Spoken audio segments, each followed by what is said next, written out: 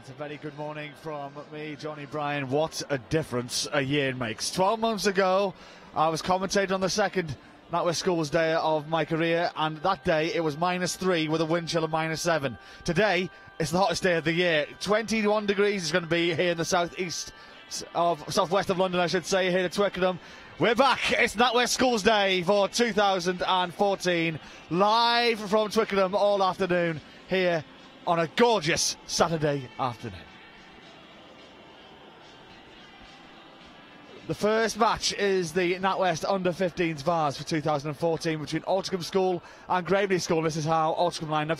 Gordon Young at 1, George Williams 2, Mustafa Eswani at 3, Matthias Ellaby 4, Nick O'Neillan at 5, Harrison Ward at 6, Christos Niku at 7, Tom Quealy 8, Rory Cannon at number 9, George Hughes 10, Dan Mahoney at 11, Ryan Taylor, 75 points for him this season at 12, Tim Palmer 13, Siaf Ratu 16 tries he's running this season at 14, Greg Warren is the fullback at 15, and Stephen Shelley is their coach.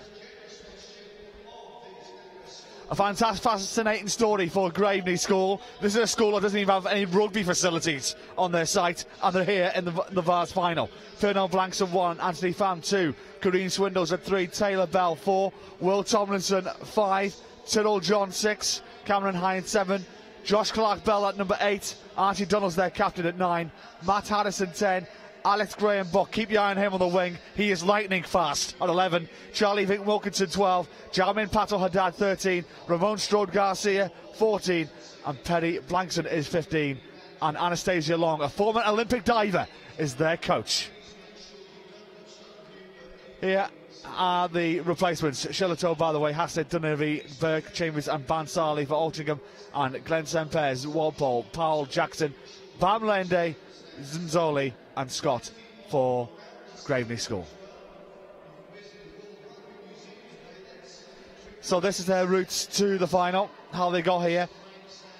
Altrincham School, first 2 times they played it in the cup before losing out to Cheadle-Hulme, 21 points to 17. Then in the Vase, and then a few comprehensive victories there over Bridgewater, Sandbach, Stockport and Worksop. You'll see the bottom, they beat Lymm twice in this season, in the cup and in the semi-finals of the Vase a couple of weeks ago. A strong side, this Altrincham School, but then look at Graveney. They can run at the points and run at the tries as well, with wins over Sutton and Tiffin, losing out to Wakefield in a close game in the Vase competition. Some pretty comprehensive victories over Sainsdean College and licensed Victor Lears School and Cleveland College as well, and then running out comfortable winners over St George's College, Weybridge by 29 points to 17. Ed Tolton is down pitch side for us, and he'll be grabbing the winners and losers all afternoon, and he caught up with both Anastasia Long and Stephen Jelly beforehand, and this is both what they had to say. Sasha, what a day and what a story for Graveney School. A state school, no rugby pitch, you know, the most ethnic diverse team that we've probably seen here, and with the only female coach in the final. What a tremendous message this is for grassroots rugby. I think it really stands for the school that we are and where we come from, and it's a real accurate kind of reflection of the demographic of our school and the kids that we've got, and it is changing the face of grassroots rugby, as you say. I think it is still quite a traditional sport that's played by maybe the traditional rugby playing schools still, and I think if we can highlight that you can be a state school without facilities and still achieve something like this, and if that can even just improve the lives of one other team or more, then it's been worth us doing it, because the boys realise that they're probably the kind of one of the first schools to have achieved something like this, with the backgrounds that some of them have got, and as you say, with the ethnic diversity and stuff, and I think that's fantastic. I think it's great for the sport, and I really hope that the future of English rugby is kids like ours from Graveney coming through and one day pulling on a white jersey and running out of the same tunnel. It would be absolutely incredible. Now, obviously, the background of your school meant that some people may well have questioned your ability to cope at semi-final level, but you put all those doubts aside with a resounding victory. Now, obviously, it's one step further. It's now Twickenham, the HQ of English rugby. What does it mean to both yourself and the players? It's beyond anything I ever dreamed of. I knew nothing about rugby about 4 or 5 years ago, so for me to come to a place like this is surreal. it wasn't even one of my dreams, let alone something I thought would ever be realistically achieved. And for the boys, it's just incredible. It's such a massive reward for all the hard work that they've put in, and that's on and off the pitch. They've had some great results. I think we've really improved as a team along the way, and I think the nearer we've got to it, the more we've believed that we could actually do it. And although it wasn't part of the plan and it wasn't what we expected, the nearer we've actually got that self-belief and thought, yeah, actually we can do this, and the boys have got the capability to compete amongst the best of them, and I think they deserve their place here today. Now, the atmosphere, the occasion, but let's talk about the game a little bit, because it really is a clash of two different styles. Your school, fast, pacey, high scoring, meets Altrincham, who kept shutouts 4 times in their qualification. It is almost attack versus defence. Have you got any kind of strategies that you put in place especially for the game, or are you just doing your thing? Yeah, we've just said we just play our game, and if our game's not good enough on the day, then that's a reflection of our game not being good enough. But I think it will be, and we're not going to do anything differently. We've looked a little bit at some of their matches online and stuff, but we're ultimately not going to deviate from what we've always planned to do. The most enjoyable form of rugby for me, certainly as a coach, for the kids as players, and most of all for the spectators, is to play fast-flowing, free-flowing, running rugby, and that's what we're going to do, and that's what we're good at. So we always stick to what we're good at, and if their defence is good, then we just have to find other ways of scoring. Now, just quickly, you talk about the spectators. I've been outside. There's a sea of pink out there, and you had a very special visitor during the week, didn't you, as well? Yeah, we were so lucky. A massive thank you to about 1,300 people who voted for us in the Show Your School's colours as part of the NatWest competition. And as part of that, we got Mike Brown to come to school, and he came in and did a question and answer session with the pupils and the staff at school, and then we all went to the local rugby club where the boys play, and we did a training session, and that created just such a massive buzz around the school, especially amongst the players, and they got some really good tips from him, loads of selfies, and it was just a really enjoyable day, and it was just yet another amazing experience in this journey. And we've grabbed every opportunity with both hands. There was nothing that we kind of let go without taking on, and it's just been an incredible journey for the boys, and I'm so pleased that was part of it. And we've had some tweets from Mike to say good luck to us, and he said he's going to try and watch. So yeah, it's been brilliant, and it was so special. Stasha, it is a really special occasion. The very best of luck to you. A fairy tale story, and I know that you'll be hoping to go one better today. We wish you all the best. Thank you so much. Thank you. Steve, a big day, a special day. How are you feeling? I'm probably more excited than I'm a bit giddy, to be honest. I need to control that. I mean, our boys are very composed, so they're doing their job. I've just got to do mine now. So. Now, obviously, you beat close rivals Lim in the semi-final. You spoke then about how much it would mean to you to get here, to get a team here, but also how disappointed they looked and how much you wanted to avoid that. Obviously, there was a celebration, but then the work had to begin. And what have you done in the intervening 2 weeks? That's right. Well, on the Monday, we just sort of let it sink in around school, and the video was showing around all the screens, so that was absolutely fantastic.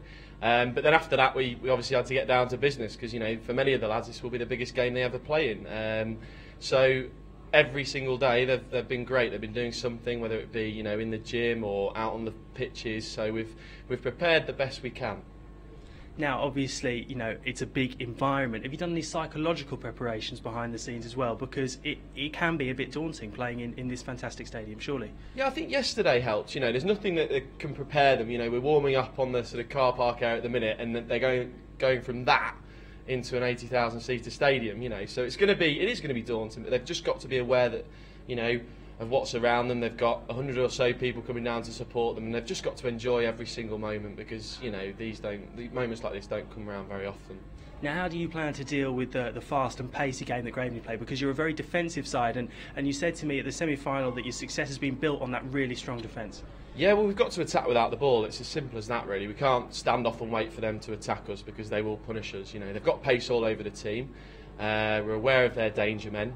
I think for us it's about keeping as much of the ball as we can, controlling possession, controlling the territory, and when we get the ball, not being afraid to do something with it, because we've got options in the back line as well. So we'll try and keep the ball as much as we can. We know they're going to be a threat, and we're going to be up against it. But if our defence can do as well as it's done in the last few rounds, I'll be very happy. Steve, a massive day for you. We wish you the very best of luck all this way, and one game stands between you and, of course, the NatWest Under-15 Vase Cup. Thank you very much. It's very kind. Cheers. They are playing for the Under-15 Vase. the opening match of this NatWest Schools Day for 2014. I've done this competition in the last couple of years, and last year I've never known cold like it, and I was surprised that the day actually went ahead when it was -1, -2 around here with a wind chill of made it -7, -8, and I was lucky that the wind was hitting the back of the stand I'm commentating from, and where the crowd was, the opposite end, there was a lot of blue faces looking that way.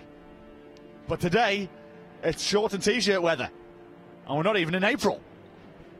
Gorgeous sunny day here in southwest London. Around 14, 15 degrees currently, due to go to around 21 degrees this afternoon. Hottest day of the year so far of 2014, and I can guarantee there's going to be some hot rugby here at Twickenham this afternoon.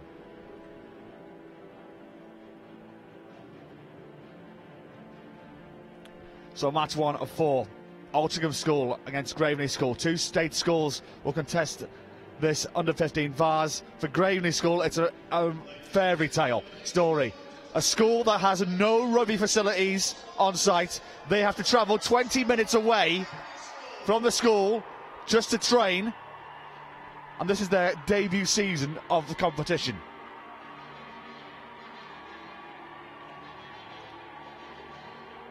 An amazing story. We'll see if the fairy tale can come true from this afternoon, but standing in their way is a stubborn Altrincham side who will put up a stern test this afternoon. Just to remind you, an under-15s rugby, 30 minutes each way.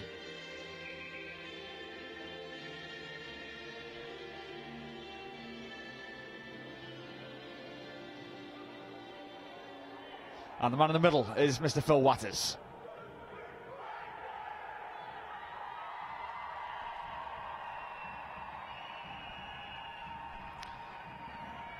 So then, as we approach the top of the hour, the NatWest Schools Day for 2014 due to get underway. That's the Graveney faithful, travelled in their numbers. We're expecting a big crowd here this afternoon over the 4 matches, culminating in Dulwich versus Warwick at 3:40 this afternoon. But the Schools Day is underway. The under-15s Vase against Altrincham School and Graveney School. Donnell. Altrincham with an early knock-on advantage, and we'll see how the scrums will be contested.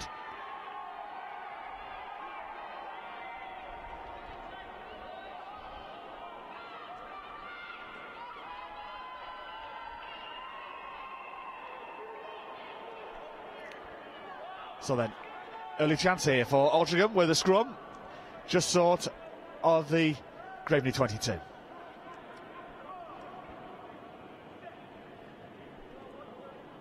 Cannon with the put-in. Popped out to Graveney. Donnell, chance of the counter-attack. Good tackle. Ball knocked forward as well. Advantage being played here for Altrincham. Young beats one man and another.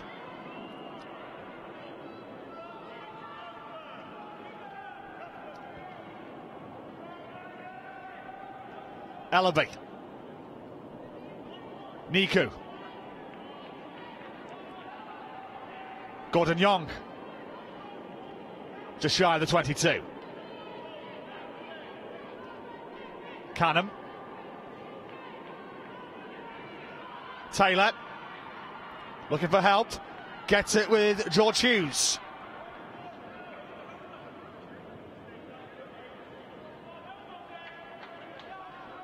George Williams into the 22. Early chance here for Altrincham School. Mahoney. Canham. Trying to beat one man and another. Being sent backwards. Ellerby. Canham. Hughes coming out wide. Early chance here for Altrincham. They go for the corner. Siafratu tries to keep it in play but finds touch.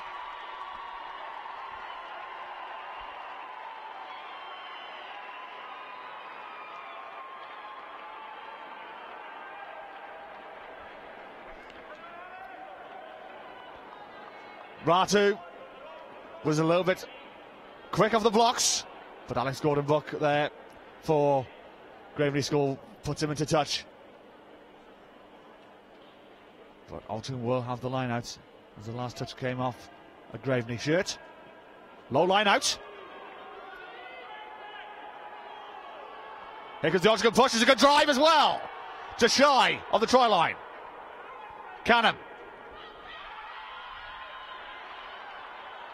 Good tackle there from Matt Addison. Has been turned over.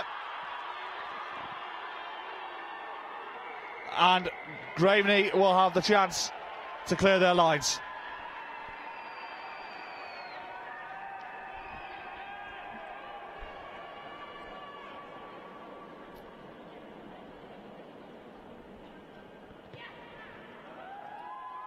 Harrison, has he made it? Yes, oh yes he has. His right foot was in touch. Only just. Have a look at the strength and the power here. Look at him go. They can't stop him.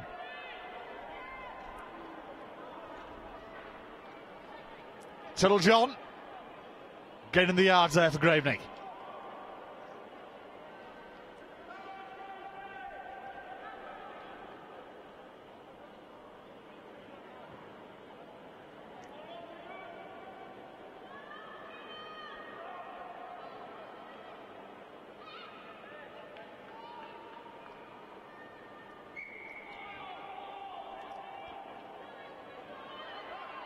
Ball went backwards.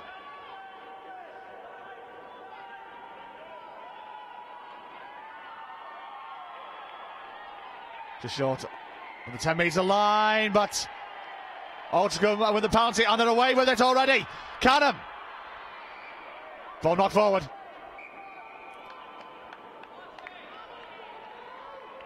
Trying to catch Graveney off guard. Didn't work for him. And it will be Graveney with the punt in the scrum.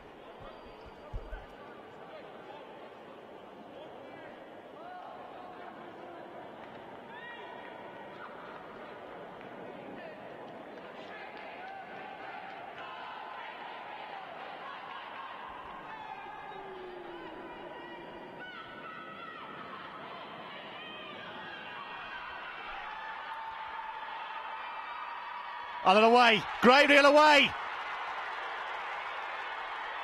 Ramoso Garcia. Good offload. This is what Graveney can do on the counter-attack. They're dangerous like this. They do enjoy playing run-in rugby.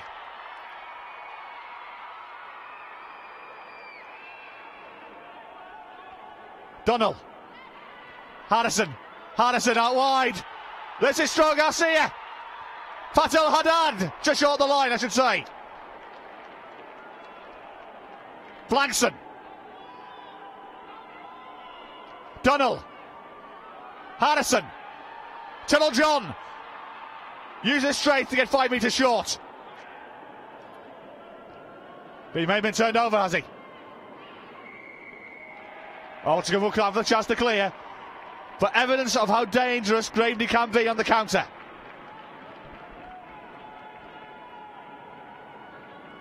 We saw that in their semi-final, that they're happy to absorb the pressure and just out of play, unlucky.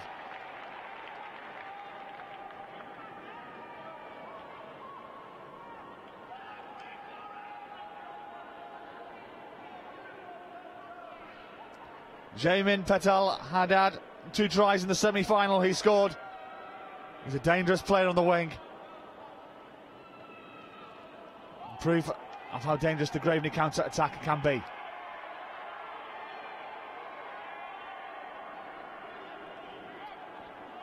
Canham, Harrison inside. Cameron Hine, does he stay in? And the referee and touch judge has spotted something.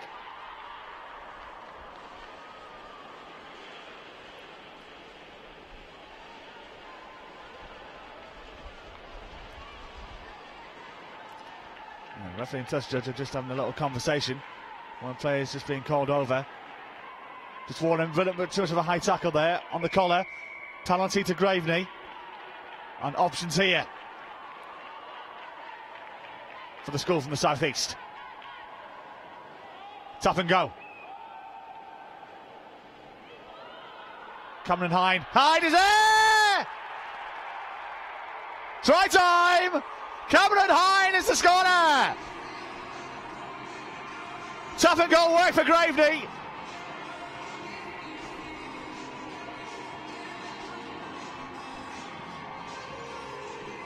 And the team in pink and black are celebrating. They get first blood and opening the county at Twickenham. Tap and go. It worked. There's Hine. Beats one man. Wins over the tackle from Gordon Young. Beats Rory Canham. Cameron Hine draws first blood in this Vase final. Graveney lead 5-0.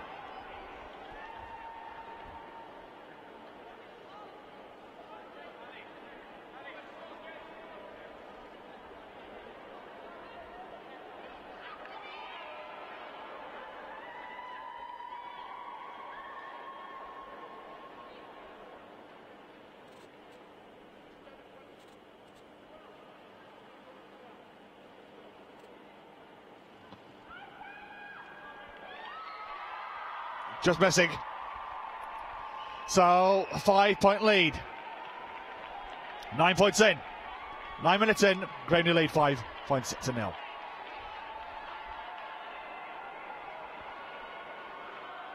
He made the gap there to Cameron Hine. He did well. 5-0 the lead.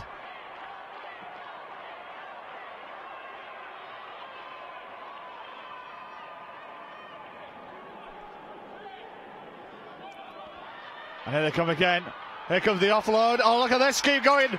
Now they're away again. Patel Haddad. Up towards the halfway line, but his feet find touch. And again, more evidence of the dangerous counter-attacking from Graveney.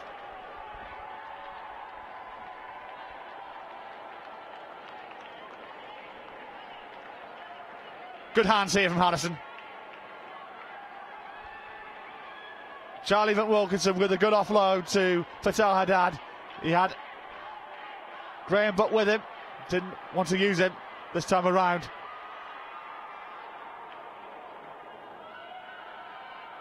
Altrincham are going to remember of the danger of the Graveney counter-attack, but how much of their attacking prowess, how much attacking press of their own do Altrincham have here?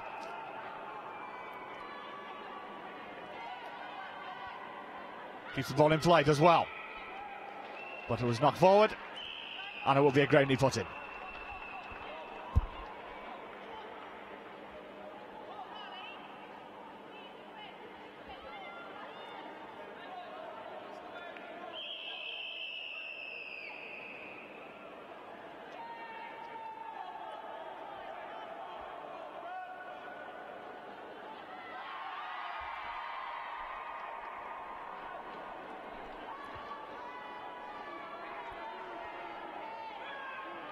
Dunno with the put in at the scrum and collects. Harrison finds the gap and he's away. Who's there with him to help out though? They can be careful. They've got to be careful. They could be in here. Oh, and ball's knocked forward, but they come back for an earlier stoppage in play anyway. Ball knocked forward in the early part of that phase, and it will be an Altrincham put in at the scrum. Harrison, he needed help. He did have Charlie Vink Wilkinson to his right hand side, didn't spot him.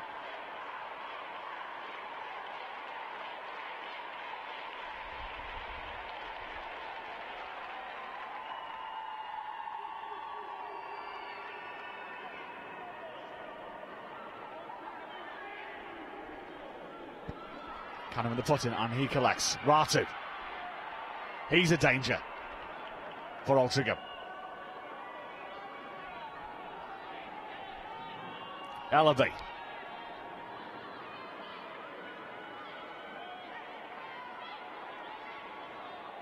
Young. Hughes. Ryan Taylor.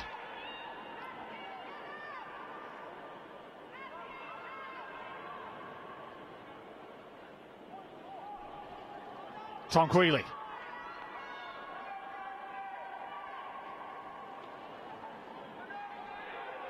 Matthias Ellaby. Canham.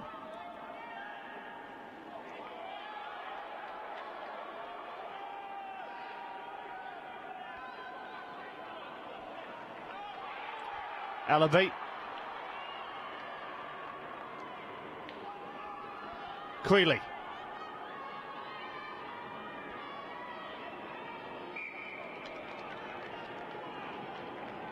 Referee stops play. Got a couple of players down as well. And there will be a Graveney put in at the scrum. It's a chance for everybody to catch a breather.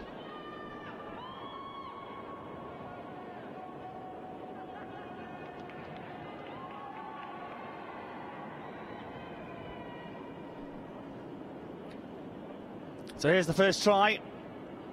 And the only score of the game so far. Quick tap and go. Cameron Hine. Made the room there from the tackle on Gordon Young.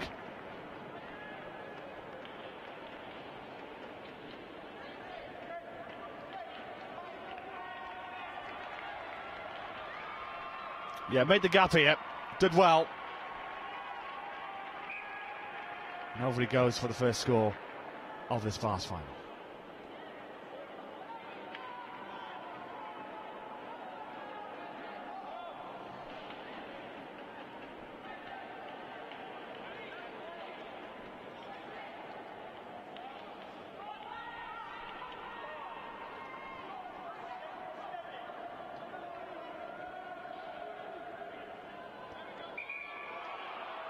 The referee not happy with that one, so we'll go again.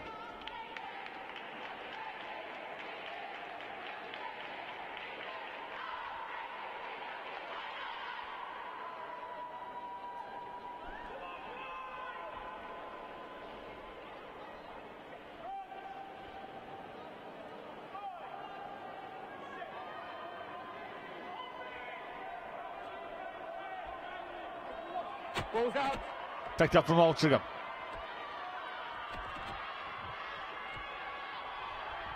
Mahoney. Let's do a little bit of a dance. Ball still Altrincham possession, and they got men over on the right hand side. They're quick. It's a chance here. He could be in. Just short could tackle. Ball gone forward as well, so Graveney will clear. Blankson.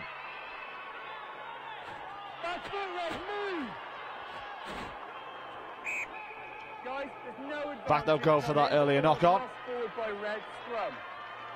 But had an opportunity here for Altrincham though to level up in this game. It was a 3-on-1 overlap here. Only Graham Buck to beat. Ratu to his right hand side, decides to go himself. Greg Warren. Good stuff. Didn't happen for them.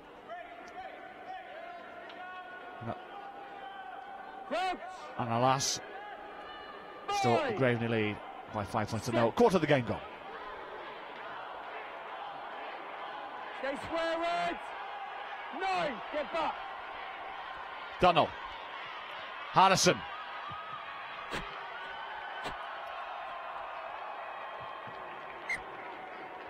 Hesitation from Harrison. Put them on the line. The line's yours, guys, please. Red 9, where are you? Going to get it up towards the 22. 9. So Altrincham, the chance to get back on the front foot. Yeah, good. Yeah, let's go.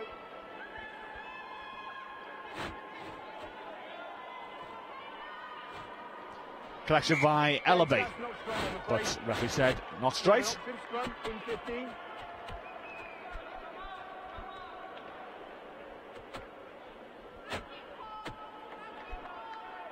Guys, we are outside, okay? We're outside the 15, so the 22.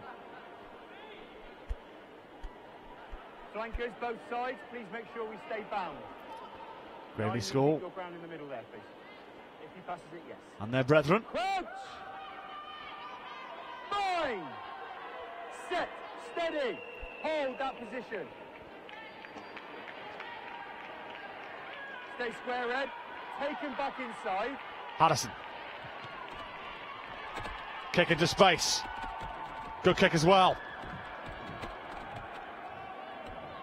Puts pressure on Greg Warren.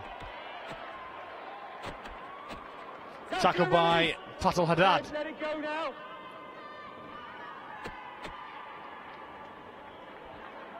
Queeley.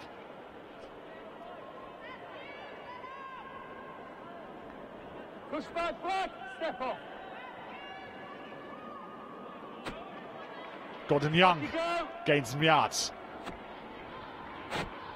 Canham. Good offload to Christos Niku. Bring him down safely. Let go, Red. You've lost the ball. Maybe snatched out of his grasp and turned over, and it has. Swindells.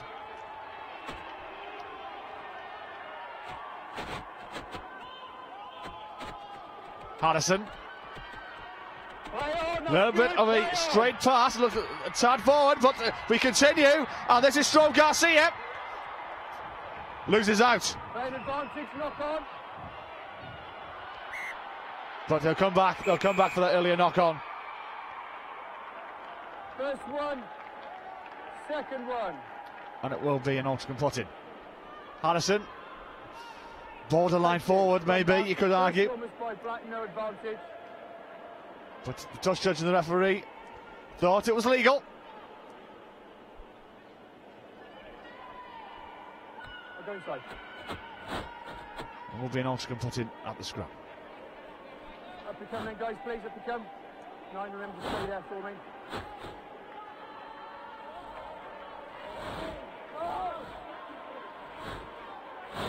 Crouch!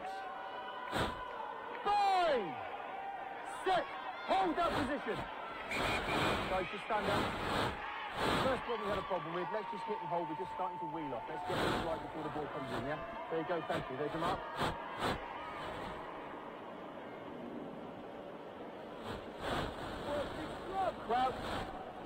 So 11 minutes to go in this first half. Cannon with the put-in and collects. Kick upfield, good take there from Matt Harrison. And now here is the Graveney counter-attack. Perry Blankson beats one man another, good offload to Vink Wilkinson. Wilkinson out wide on the left-hand side to Patel Haddad. Good defence from Altrincham to keep them at bay. Little chip forward. Warren clears downfield and Graveney will start again. Hine, the try scorer. Decent offload again. Nice pass with the legs from Archie Dunhill.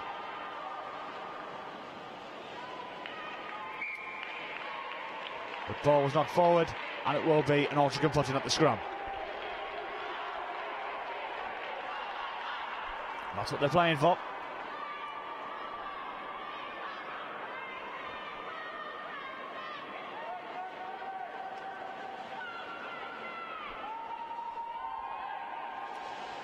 A few of these lads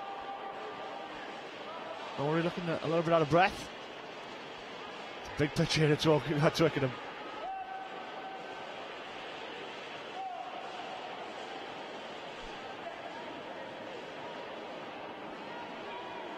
Cannon with the put-in. Collects. Booted upfield. Will it find touch? It won't. Ball goes backwards. Bit of a loose catch from Stroke Garcia, but he collects and he's away. And Graveney won the penalty.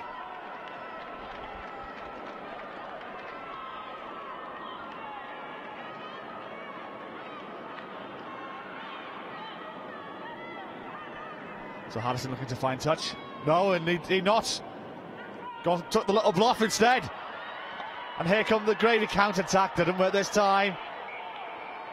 So Altrincham trying to do a little cheeky tap and go early. Didn't work for them. And the same thing has happened to Graveney. Tap and go. Trying to take it quickly. End up with a knock-on. And Altrincham will have possession.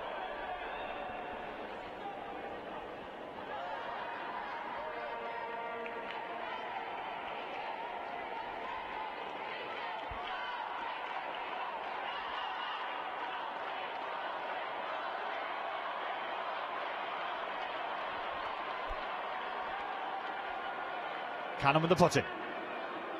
Good scrum from Altrincham.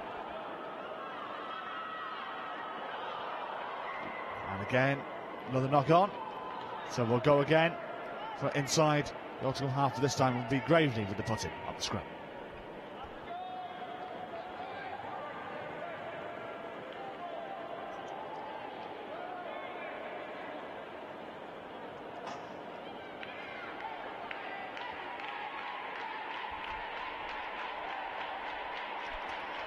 Over the course of the day, expected up to 10, 12,000 will come through the gates for these 4 matches. Warwick, I know, are bringing a lot of staff, friends and family down, as well as students. A lot of them are already making their way into the arena. You spot them, they're the ones in blue and white shirts, because they've got 2 games that they're here to watch for the under-15s and under-18s Cup final. They're represented.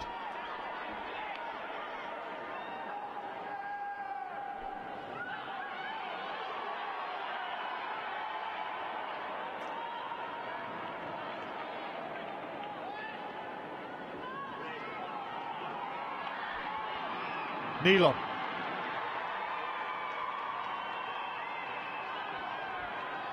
Christos Niku. Falls out and loose, but collected by Siaf Ratu. Player down at the moment for Altrincham. For Graveney, to beg your pardon. This is Rory Canham. Canham takes a little bit of a dart himself. Doesn't happen for him.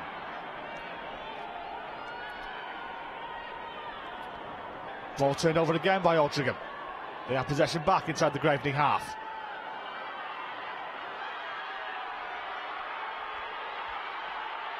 Ryan Taylor. Tim Palmer. Canham. Changing one with another. Chance in the corner here! There's going to be a try for Dan Mahoney! Level game!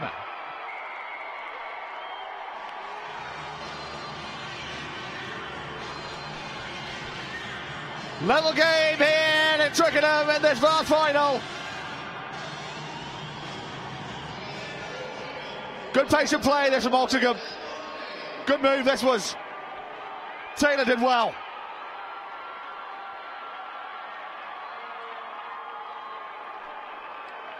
Taylor did the work. Mahoney did the business. Level game, 5 apiece.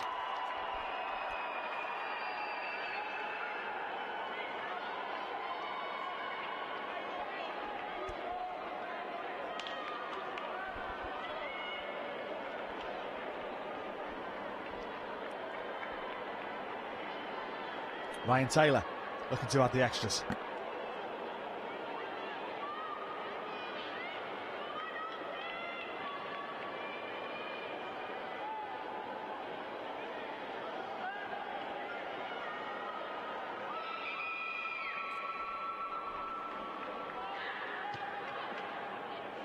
Right in the heart. 7-5.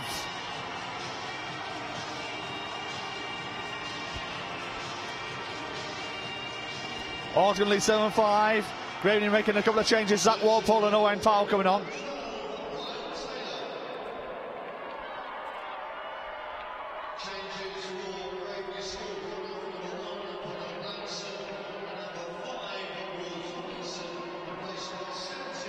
Fernald Blankson and Will Tomlinson have been sent to the bench. In place for Walpole and Powell. 7-5, Altrincham lead. Still a tight game though.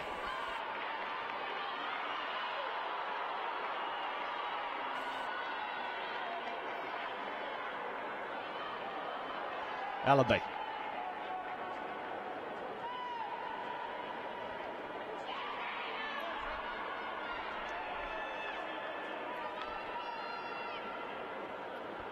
Well, goes backwards, says the referee. This is Matthias Ellaby. Good hand off to Christos Niku.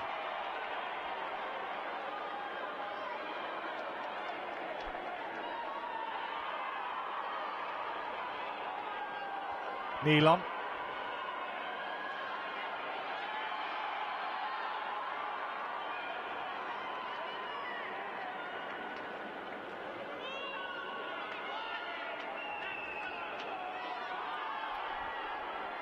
Hughes.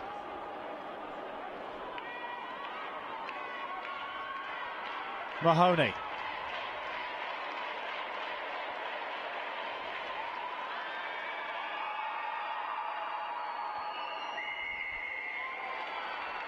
And it will be Graveney with the penalty. Interception! Then away! Long loose pass. Chance out for Altrincham to add to their lead. Oh, the ball gets knocked forward. That's unlucky.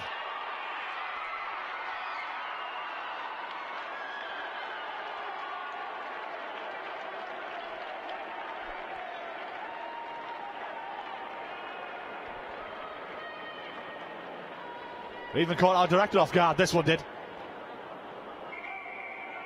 Harrison with the super quick, but it was a long loose pass intercepted by Tim Palmer.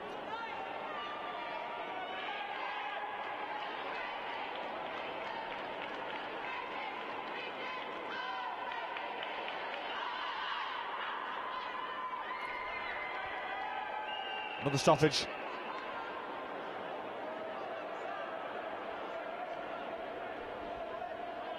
A couple of players just coming on the field.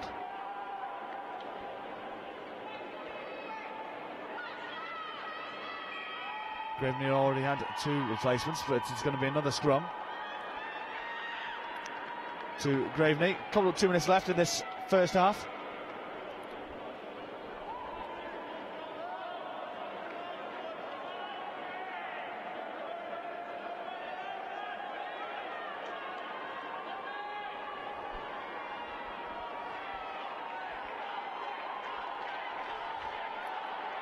Dunno.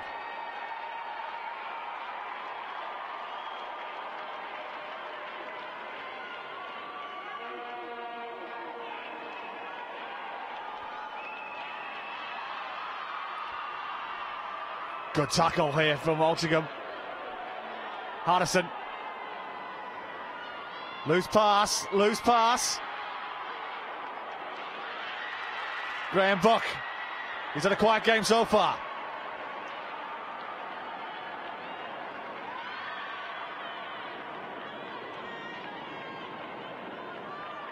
Gordon Young trying to get on the action. Donald. Harrison. Has to judge the bounce well. Good offload. Taylor Bell.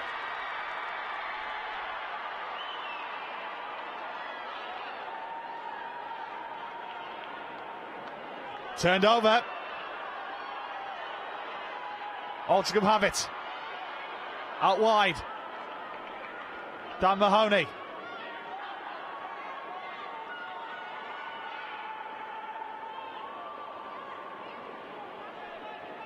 Canham. Niku.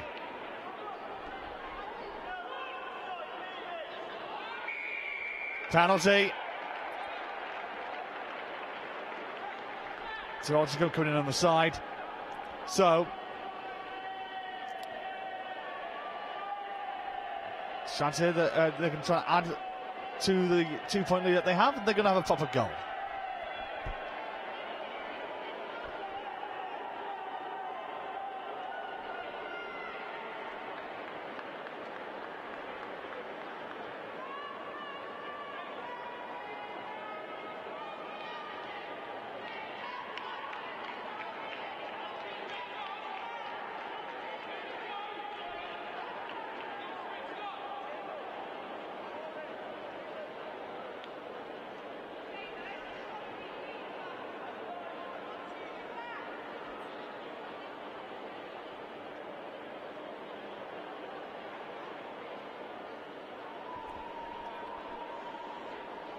Taylor.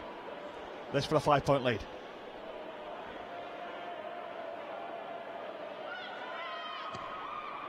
Not going to get there.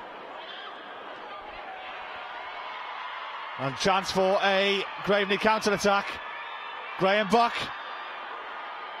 Sent to ground. And Altrincham have the penalty. Another proper goal maybe, a little bit closer. Well, going to be a tap and go. Tap and go indeed. Christos Niku.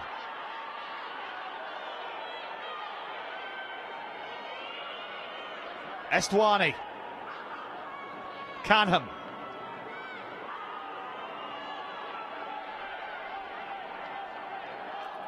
Canham goes right. Siafratu.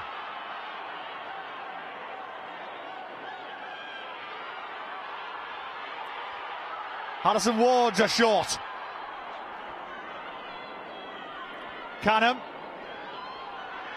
Niku. Canham again. Chance in the corner. Ratu's in there! Drive for Altrincham at the death of the first half. What a bonus!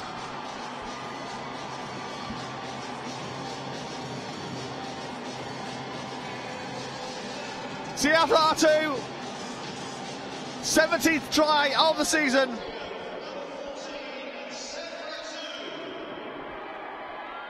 Has given a 7-point lead to Altrincham.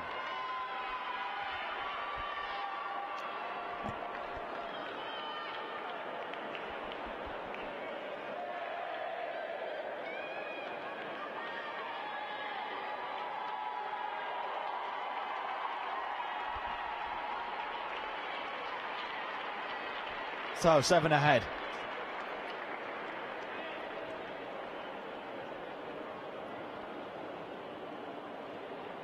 This to add the extras.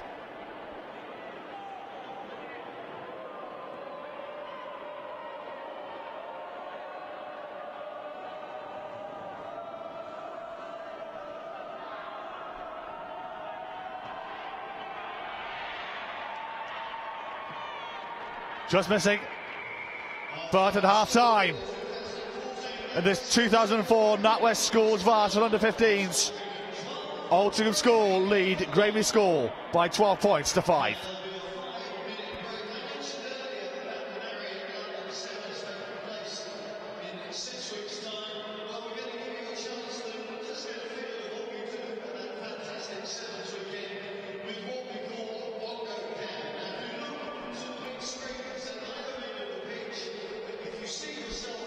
So both players have been having their team talks in the middle of the field.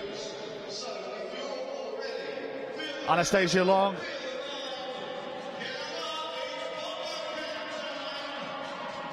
Giving the instructions to her side.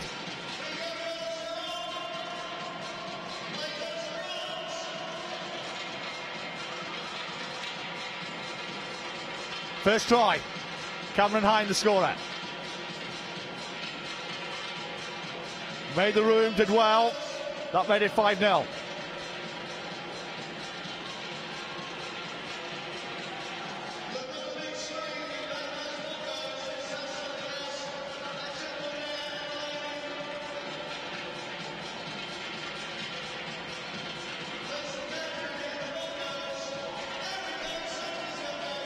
That was the start Graveney looked wanted, but Altrincham come back late in the second half. First Dan Mahoney after the hard work from Ryan Taylor. With a relative simple conversion, that made it 7 points to 5.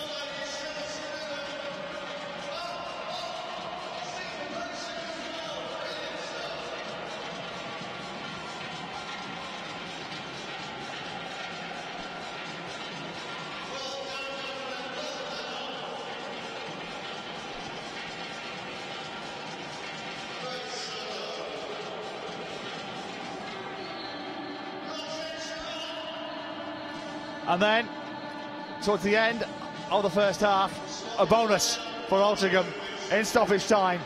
Siafratu goes over to make it 12 points to 5 and to give Altrincham a 7-point lead at the break.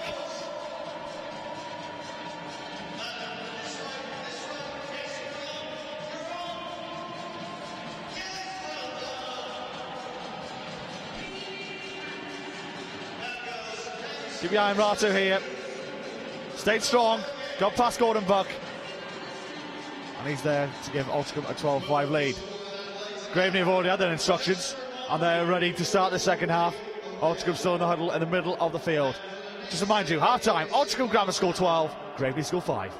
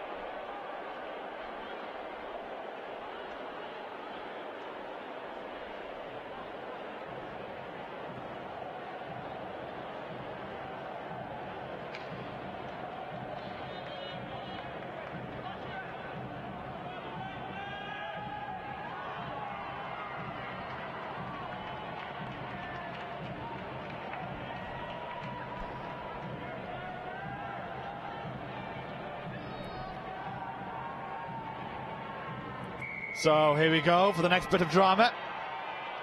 Gordon Young collects for Altrincham.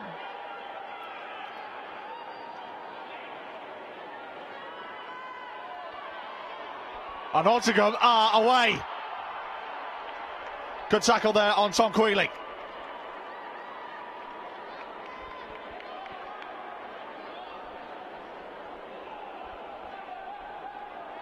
Canham. Inside to Neelan. Canham again.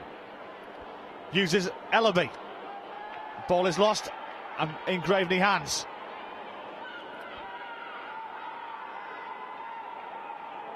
Hardison. Beats the touch.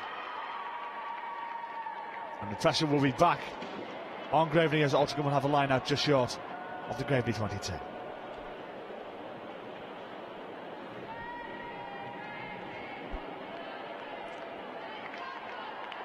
Good run that was from Matthias Ellaby.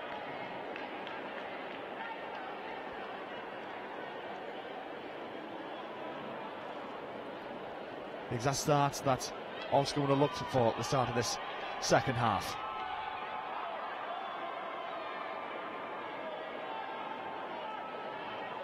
Altrincham have it. Taylor. Warren. Beats one man and another. It's short of the 22. But Graveney will relieve the pressure. They have a penalty. Taken quickly. Stroll Garcia. Up to the 10-metre line.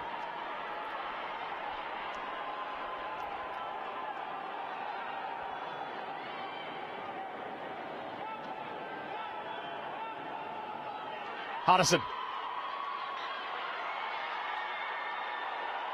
Looking for the offload here. He's going to go himself. Cameron Hyde. Ball went forward.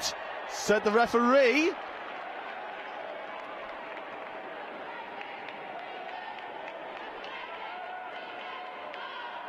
So we're looking at the referee got that one right. Does this ball go forward? Yes, just about. Good call there from the ref. Phil Watters.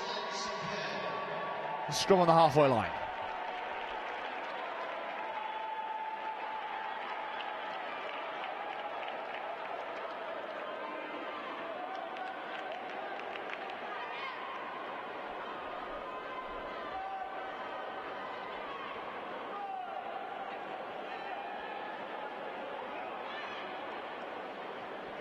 Canham with the foot in at the scrum.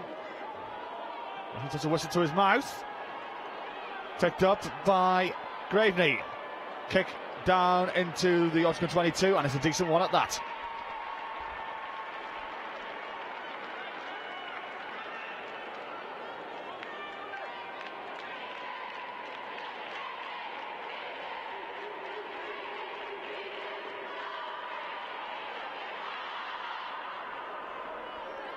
QEGS Wakefield just coming in. Warwick are already hearing their numbers as well.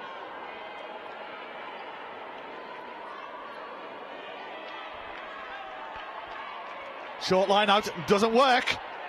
Chance now here for Graveney. Taylor Bell.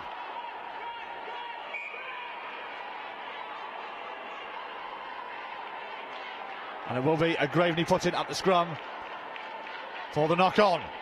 Good attacking opportunity here for Graveney School.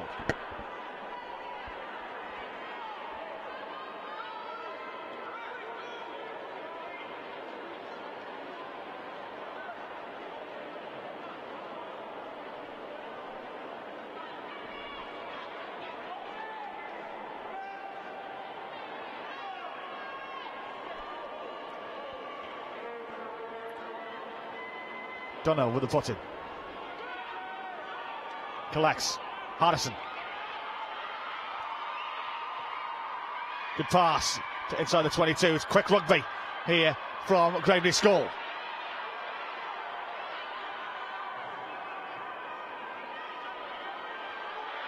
Patel Haddad.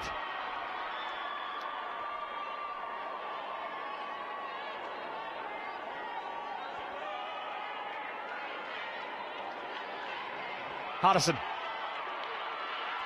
Alex Gordon-Buck. He's had a quiet game so far. Let's see if he can get into it now.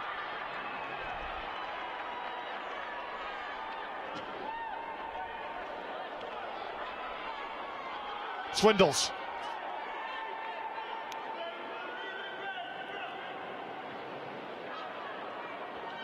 Hardison. Quick rugby here. Oh, they had a man over on the right-hand side, didn't use him. Still in their possession. Patel Haddad.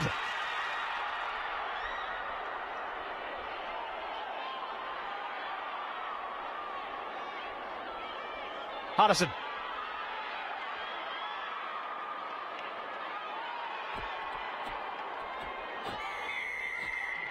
And Altrincham will have the penalty. Hold on a little bit too long. Not happening for Graveney School at the moment.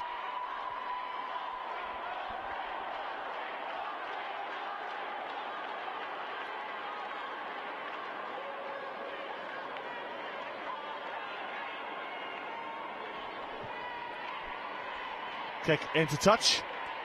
Just up towards Altringham's own 10-metre line.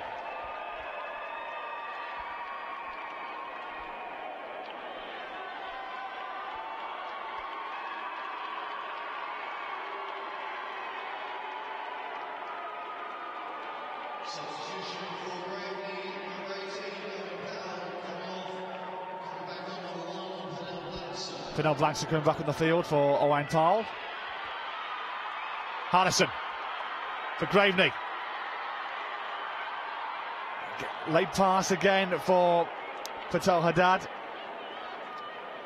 Hardison. Graham Buck goes to the ground. He may have been turned over. Has he? No, he hasn't. Still with it. Dunhill. Hardison. Swindles.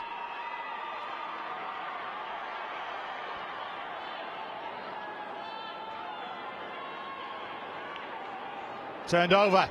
Here come Altrincham. Loose pass. In fact, the referee thinks it may have gone forward. And it will be a Graveney putting inside the Altrincham 22.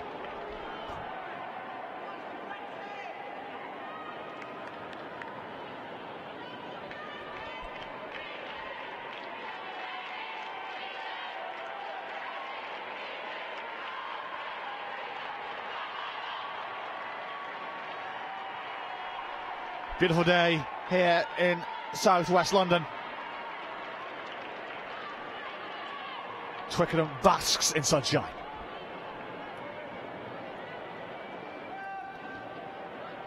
Dunhill with the put-in at the scrum.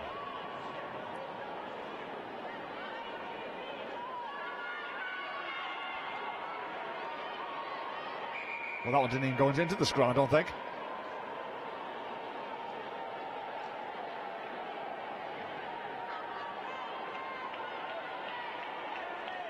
So we'll try that one again.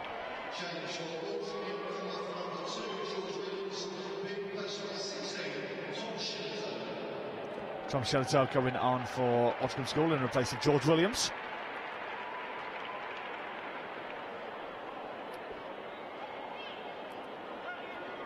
Dunhill with the putt in this time. Pops out, picked up by Josh Court-Bell. Dunham. On pass to Harrison. Harrison decides to go himself. Not going to happen this time. Ball pops up and Altrincham have it.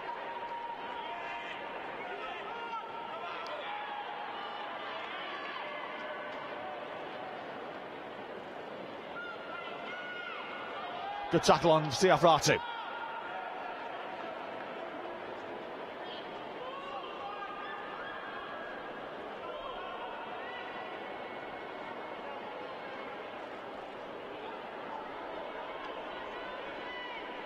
Ellaby.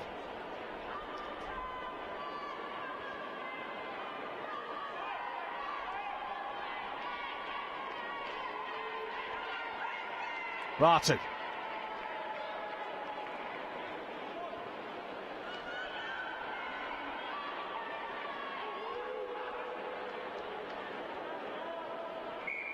Advantage here for Graveney. They'll have the footing at the scrum.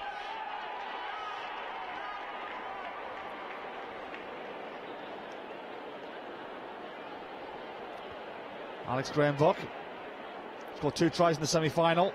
He was lightning quick on the wing in that day. He's been silent today so far in the first 40 minutes of this game.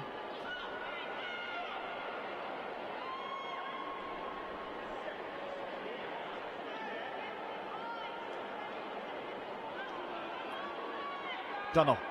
Harrison. Harrison, little chip forward. It's a race is on. It looks like Altrincham will get to there and clear.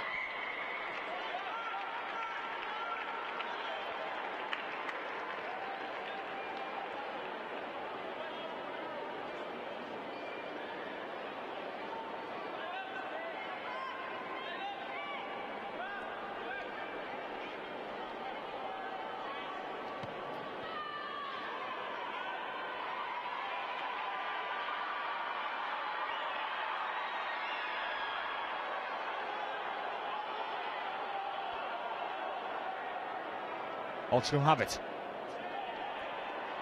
Mahoney. Back in Graveney hands. So possession keeps getting switched one way or another. Graham-Buck on his left hand side. Will he use him? Will he use him? Not to be. Just short. Swindles.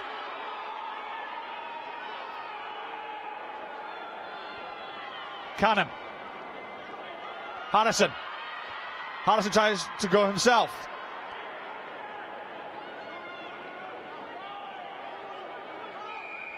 But they come back for a penalty.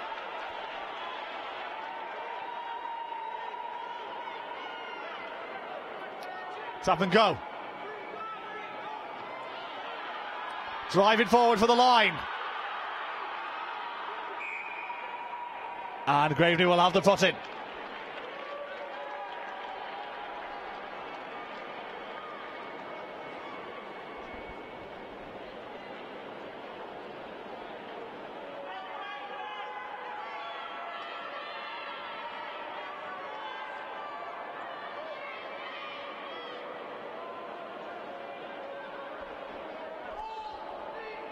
Junel's being chewed away. And Graveney have been quite strong at the scrum in the second half. Let's see how they get on here.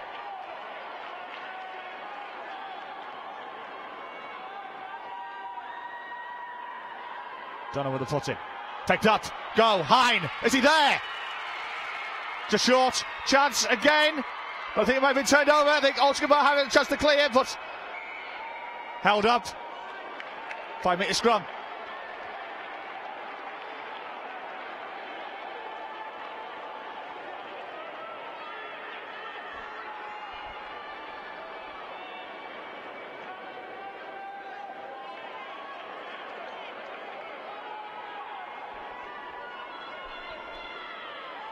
Let's have a look at it from behind. A couple of good hits here. So near the line. That's how close they've been. Little John tried to get there. Just held up. Scrum 5. Altrincham School absorbing the pressure. Dunham. Same again. Cameron Hine. He gets in there this time. Again, just short of the line. Hine has it. Picked up. Chance now. Mello on the right hand side. It's Graham back. He's in. He is in the corner. He's had a quiet game, but did his job when needed. Graveney School back in it. 12-10 the score.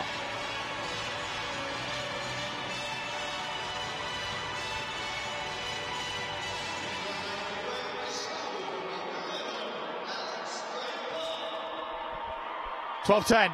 Important kick here for Matt Addison.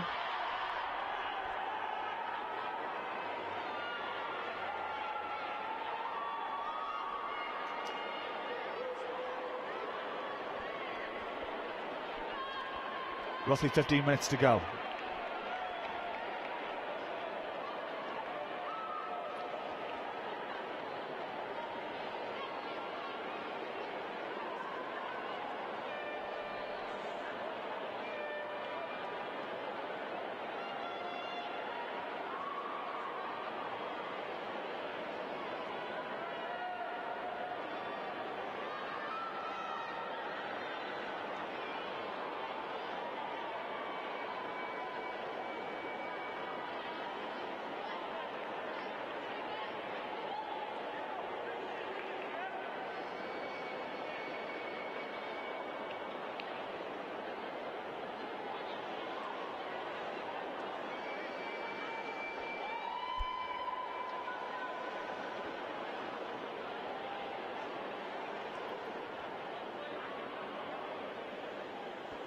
Addison.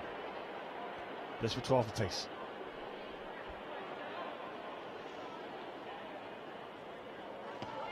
Not to be. Sliced off his boot. So, 2-point game, a one-score game. 15 minutes to go. Altrincham lead by 12 points to 10.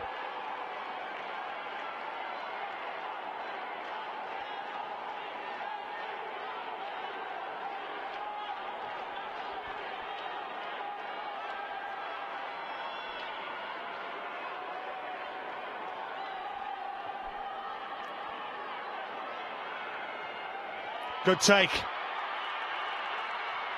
from Graveney School by number 8, Josh Cook-Bell. Game on here, Addison. Graham Buck to his left. Will he use him? Oh, doesn't use him. The gap was on there as well. Knock on though. We still haven't seen the pace of Alex Graham Buck in this game. I thought we were about to see it there though. Scrum down on the halfway line. The overlap was on.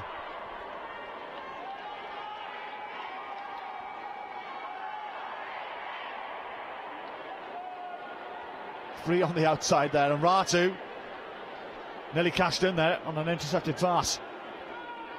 Alas. Addison, the kick. Good kick as well. Good tackle.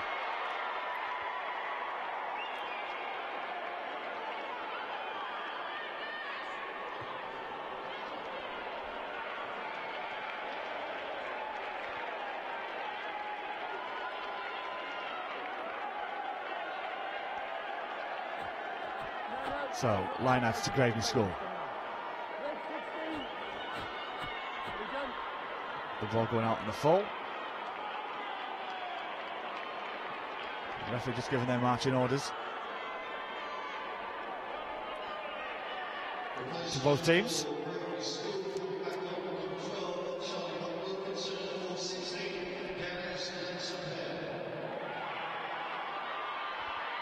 Loose line out, picked up by Altrincham. Christos Niku back in Graveney hands. Addison, good quick pass.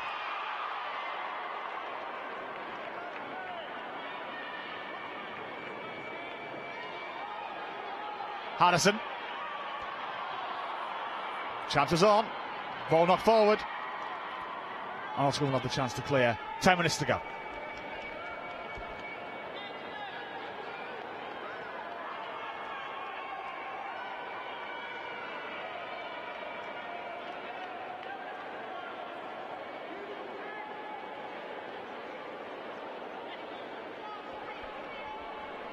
Breath of start to this NatWest Schools finals day.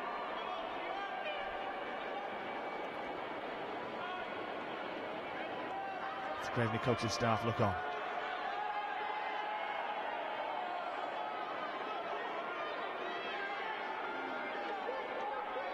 Good scrum from Graveney School. Good tackle there from Tillell John.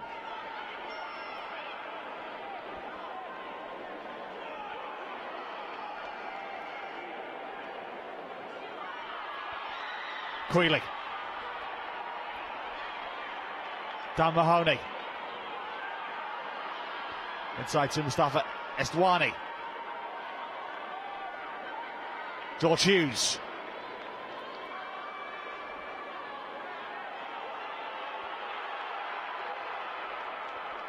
Ellaby.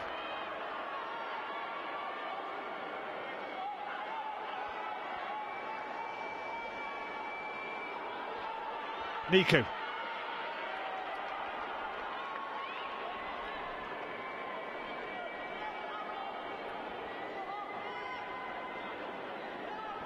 Queeley over the gain line, does well. The back in Graveney hands it goes. See, there's a lot of so many turnovers in this game. Good darting run. Here come Graveney.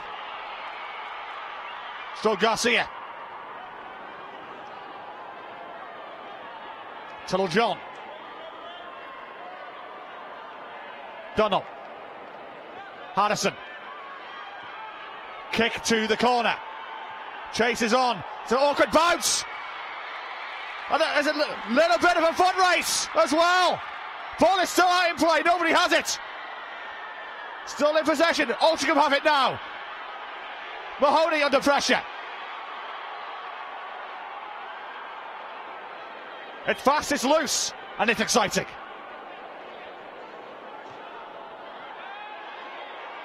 Kick. Ball knocked on as well. Not what they were looking for.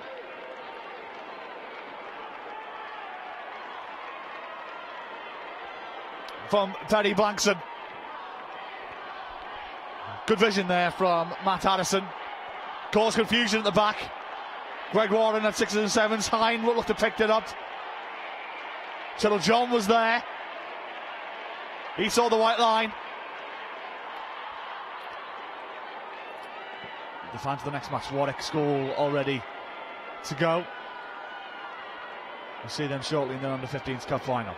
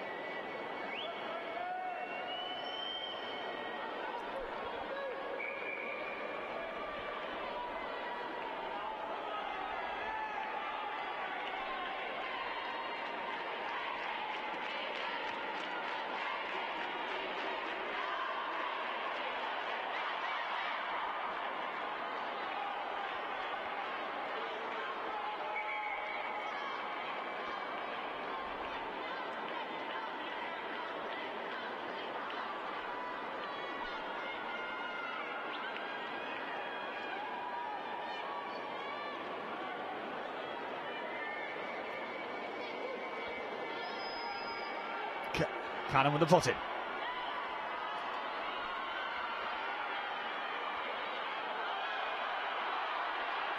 Ryan Taylor over halfway.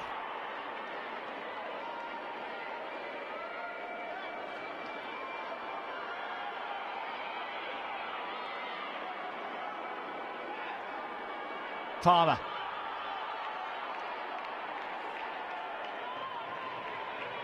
Cannon. Picked up by Crystal Sneaku. Ellaby. Palmer.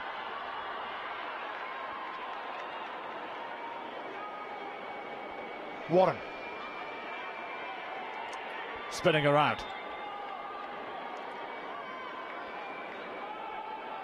Nealon.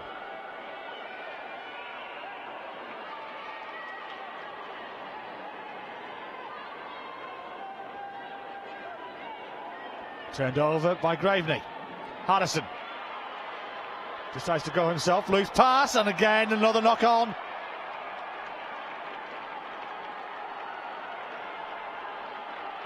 It's exactly what they would have looked for, and not the thing Jermaine Patel Haddad would have liked to have seen.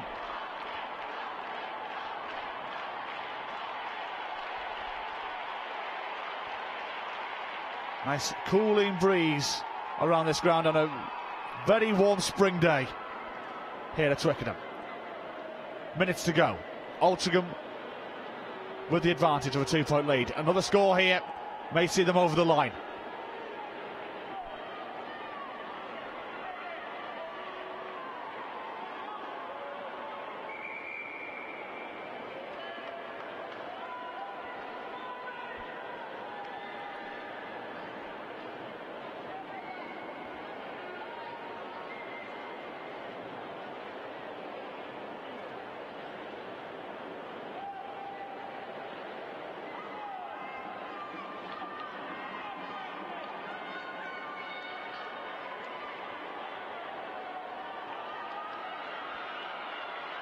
And here come Altrincham School into the 22.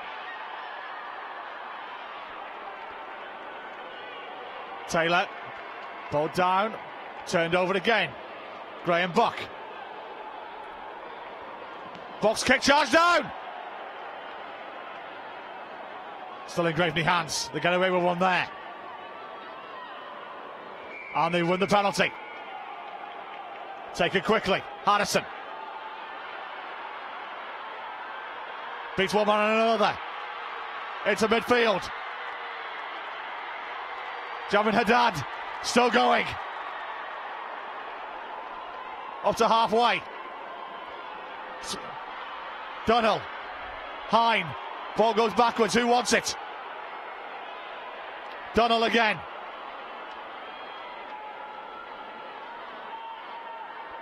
Picked up by Swindles. They have to call him by the shirt. Doesn't happen, but he only finds touch. And Altrincham will have the line out. This may go down to a penalty or a drop goal, you think?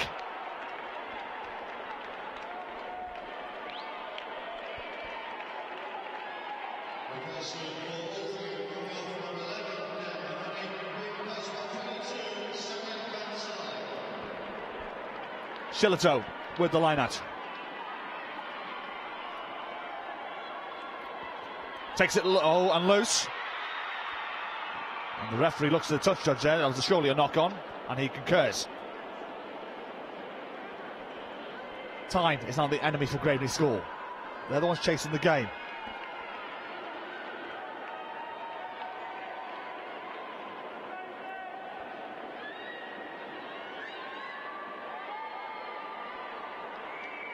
And in fact, Altrincham win the penalty.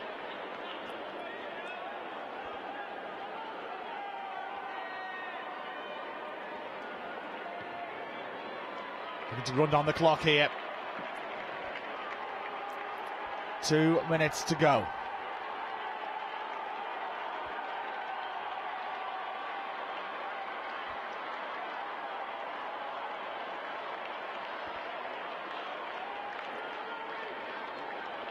Shillito at the line out again.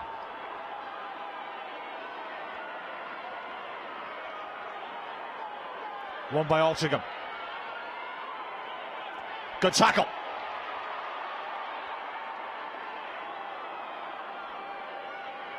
Hughes. Another crunching tackle. Graveney need possession. They're not getting it at the moment.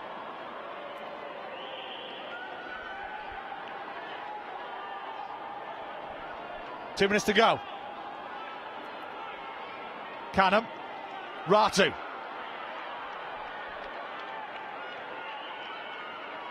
Young. Ellaby. Good patient play this from Altrincham. They're doing exactly what they need to do.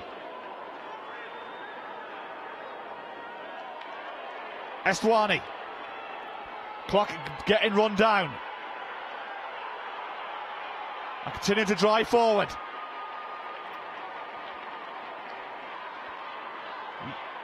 Ratu. Beats Gordon Buck. Shillito.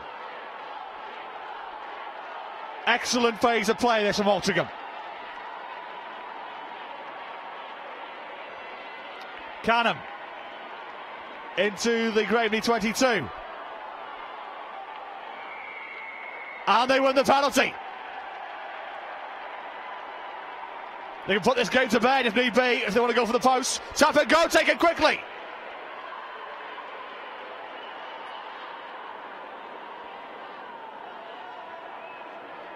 Ellaby. Kept in play. Surprised they went for the tap and go. I thought the kick would have wasted a lot of time. But alas, they're still going.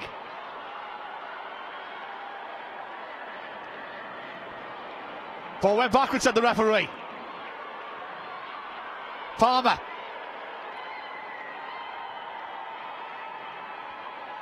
Gordon Young.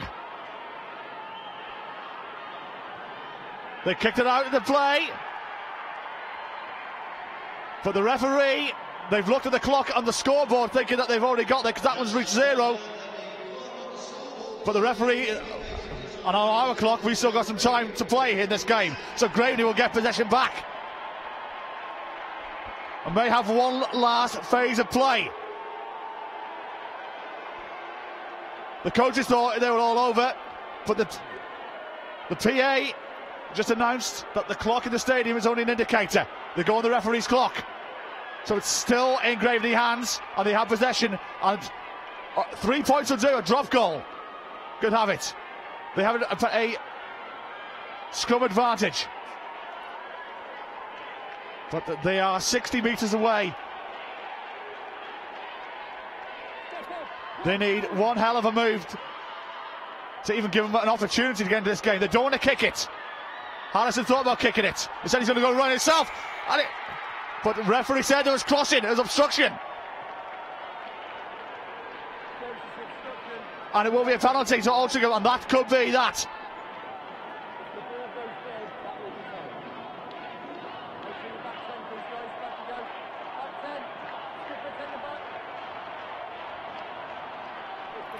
This is what happened.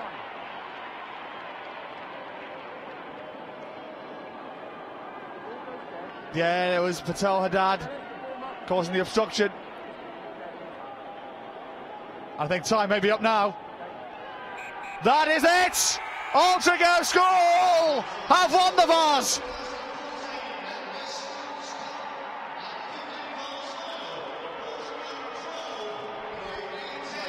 Altrincham School are delirious at Twickenham. A great opening tie on NatWest Schools Day. Commiserations go out to Graveney School. They played their hearts out. Just wasn't their day here. But they should leave here with their heads held high on their debut season on a school that has no rugby facilities whatsoever. They've made a final at Twickenham, and they should be very proud of themselves.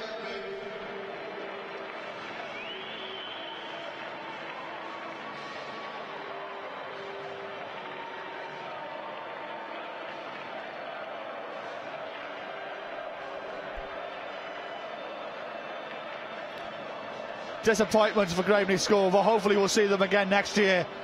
They have so much potential. And Anastasia and Tim Long and the coaching staff at Graveney can be very proud of their school.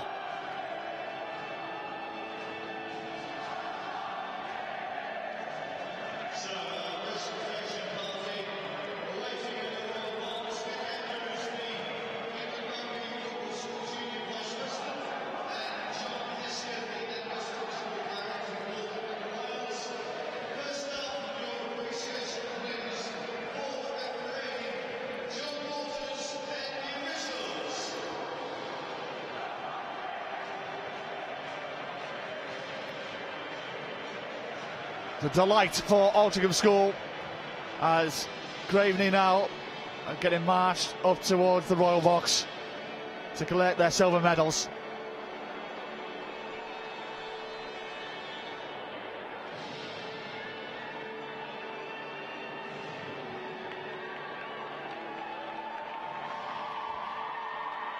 And the Graveney School faithful are on their feet, saluting their side, and so they should. They've done their school proud.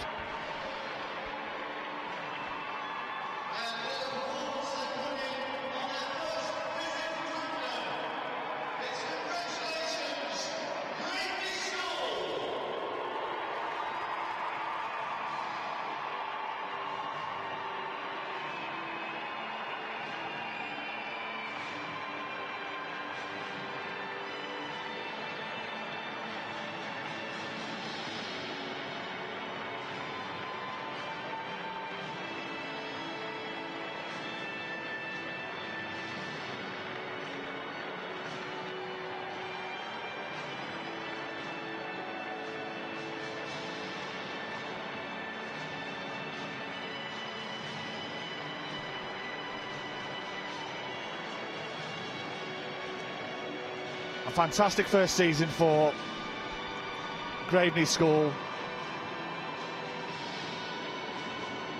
The fairy tale didn't come true for them. So near yet so far, but a school that doesn't have rugby on the curriculum and has no rugby facilities at the school. They have to train 20 minutes away from their school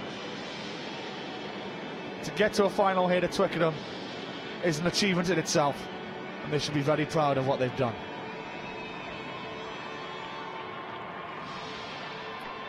And you could say, proof to any other school out there. If you've got a talented bunch of lads at your school, give rugby a go. You never know, a couple of seasons from now, you could be here, playing on the hallowed turf at Twickenham.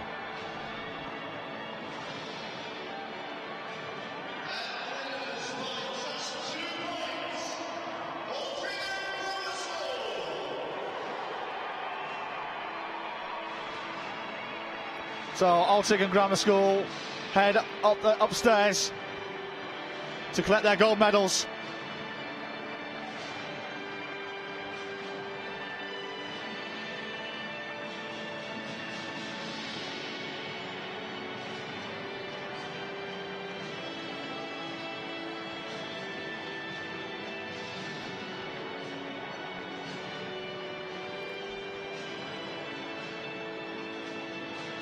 And Ryan Taylor, the captain of Altrincham School, will be the one who'll be collecting the vase.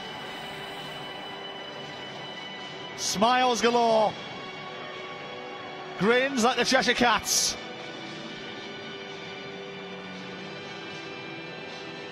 As the NatWest vase heads to the northwest.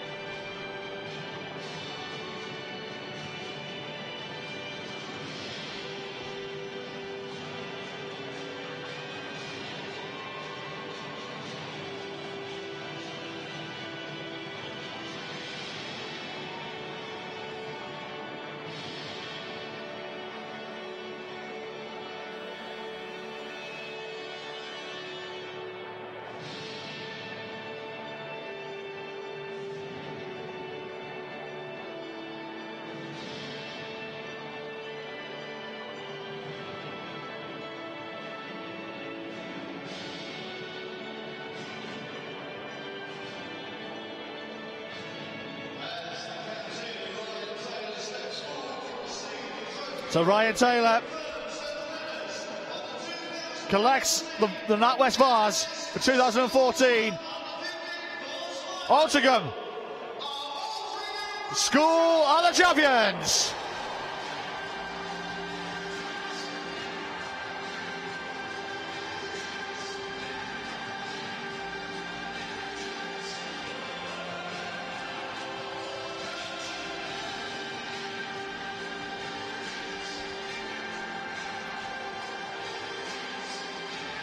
Having their pictures taken by the press below.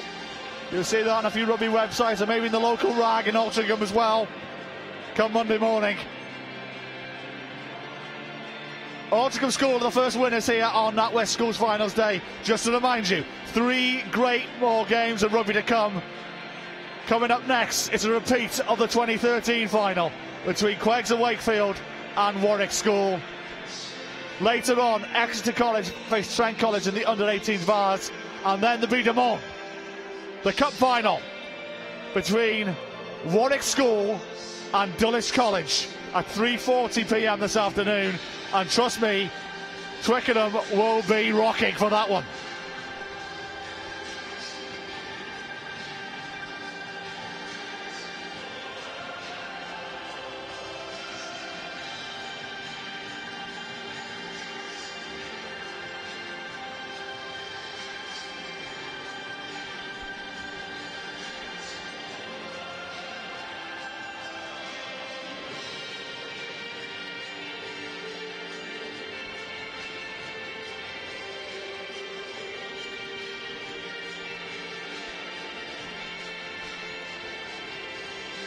More pitches being taken.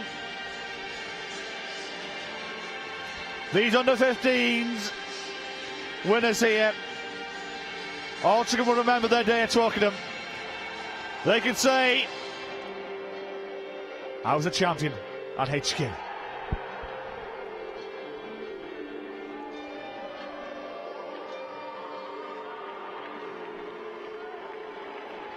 Just to remind you, and confirmation, the final score of the under-18s NatWest Schools Vase, Altrincham Grammar School 12, Graveney School 10.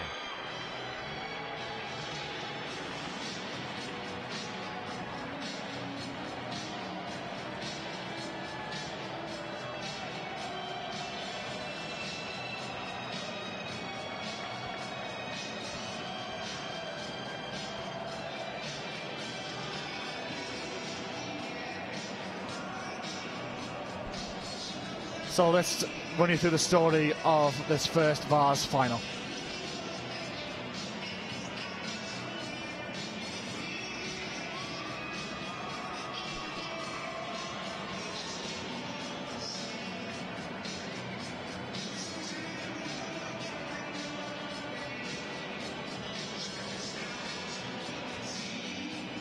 This is the first try.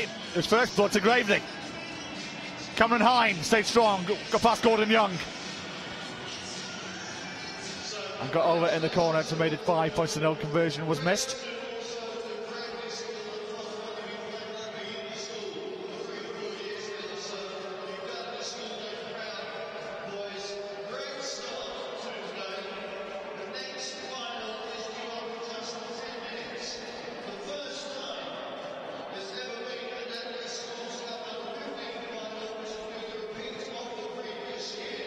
Altrincham's first try, Dan Mahoney.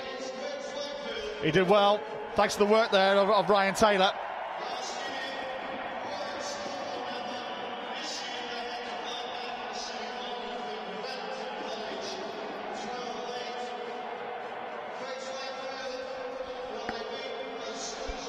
Yeah, Mahoney the one. Did well.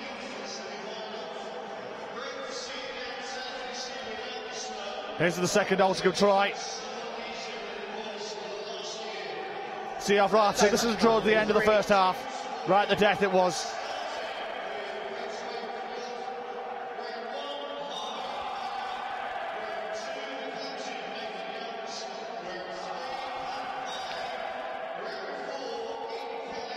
Ivan Ratu here does well.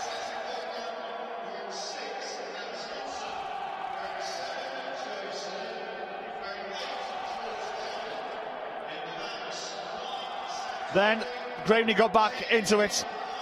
Alex Gordon-Buck scoring to make it 12-10. The conversion was missed.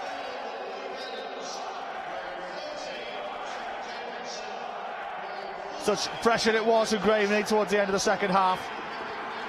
But credit to Altrincham. The last 5 minutes did exactly what they needed to do to retain that 2-point lead. And alas, they are the Vase champions.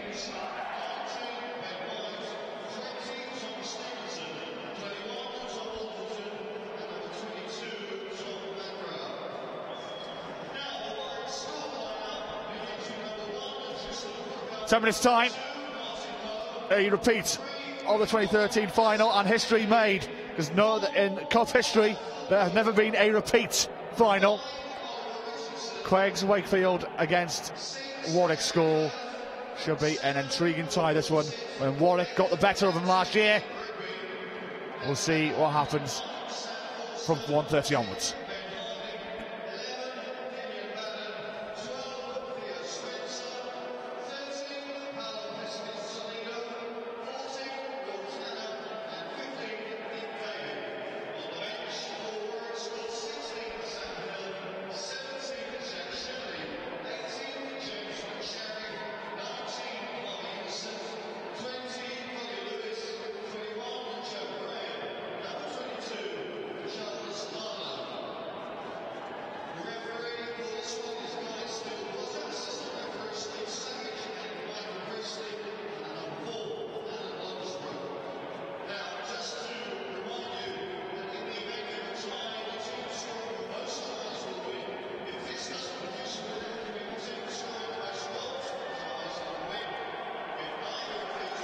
Warwick School streaming in still. They bring a good following with them.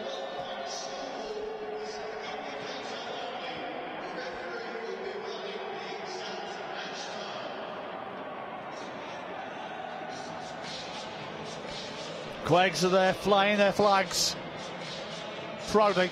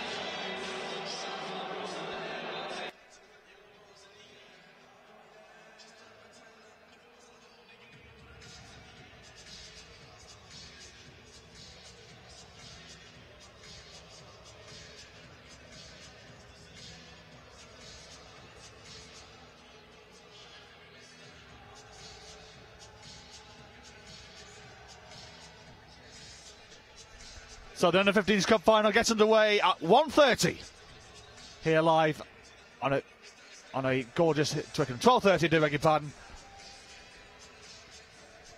On a gorgeous sunny afternoon here at HQ.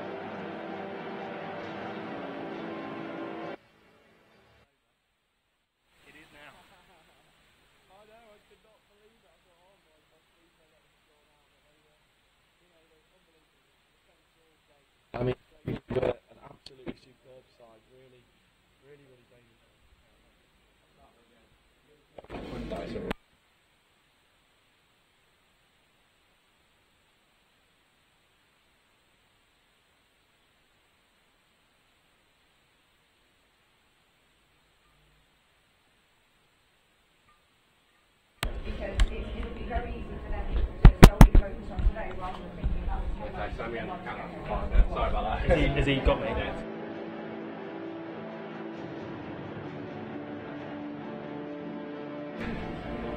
You thought it was all over. It is now, isn't it? Finally, no. I was so nervous. I thought we'd done enough, and then you've got to play another play. And Graveney put pressure on us, and luckily we just managed to somehow get the ball out, and it was absolutely brilliant. So fantastic.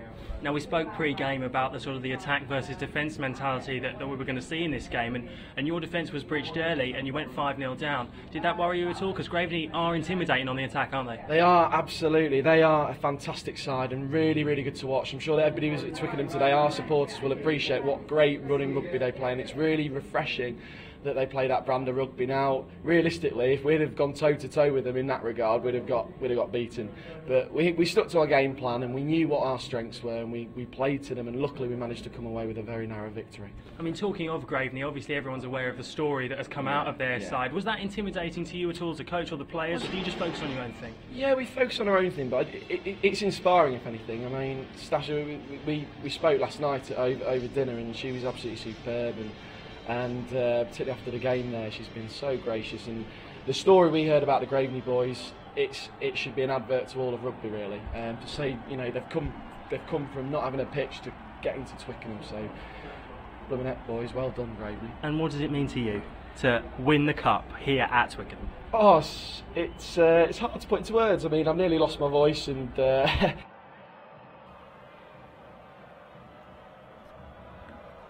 So here we go then. Warwick School versus QEGS Wakefield. It's the Under-15s Cup final, and we're underway.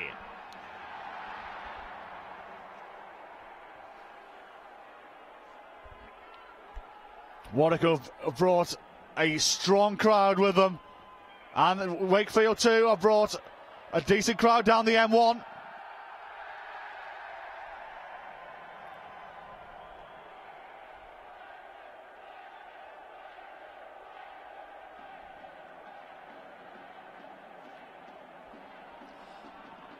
A repeat of the 2013 final. The first time in Cup history that two teams in the under-15 level have played each other the following year in a final. QEGS Wakefield beating Whitgift School 1917 in the semi-final. Warwick School beating Wellington 12 points to 8 in their semi-final. And you can hear the Warwick faithful with their war cry.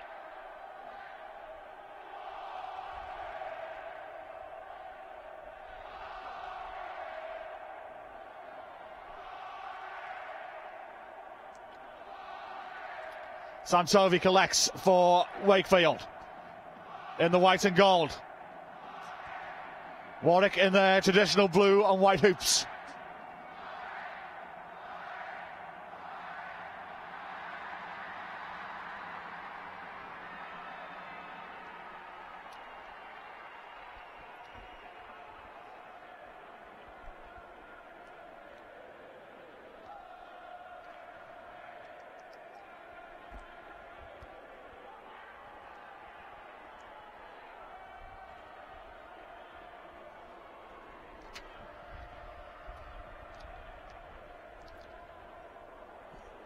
So early scrum here for Wakefield. Loose pass out wide. Kick downfield. The race is on.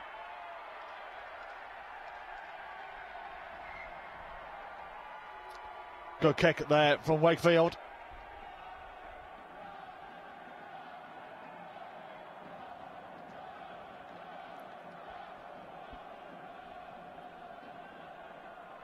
And the Warwick cries being responded from the Yorkshire chants from QEGS Wakefield.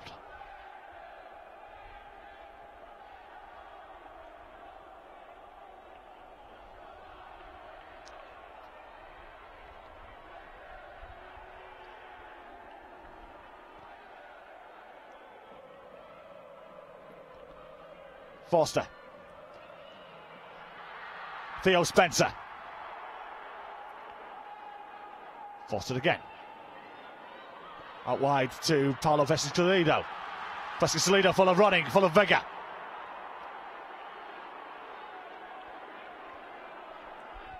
Forster. Crunching tackle.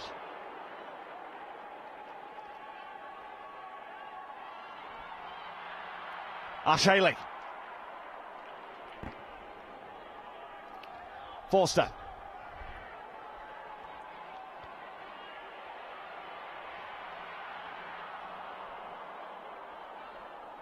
Tanner.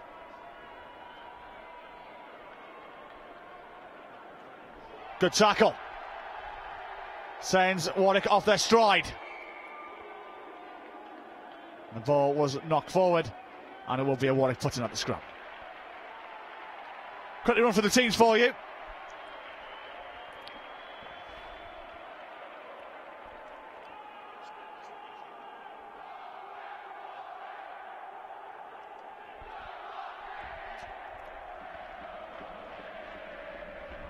So scrum down here for Warwick. I'll run through both team lists for you shortly.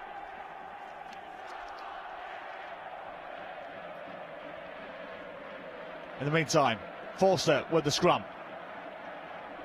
Does well and collects. Passing Salido out wide. Full of running is Will Tanner. Advantage being played.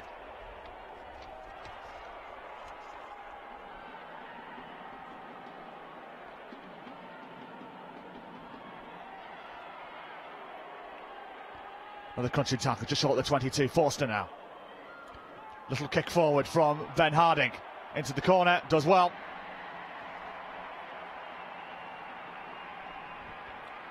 QEGS Wakefield line up.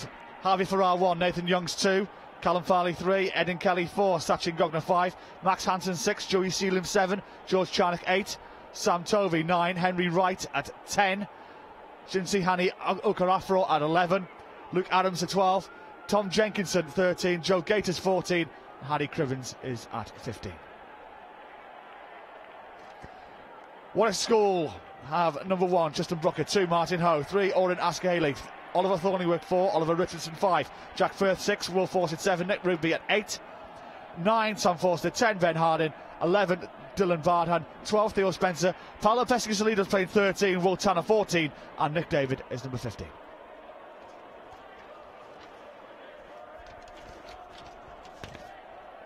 There are the replacements. Houston, Rafi, Eames, White, Stevenson, Alton Macro for QEGS, and Hill, Shirley, McShardy, Innocent, Louis, Graham, and Arnold for Warwick. So there we go. All set.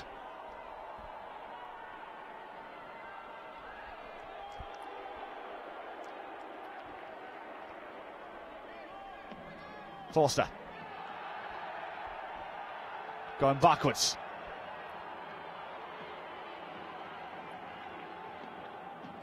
Penalty to Warwick. Tackle not rolling away. So a chance to gain some distance.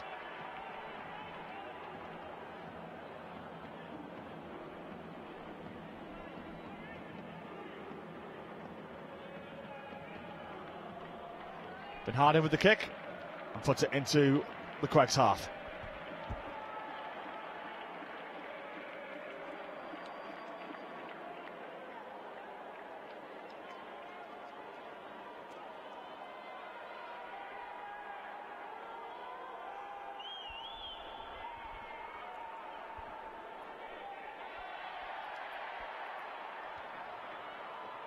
We're going to look at a little kick forward. Doesn't happen though. Joe Catus in the meantime dances on one player and another. Still in possession.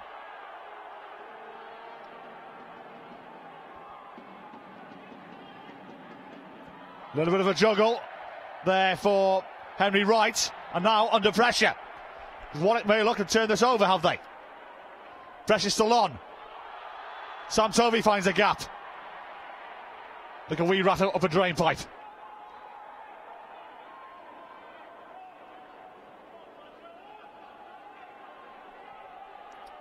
Tackle there on George Charnock.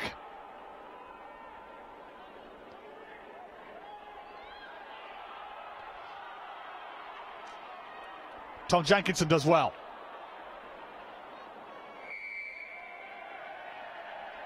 And QEGS win the penalty.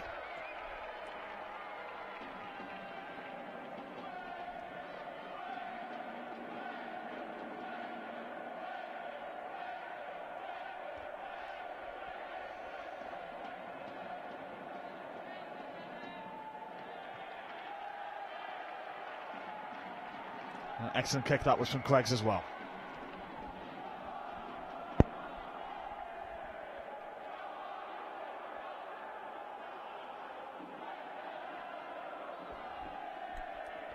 Hi, Nathan Youngs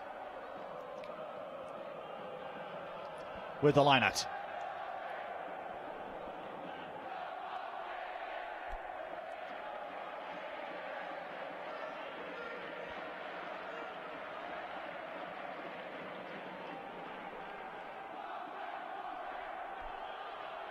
Luke Adams. Nathan Youngs.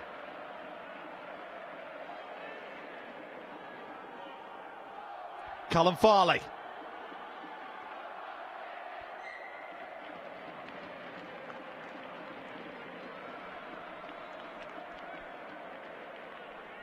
They're the QEGS fans with their flags flying high.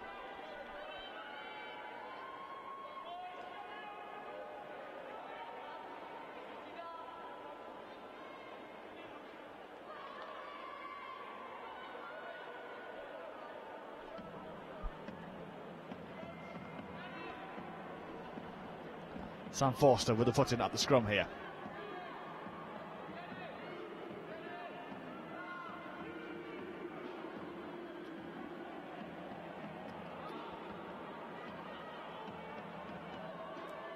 Good defence here from Wakefield, putting Warwick on the back foot. And Warwick do have a man down at the moment as well. Good kick. Puts Harry Cribbins under pressure. The fullback does well with his left boot.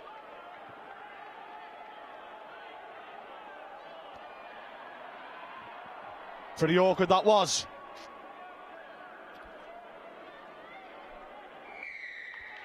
And QEGS win the penalty.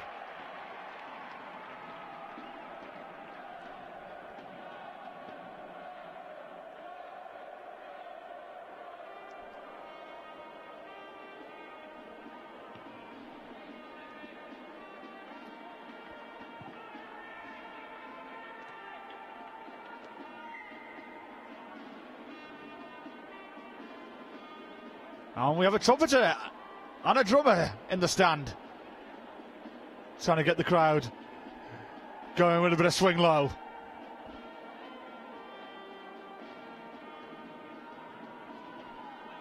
Very few men at the line out. QEGS still with it though. Max Hansen. George Charnock into the 22.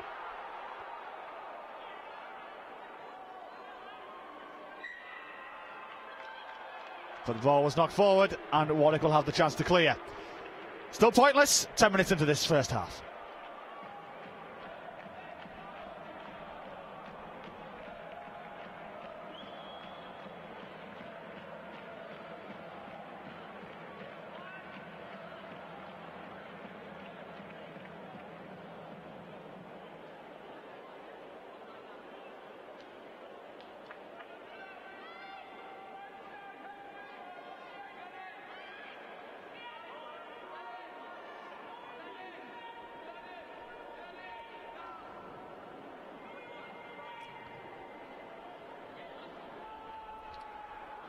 Good tackle.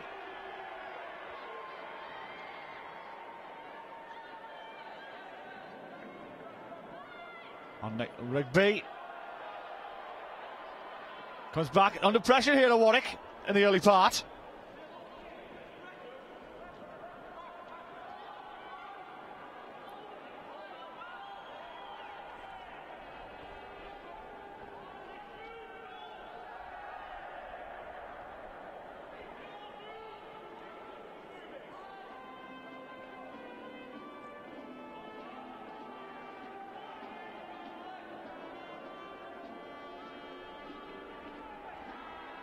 And now Warwick away.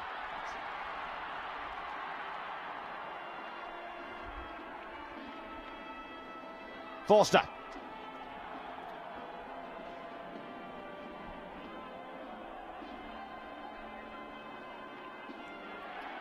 Harding.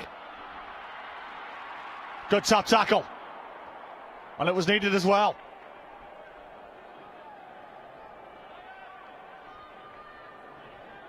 Harding.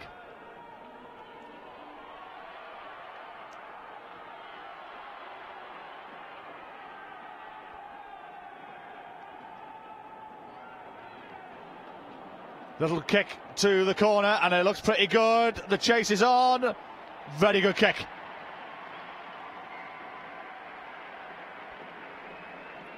And this will test Nathan Young's throw in the line out.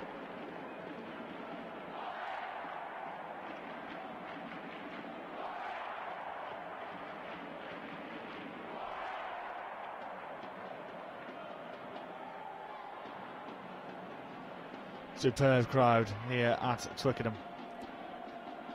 I did say Warwick I've rung a few down with them, not just for the 15th, but for the 18th final as well later on. In the meantime, Nathan Youngs.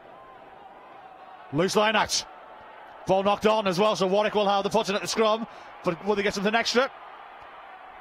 No, they will come back for that 5-metre scrum.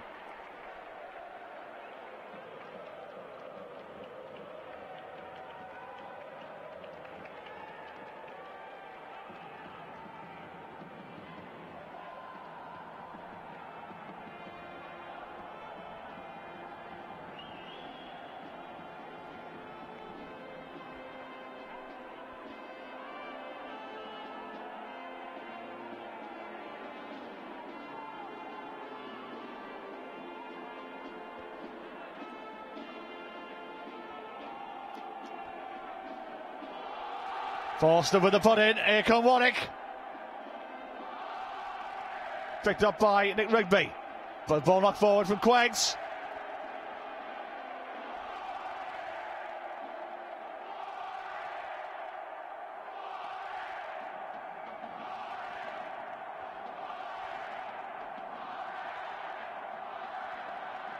I tell you, from what I'm sitting, it's a great sight to see. That is, it really is.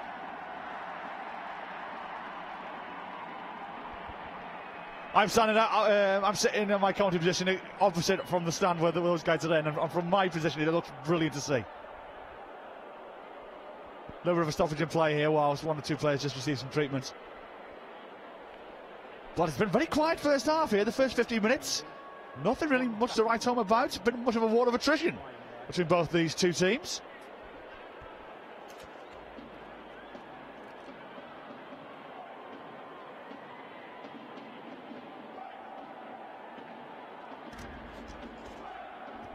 It was a low-scoring affair 12 months ago when Warwick won by 12 points to 6.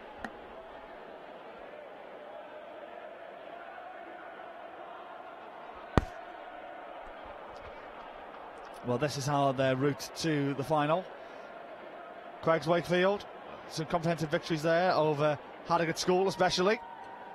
It's a tight-knit affair against Wakefield School in the semi-final, winning by 19 points to 7. And against Trinity Croydon by 7 points to 5. Warwick were pushed to the limit by Durham School, who won 20 points to 15. And Langley School 33 points to 7 as well.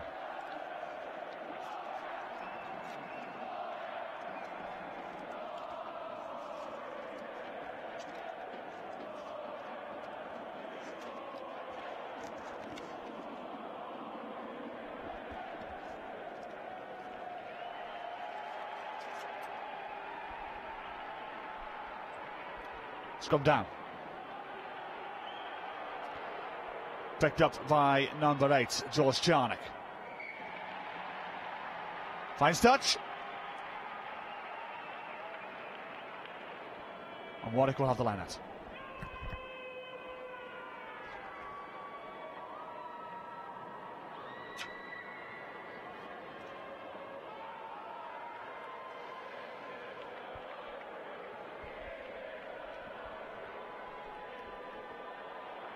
Loose line out. QEGS will have the chance to clear. They do have a knock-on advantage, but look to go themselves. A nice little dummy dance here.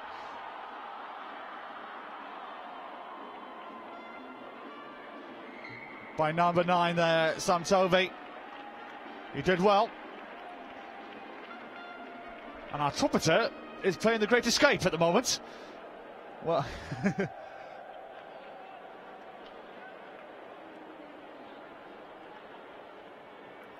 Not entirely sure why he wants to play the Great Escape. We just scored at 0-0, but a good humour. Tristan Brooker takes the line out for Warwick, and a good line out it is. Forster to Harding.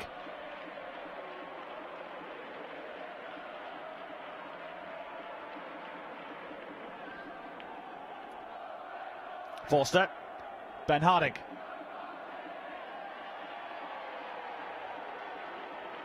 Good defence from QEGS.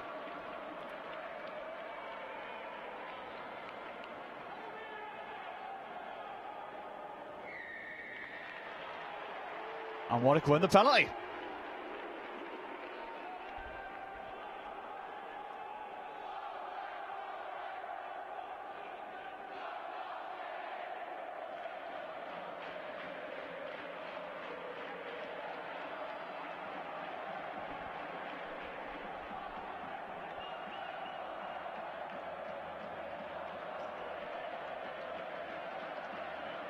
So it's gone down, just over the halfway line. No points in this game so far.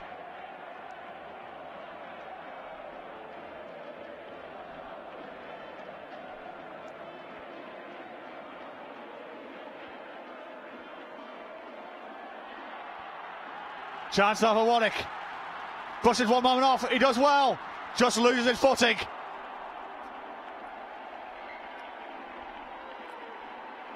And there's the band, there's the boys.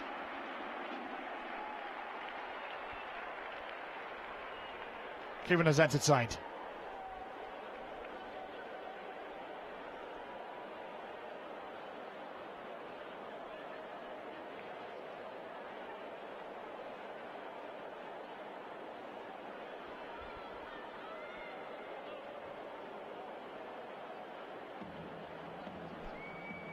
So, QEGS with the scrum.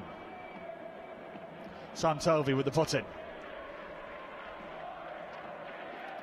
Still waiting to see yet both of these teams open their account in this match. But a nervy affair.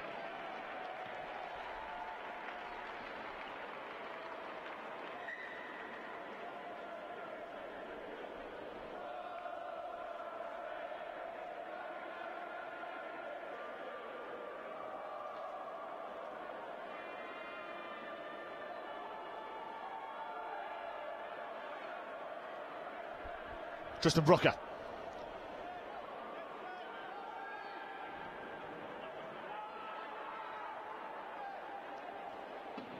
Forster. Ben Harding.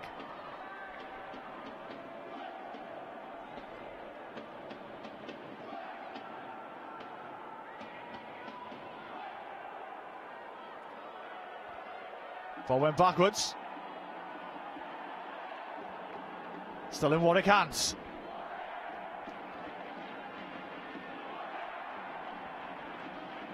And now advantage being played.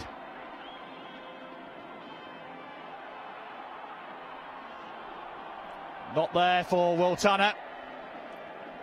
Ball out into play, but they come back for the earlier penalty.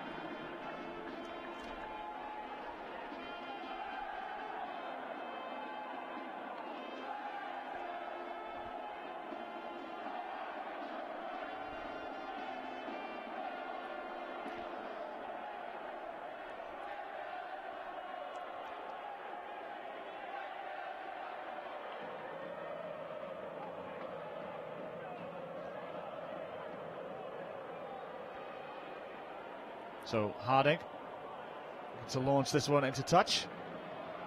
Gets up towards the 22.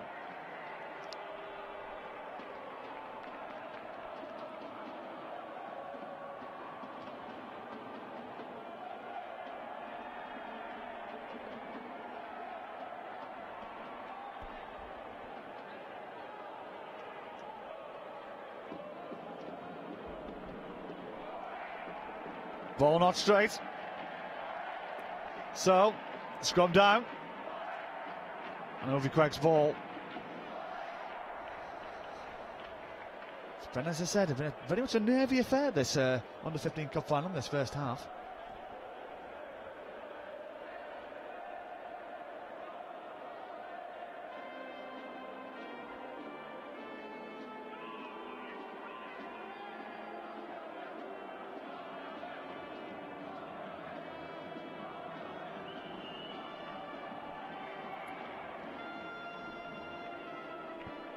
So we'll replay that scrum. That's the band Play a beautiful rendition of Land of Hope and Glory. But who will be the one taking the glory here at Twickenham this afternoon?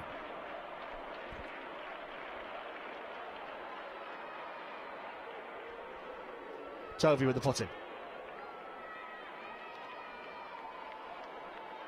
Kick forward. Good bounce. Goes out on the halfway line, and it will be a Warwick line out on halfway.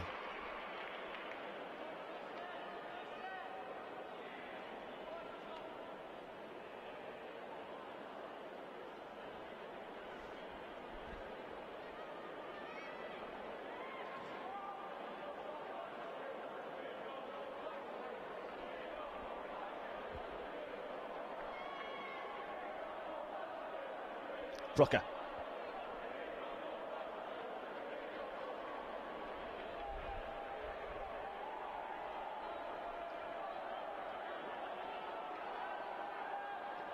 Couple of loose passes, and there's going to be another knock-on advantage. Both teams really struggling to settle into this cup final. We've seen a couple of unforced errors.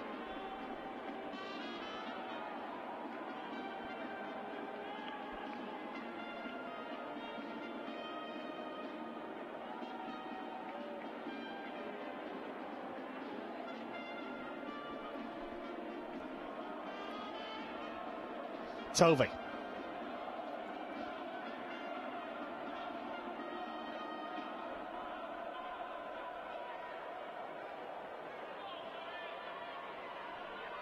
Charnock. And yet again the ball knocked forward. This time it'll be a Warwick put in.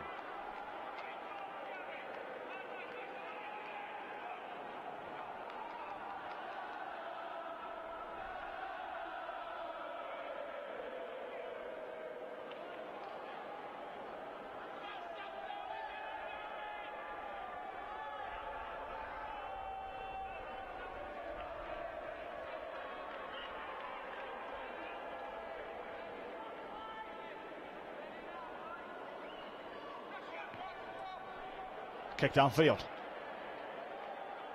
But back out on the full, so back they go. And there will be a QEGS line out.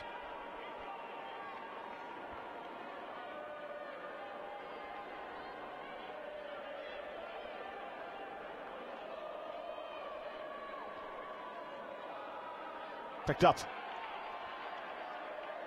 by Edin Kelly. Tovey. Little chip forward. And Warwick will have to defend a line out from their own 22.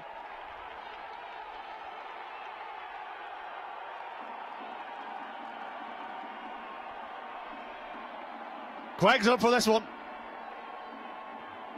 Still waiting to 25 minutes into this game. We're still waiting to see the first points on the board.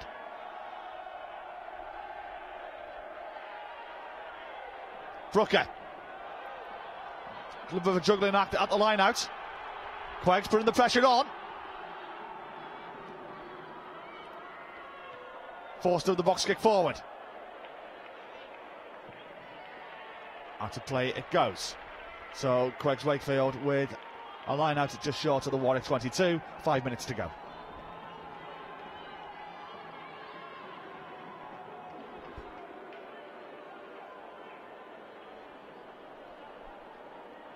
Youngs.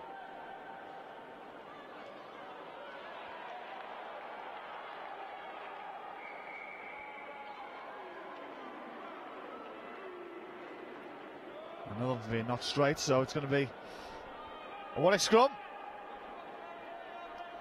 Well, last year's final was a low-scoring affair when Warwick won by 12 points to 6, and this one's been much the same so far.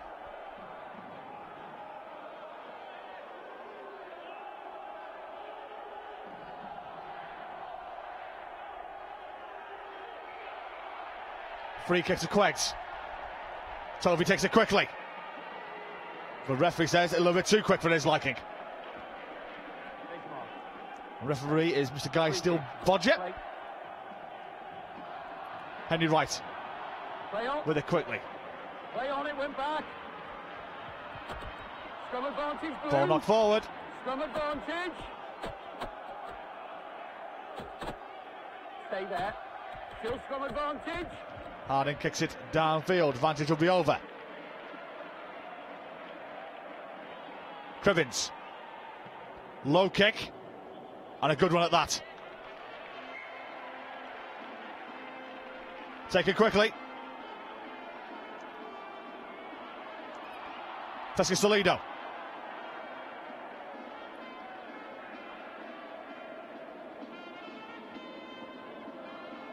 Harding. Forster. Harding.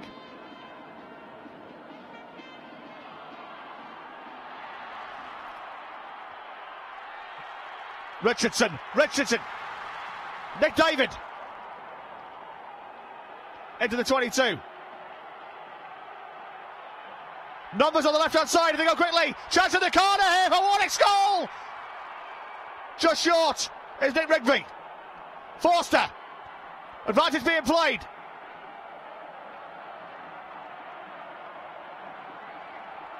Feet short. This is the closest either team's been to the try line. Rigby. Forster. Harding. Richardson. Men over the right hand side. They had 2 and 1 overlap. He's going to go south. Just short. Great tackle. Chance out the corner. He's going to be there this time, is he? Try time. A Warwick goal. Number 11, Dylan Barhan.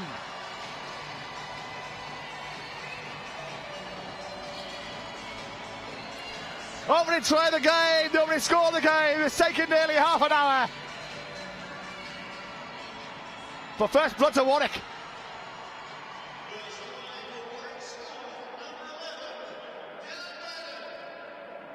Dylan Barhan, the scorer.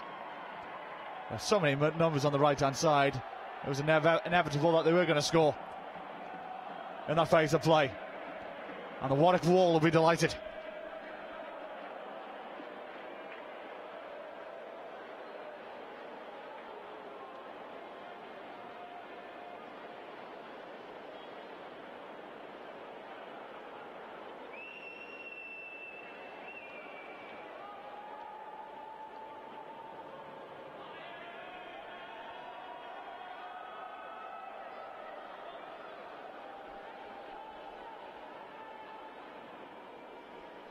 Nick David looking to add the extras.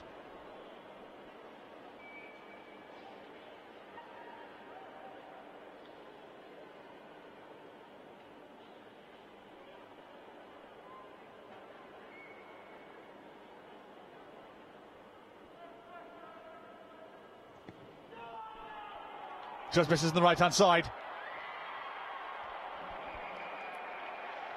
So half time in the under-15s Cup final. It's been a tight, nervy affair. It's been a close affair. QEGS Wakefield 0, Warwick score 5. Well, just one thing to speak about in this first half. 28 minutes it took. And Dylan Barhan was the scorer to give Warwick score that 5 points to 0 lead at first half. Look at the crowd go for it as well. They knew they were there.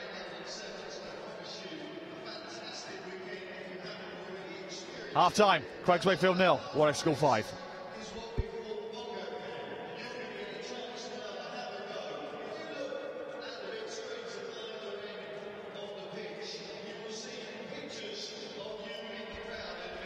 And for those of you who missed the under-15s Vase final, here's some highlights from earlier today.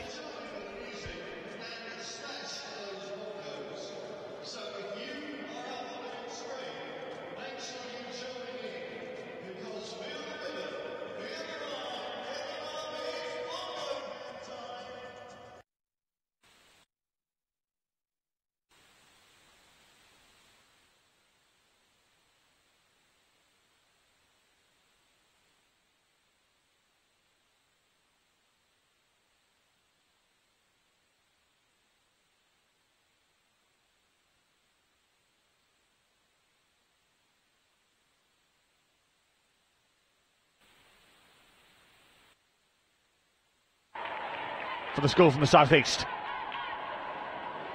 Tap and go.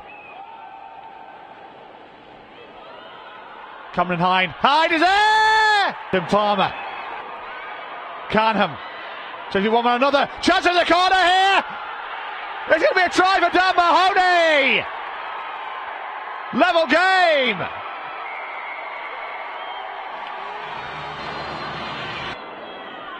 Canham. Niku. Canham again. Chance in the corner. Ratsu's there. Hine has it. Picked up.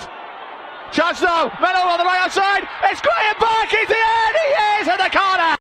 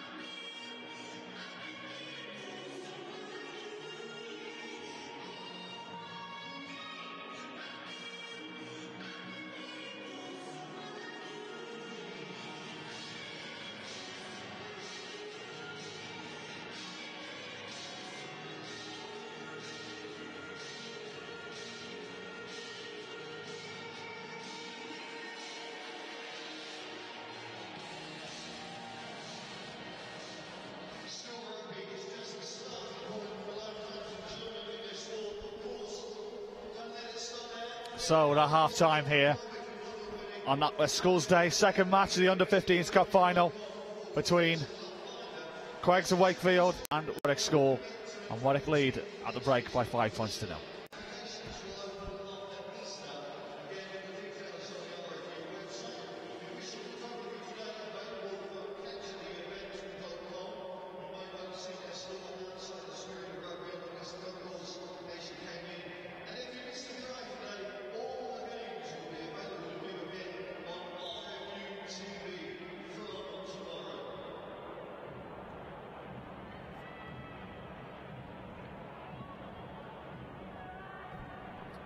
So then, QEGS will restart in the second half. Been a very tight game. Both defences have been very strong in the first half. We'll see how we get on in the second half.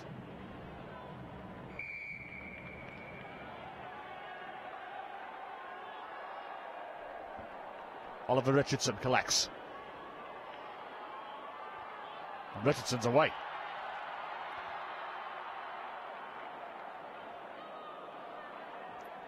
Ball knocked forward, so QEGS will have an early scrum at the start of the second half.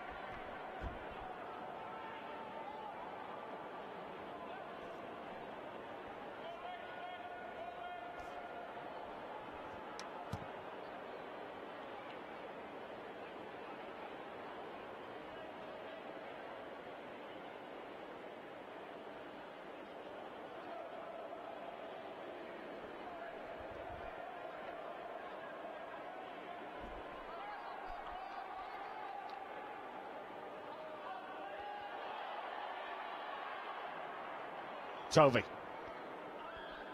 Little kick on the floor. Doesn't go out though. Nick David, a chance to hoof it back up the field, which he does. Straight down the throat of Henry Wright. Crivens. Thumping tackle.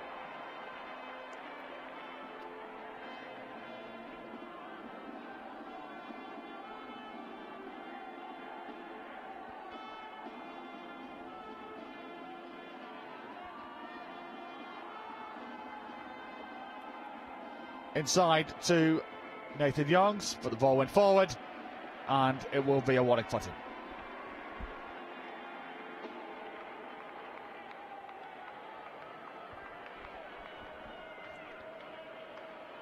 I must say now, as we approach what time we're around, about 1 o'clock now here. Gorgeous day here at Twickenham. The sun is basking. Our cameramen down below me, some in their t-shirts. Into that warm of a day.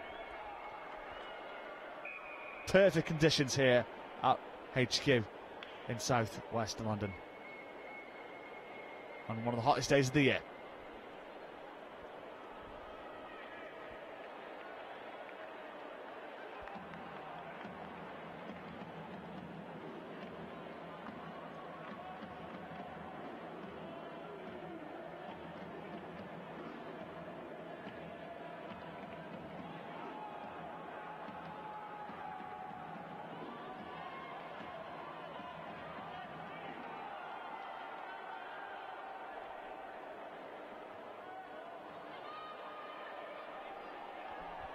Good tackle.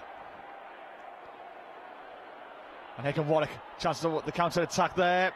A little bit too slow, but they'll come back for an earlier infringement. And Warwick will win the penalty.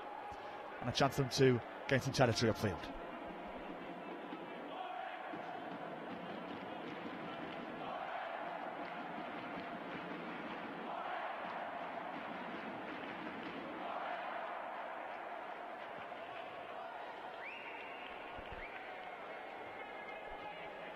So Warwick entered the QEGS half.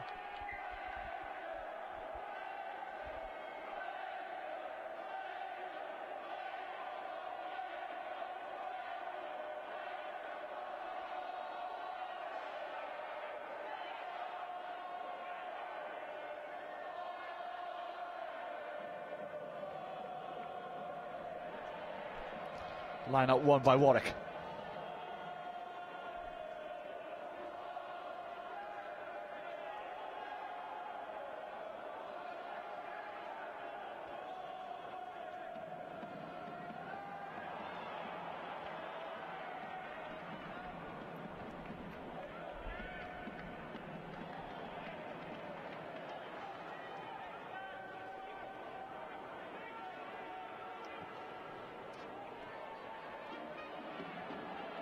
Picked up by Joe Gatiss.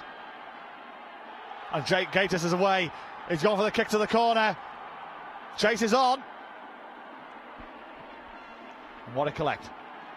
But under pressure.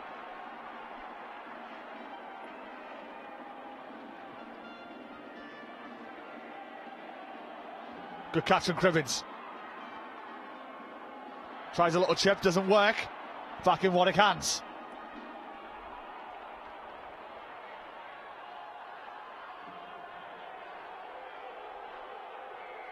And QEGS win the penalty.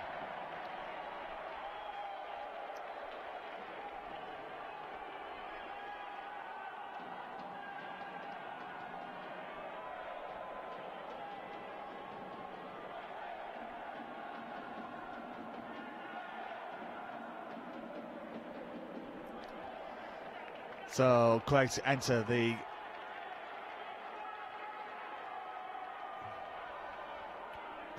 Warwick 22.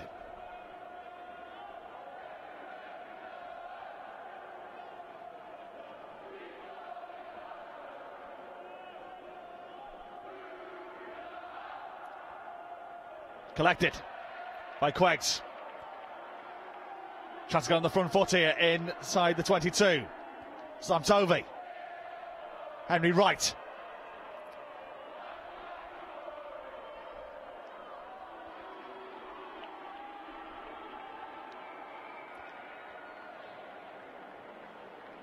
And it will be a Warwick put in. So Warwick survive that little onslaught.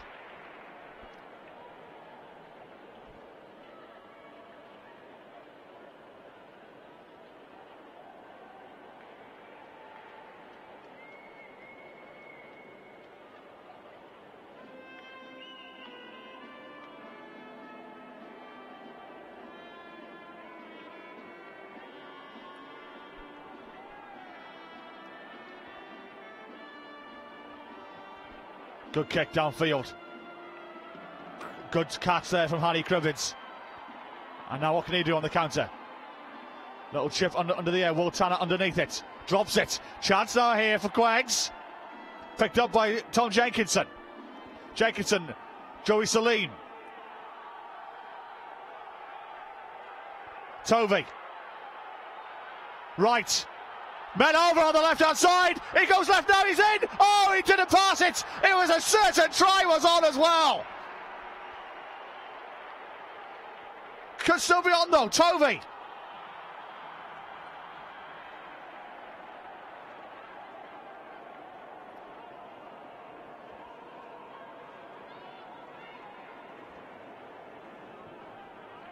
Kick downfield. Cribbins will start again. What can he do? Gives it to Hani Akofra. Akofra, full of running, full of pace, down the wing. What a run this is! Hani Akofra, is he there? So near. Face touch. Superb running from the QEGS right wing.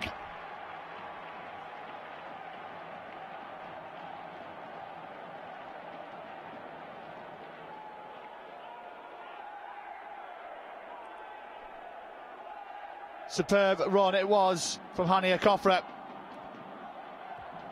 Treatment, please. Goal. Big two man on the right, comes back in, beats a third. Just too strong to get past them.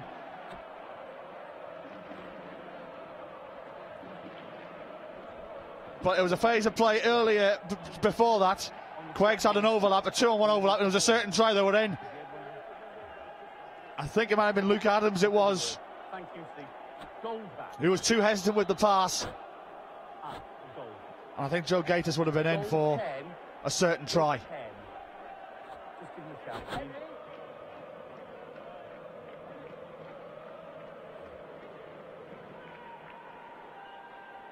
Just saying, at scrum, I pushed you back last time. I'm saying, when you got scrummed, you've got to stay 5 metres, even if it comes back a metre and a half.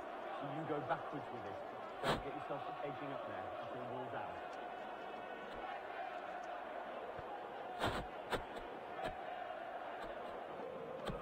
Blue replacement. 14 blue. 14 blue. Right, you okay?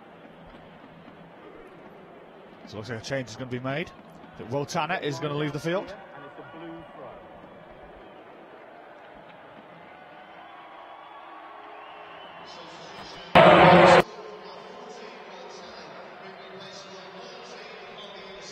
Harvey Innocent coming on the field. So 10 blue, 10. Just think, with court ball in the line out, staying at 10 metres, 5 metres when you lose one against the head in the scrum, which you did, you stay your 5 metres, you don't come up onto the line in the scrum. Okay, so keeping that depth. Okay. Just seeing one of the players is down at the moment, just receiving a bit of treatment. Goal. Goal. I think it is actually the Warwick school line-out taker, Tristan Brooker.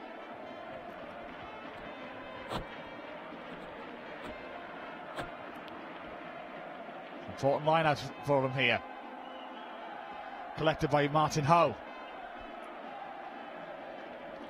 Richardson burrowing forward.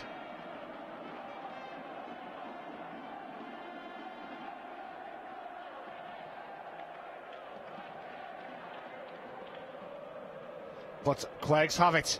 They turned it over. Right. Inside. Ben White. Tovey. Right.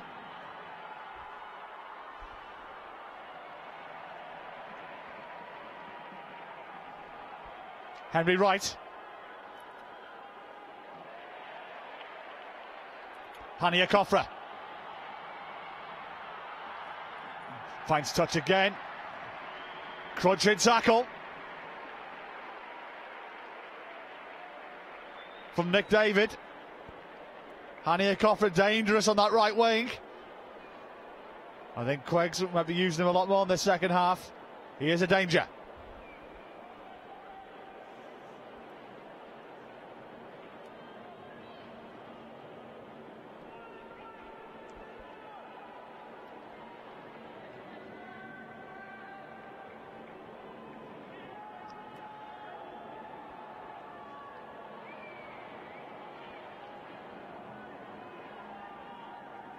QEGS with a knock-on advantage. And they win the penalty. Options here. It is in kicking range. From guessing they're not going to go for goal. Kick to the corner.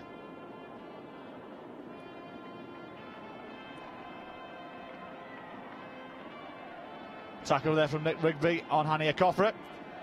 I hope our cameraman's got insurance.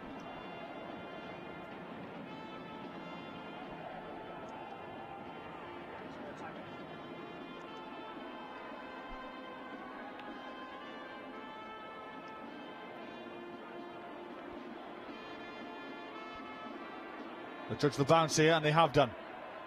Crivens. Slice kick off the left-hand side of his boot. Up in the air, collected by Warwick School. Chance for them to launch the attack from just inside their own half. And they do have an advantage to be played.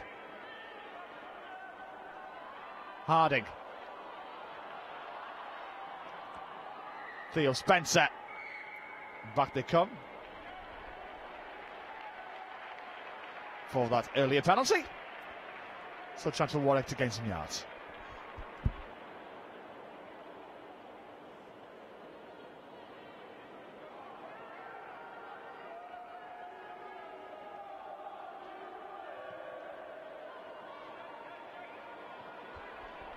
Doesn't find touch, but it's a loose pass there from Sam Tovey. Good recovery kick though downfield. Paolo Vase.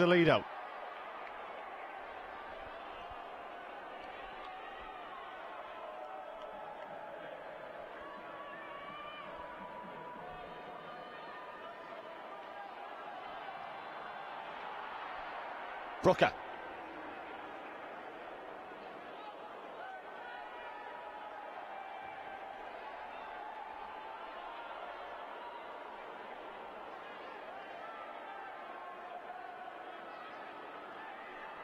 Harding. Not there. Maybe turned over, has it? No, ball is out to the referee, and the referee now gives the advantage to QEGS, and they'll have the footing at the scrum.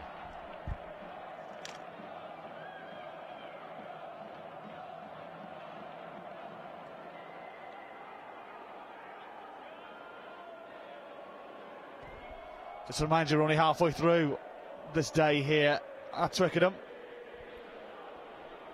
Coming up shortly, the under-18s Vase final between Trent College and Exeter College, and then it comes to a head at 3:40 p.m. with the under-18 cup final between Dulwich College and Warwick College.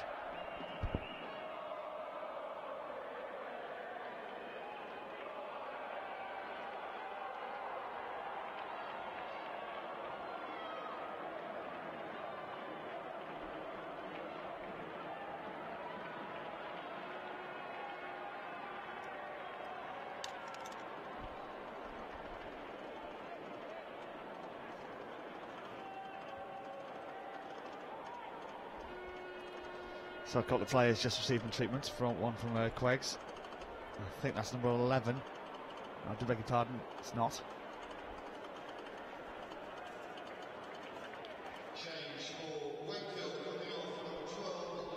There's number 12 indeed, Luke Adams.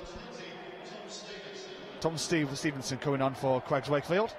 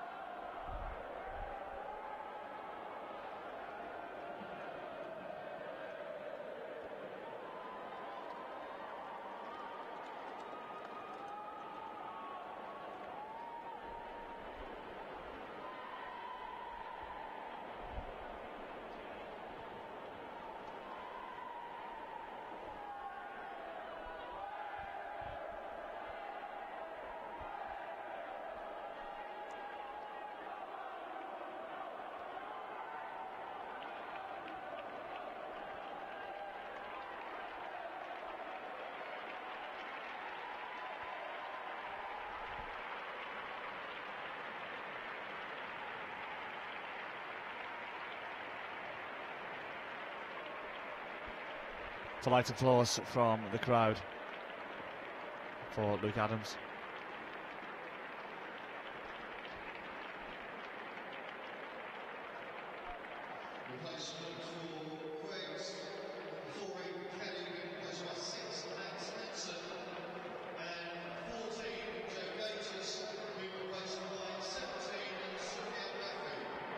Seafan Hafley coming on the field. Joe Catus leaves. And Adam Kelly leaves the field as well.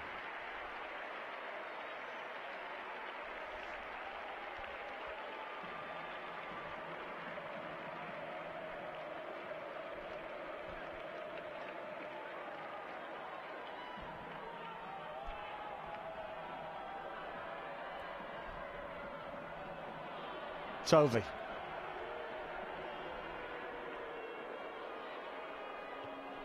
Kick downfield.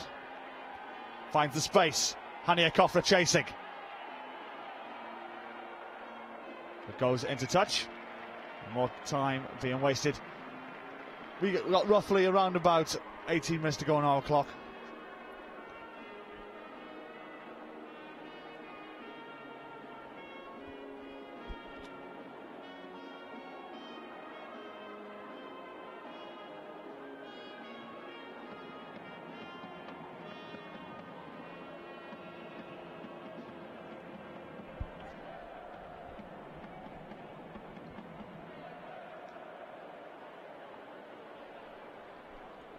Rocker. Collected by QEGS. And the drive is on.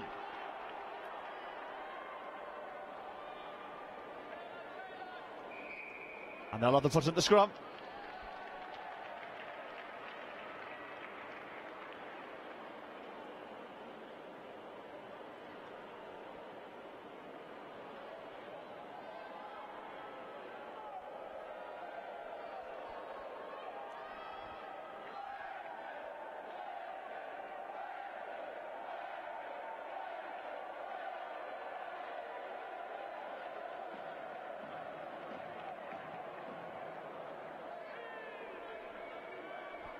Tovey. Stevenson. Out wide. Rafi. Inside the 22.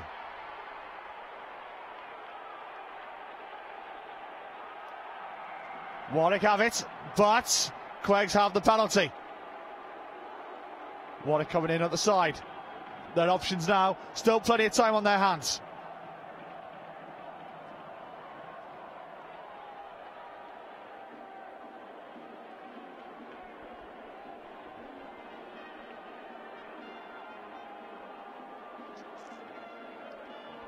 Tap and go. Right. Into midfield. Inside the 22 now. Here comes the drive for QEGS.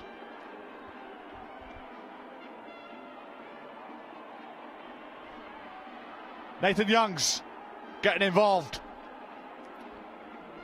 Sam Tovey. Henry Wright.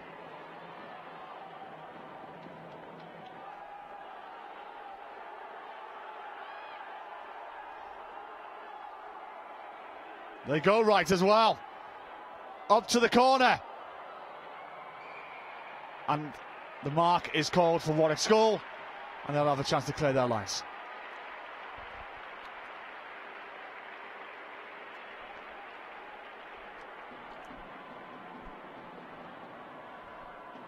Will it get into touch? So it's not going to get there. So Tovey, the chance to launch the counter.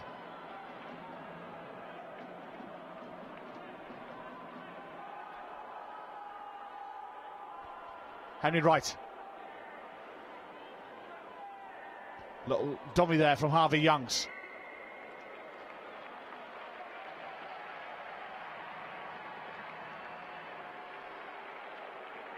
And Warwick will have the put in after that knock on.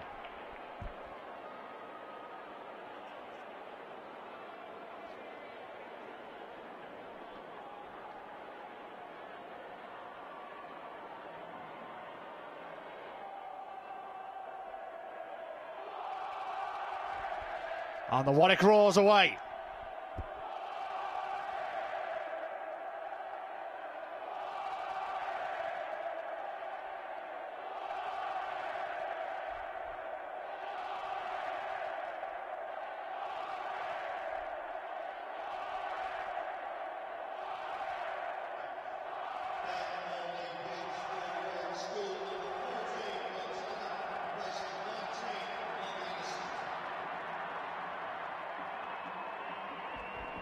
So Warwick scrum, 5 points to another lead, roughly around 15 minutes to go.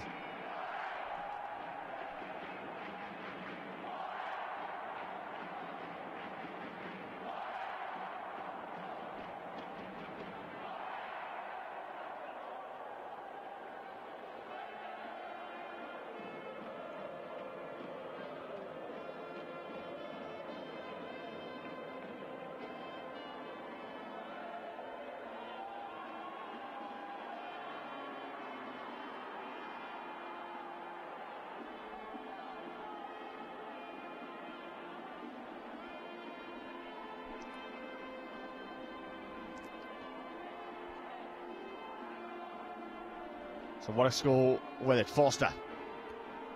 Harding with the boot upfield, and a good one it is as well. Bounce is awkward. Ball went backwards, he says.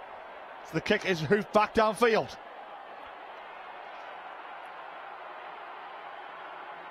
And Warwick are away. They're away here. Chance inside. Nick Rugby with a good run.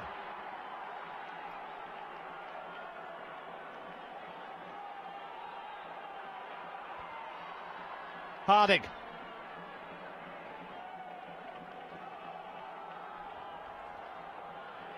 Rugby. Inside the 22. But lands into touch.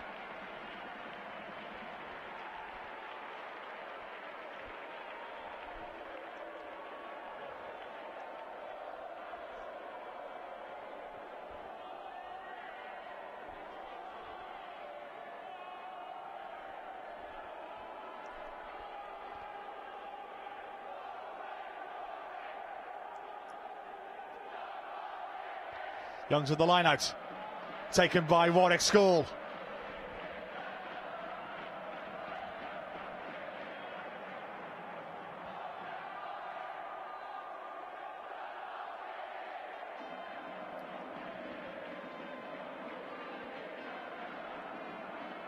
Eight metres out. Another drive here. Tristan Brucker. Because there, could be there, do you know? Try for Warwick School, yes, it's been given.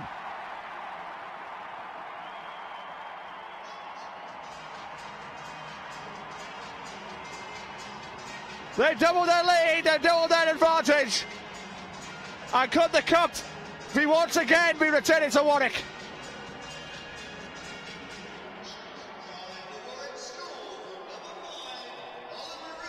Oliver Richardson is the try scorer. He stayed strong.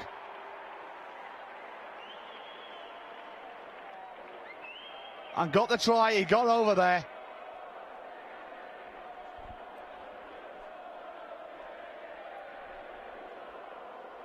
And Oliver Richardson has doubled Warwick's advantage. Nick David looking to add the extras.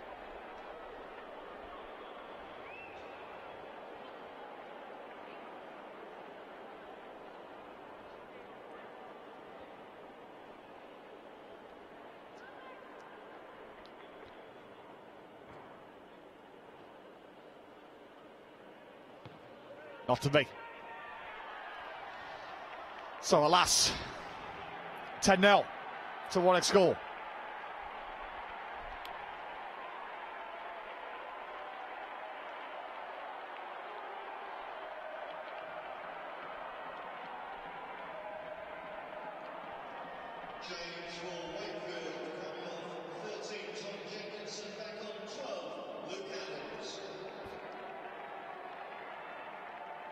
A good view of the try. Yeah, did well there, did Oliver Richardson, to give Warwick a 10 points to no lead. And could this be one half of a cup double for them this afternoon, should they win? QEGS do have a penalty. No point taking 3 points, they've got to take the full quota. Right, Hania Kofra. Needed somebody there with him. Inside.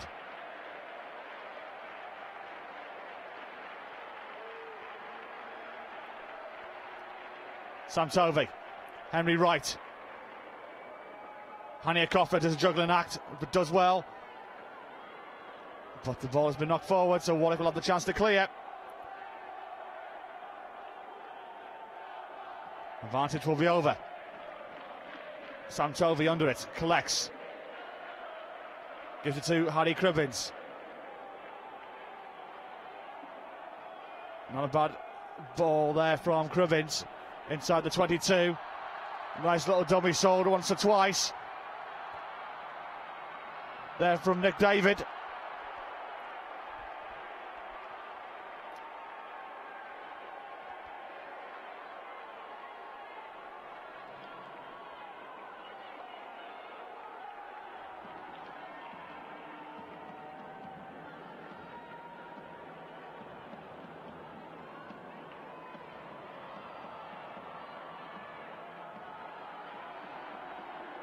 Into midfield.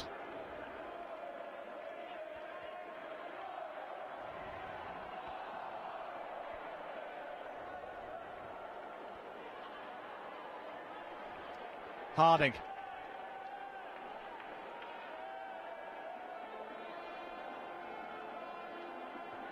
Box kick from Forster. Cribbins. Does well.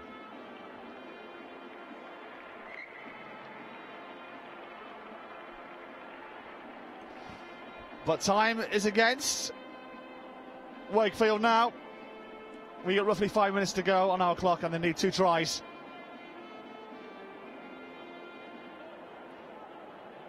To win this game.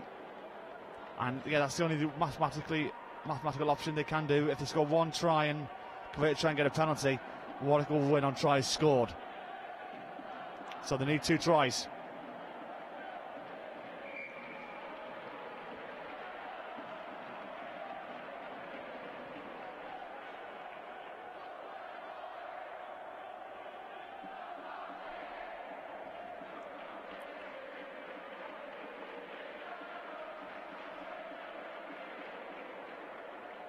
Couple of players down on the pitch.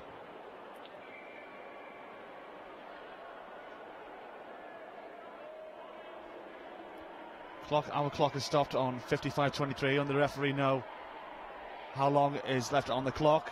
Warwick School are counting down at the moment. They think they've already won this now.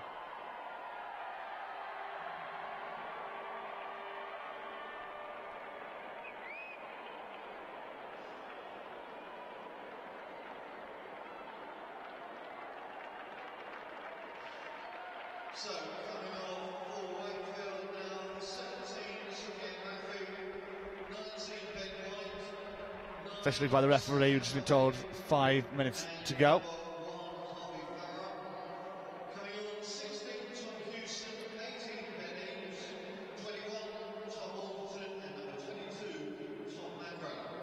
Tom Houston, Ben Eames, Tom Alderton and Tom Macro coming on the field for QEGS Wakefield.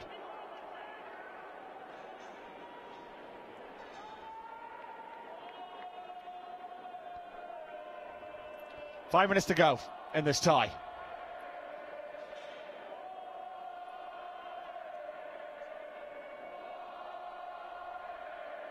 And QEGS need to start pulling a rabbit out of a hat here.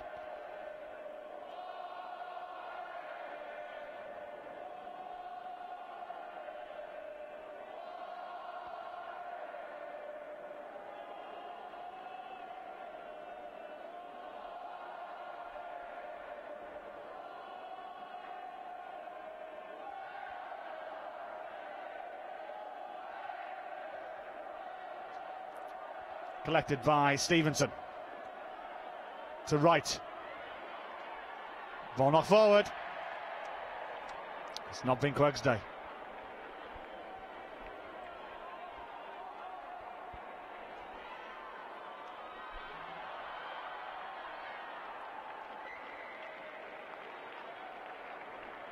The ball lands into touch, so QEGS will have the ball at the line out, but time is now their enemy.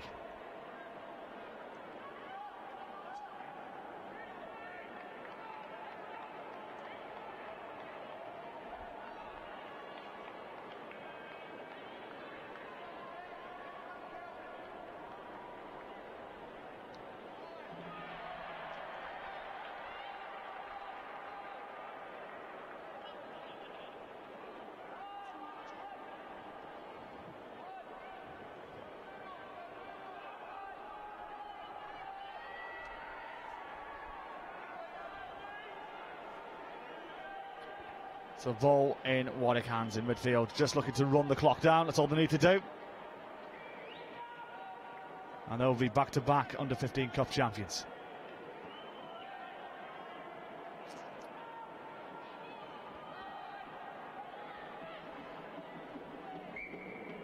But ball knocked forward, so it'd be a QEGS put in.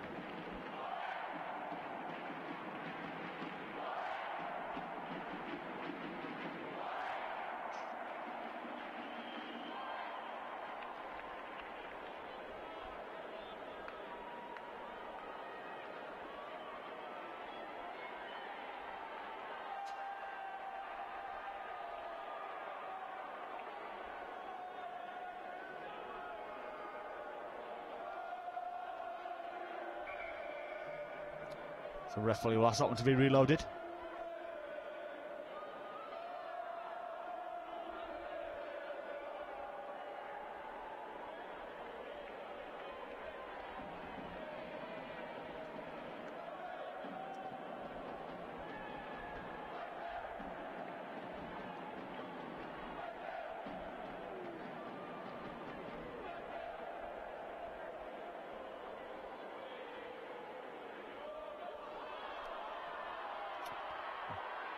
QEGS have it with a little darting run.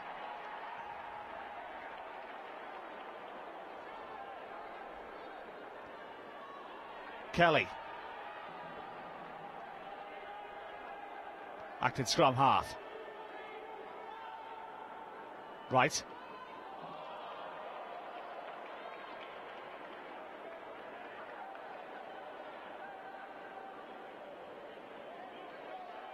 Maybe been turned over. It looks like they have. They can Warwick again.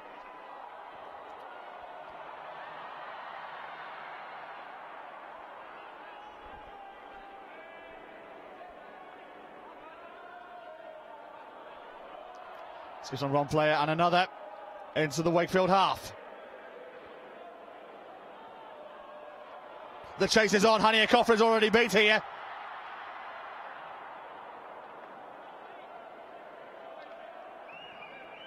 Dylan Barden did well.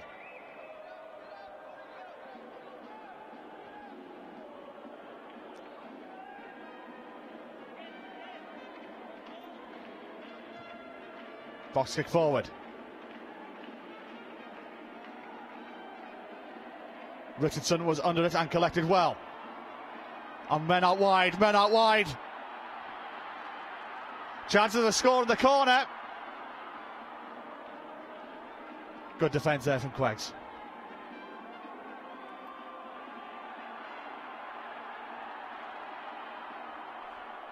But again, men on the right hand side. This is going to be the coup de grace. It is.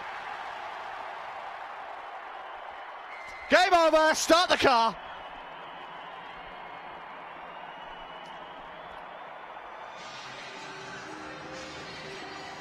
It's game over. Warwick School are going to be back-to-back under-15 cup champions.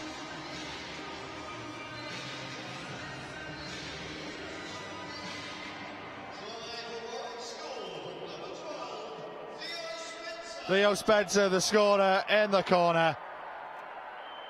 It's been a relentless onslaught from Warwick School.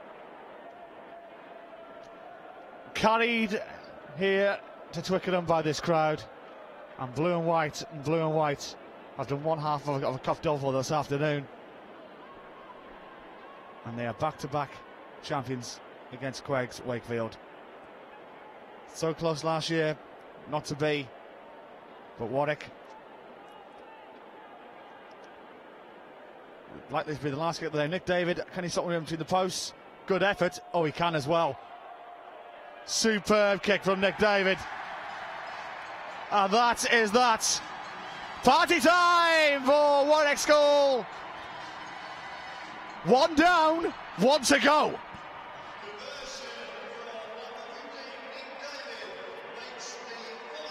Final score at the NatWest Under-15 Schools Cup.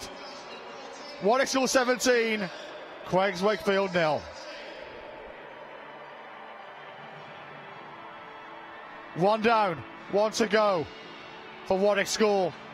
Can their under-18s emulate what their under-15s have just done? They will have it. Very tough, though, against the double defending champions in Dulwich College, who are hunting for a hat-trick. Trust me, that match will be one to savour at 3:40 this afternoon. I've been looking forward to that. I think the atmosphere that Warwick have brung is good. You wait till you see when Dulwich arrive.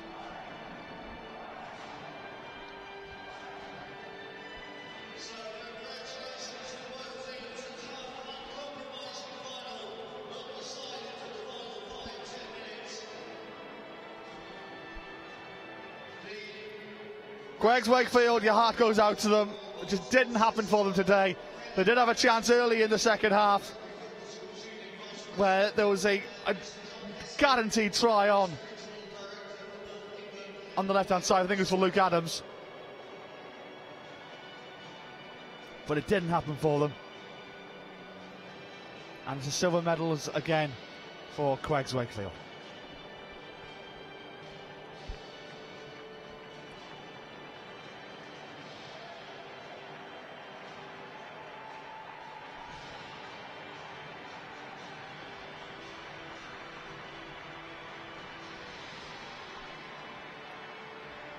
QEGS Wakefield, the guard of honour.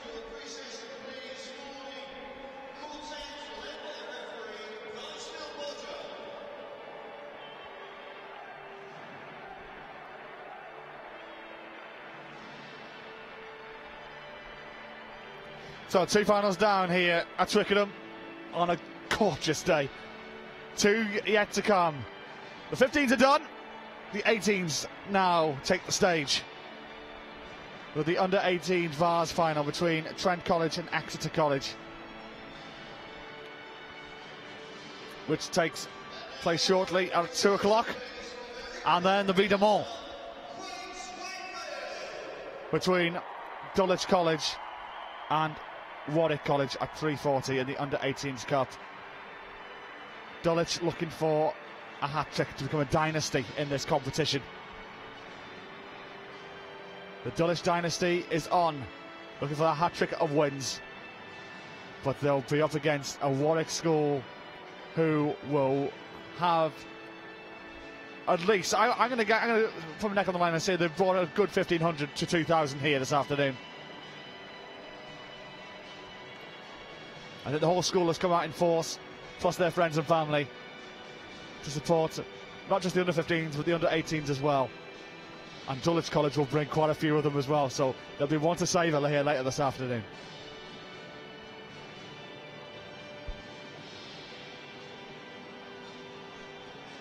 QEGS Wakefield collecting their silver medals. Not their day. Been the bridesmaids now on 2 occasions the last 2 years. It's not to be for them this afternoon. But they'll be back, no doubt.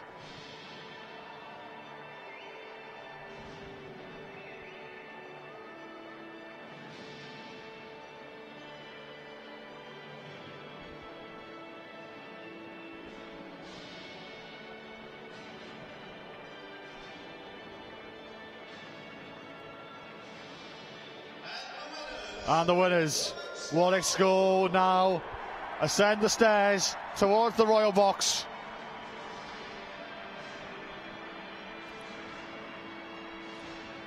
To collect the Under-15s Cup.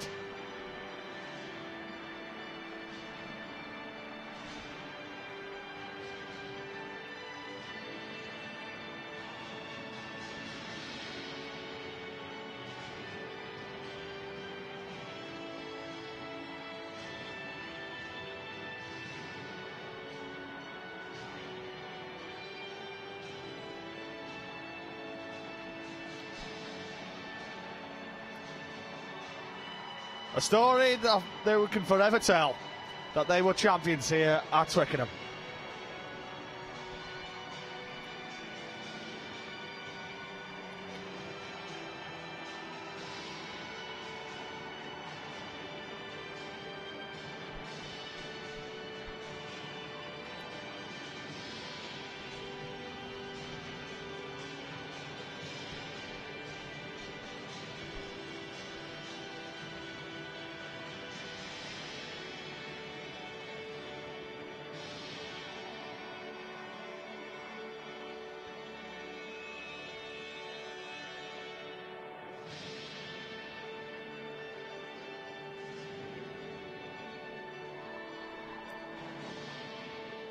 Nick Rugby will be the last man to collect the medals.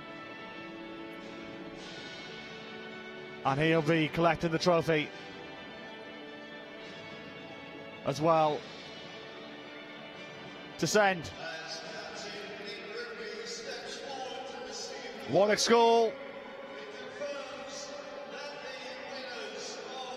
send it into delirium. 15 champions are Warwick School.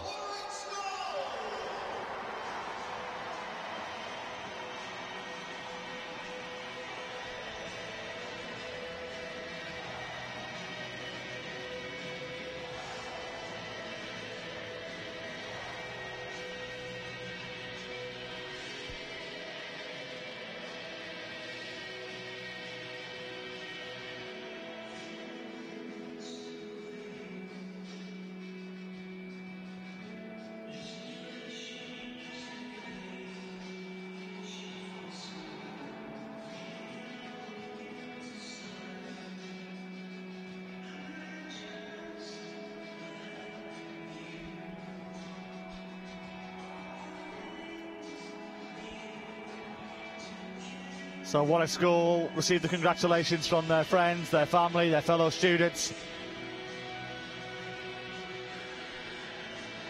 But for this school, it's one down, one to go.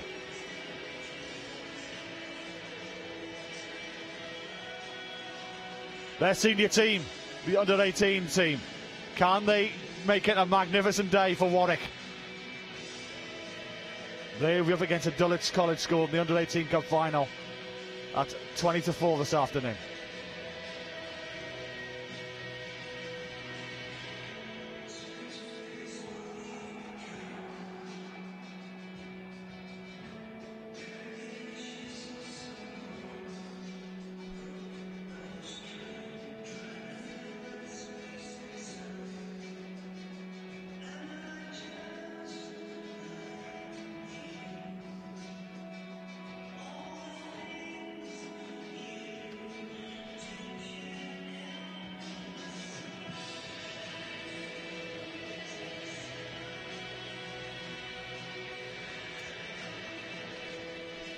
And all them pictures,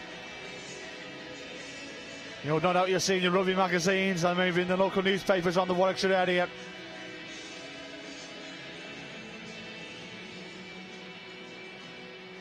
So, commiserations to Wakefield. Congratulations to Warwick School.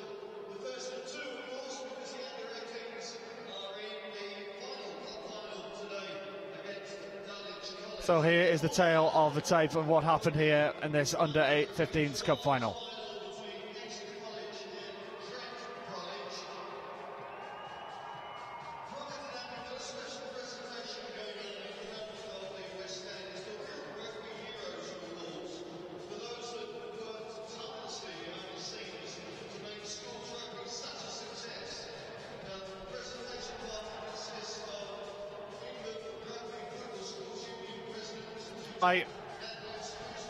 By Dylan Varden.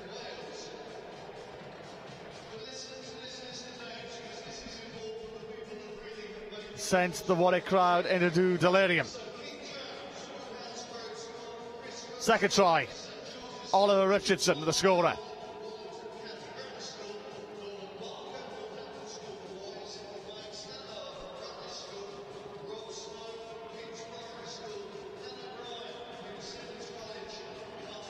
It is from another angle.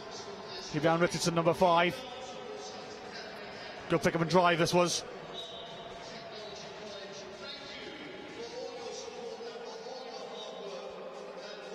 Some of them complained it might have been a double movement. But alas, that made it 10-0. And this was the coup de grace to the game. Theo Spencer on the left wing.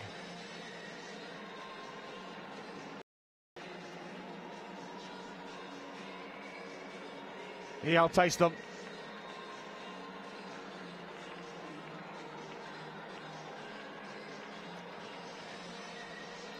So there you go.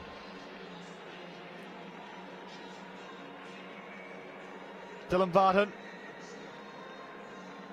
put the icing on the cake for Warwick School to give them one trophy. They're still hunting another. and the under-18s final later on. Just been told that the Vase final has been pushed to around 2:10. But confirmation of the under-15s cup final. QEGS Wakefield 0, Warwick School 17. They're the champions.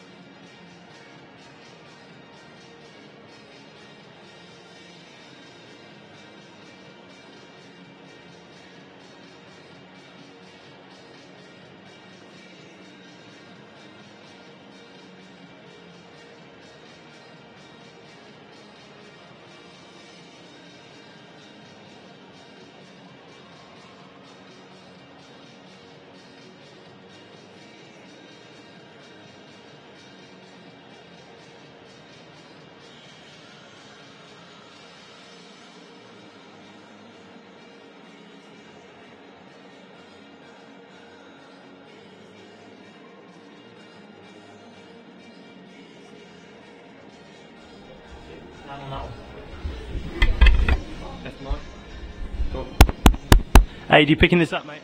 You hearing me?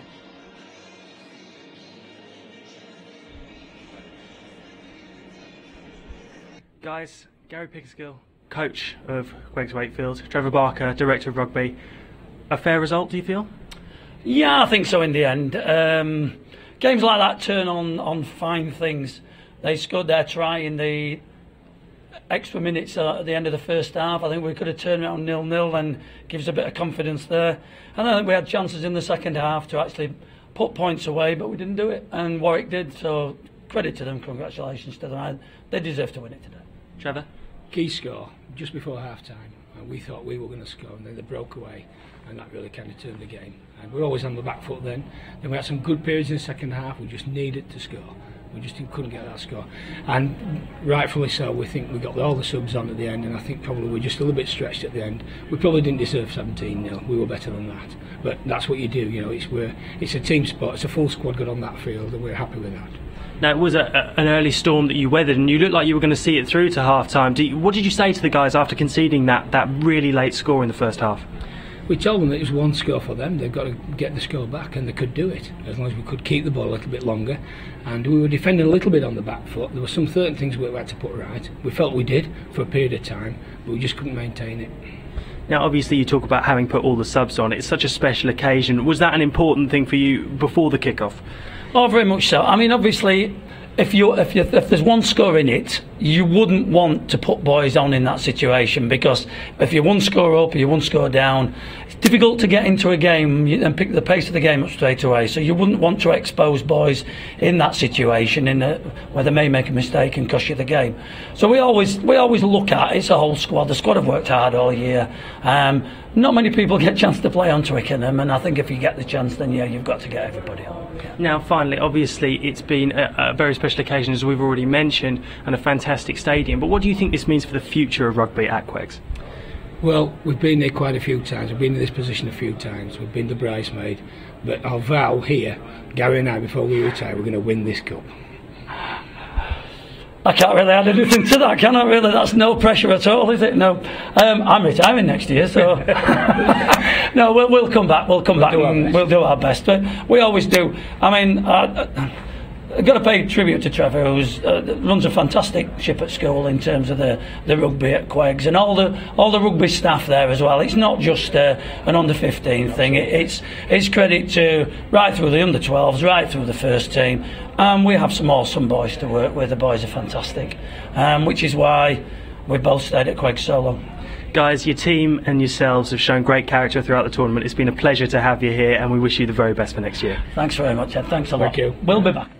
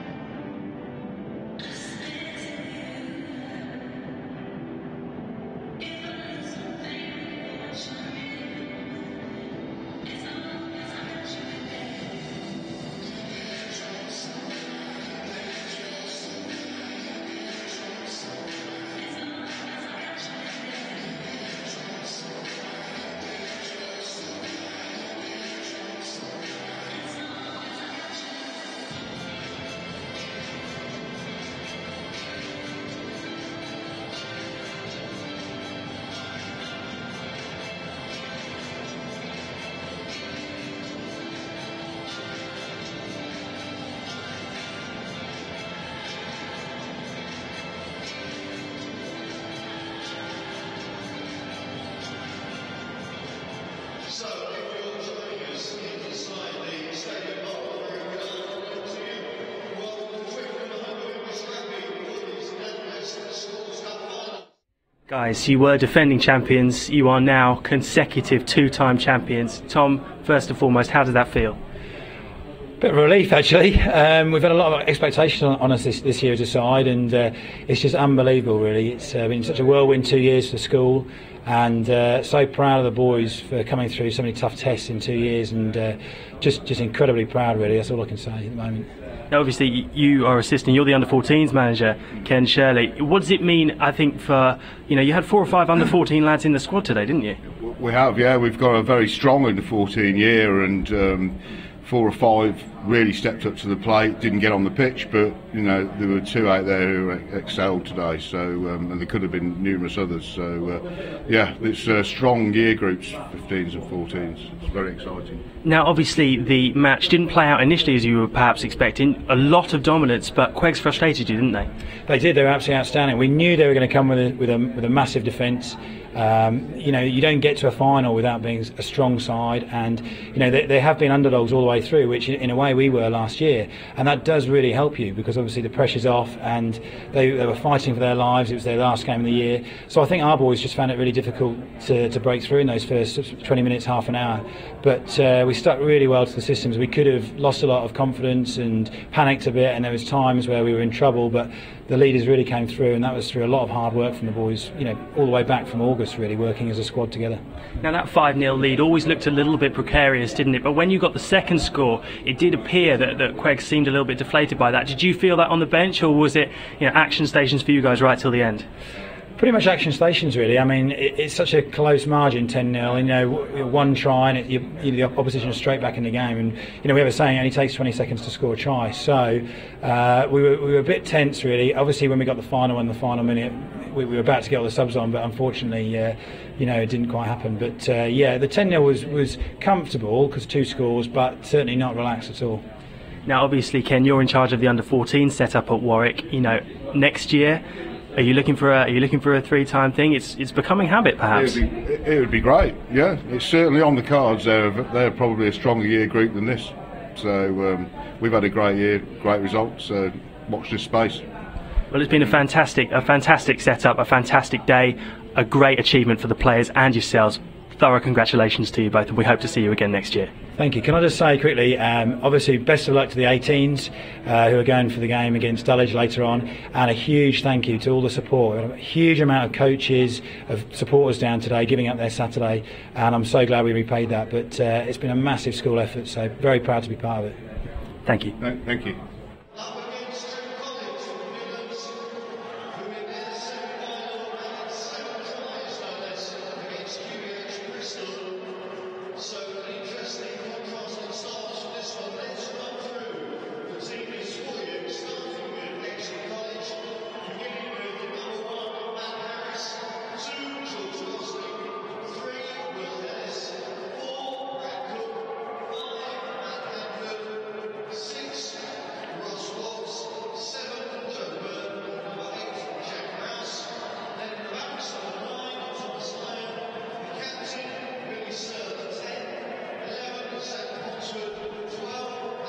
So here we go then, third match of 4 here on NatWest Schools Finals Day for 2014, and we've taken a step up in trip in age. Under 18s Vase final between Exeter College and Trent College.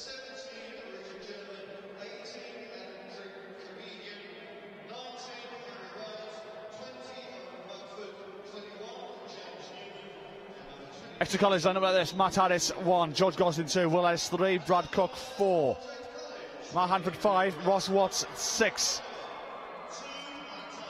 Joe Burden 7, Jack Ruse 8, Tom or TJ Hyam 9, Billy Sill 10, Zach Ponsford 11, Pat Jarman 12, Callum Gill 13, Jake Smith 14, Will Castleton 15, and John Hill is their coach.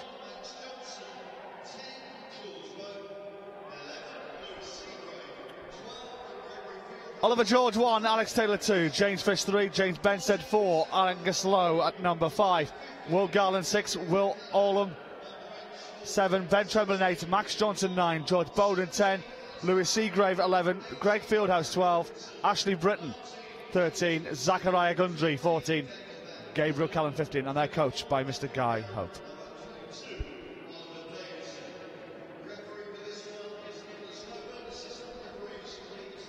So, these are replacements. Griffiths the German, the replacement front rows. Tregerton 18, Harley Wright 19, Mugford 20, Newman 21, Harvey Ridgeway 22. For Trent College, Will Farmer, Alistair McHugh, Harry Wilkinson, George Livesey, Daniel Van Halden, Matt Brown and Oliver Davidson are the guys to come up off the bench.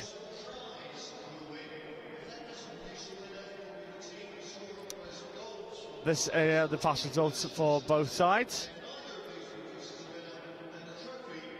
Exeter did a couple of tight victories there, because actually gets Worth School only winning by a point, and losing out in the cup to Bicton College by a point as well, beating Willow Grammar School by 17 points to 13. Trent College had it all their own way, it could be said, especially against Queen Elizabeth Hospital Bristol, winning by 41 points to 7. Easy against Hills Road Sixth Form College as well. Bishop's Vase, they won that one on tries scored in the end by 2 tries to 1. And some would say they will maybe be the favourites heading into this under-18s Vase final.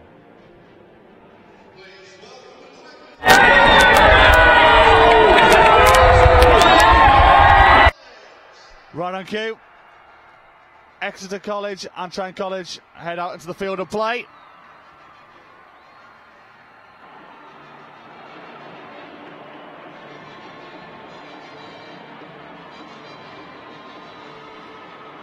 Trent College on their Barmy Army.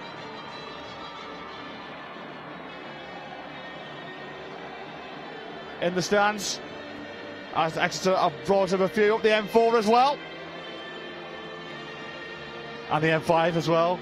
M5, M4 from Exeter here to London. And the one in the middle is Mr. Nicholas Cockburn.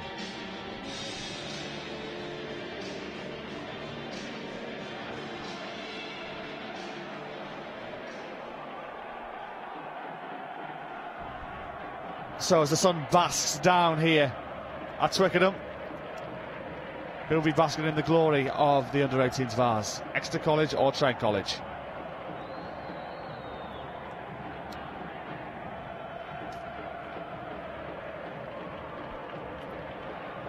Nicholas Cockburn is our man in the middle.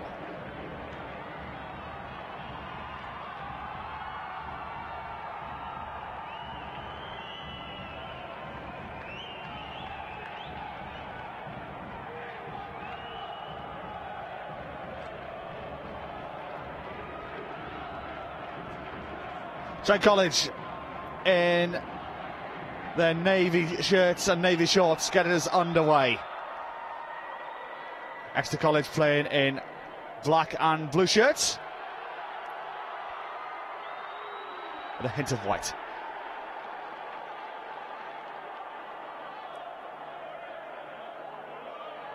Good starting drive here from Trent College.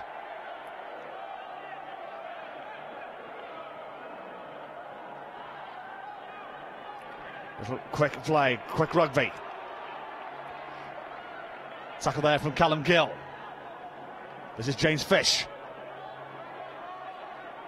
Picked up by Max Johnson. Exeter get possession.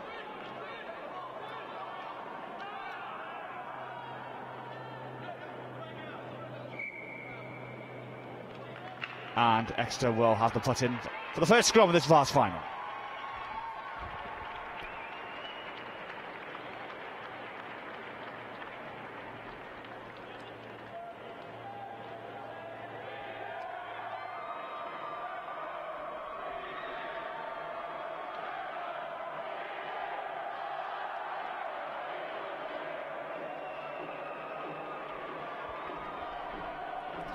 TJ Hyam with the put in for Exeter College.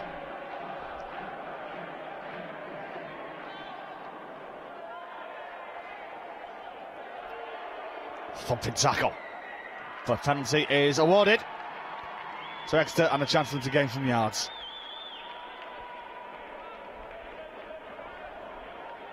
So tackler not releasing.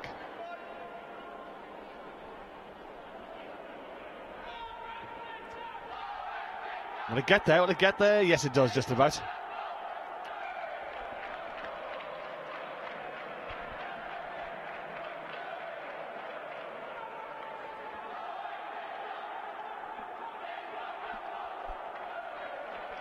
George Gosling.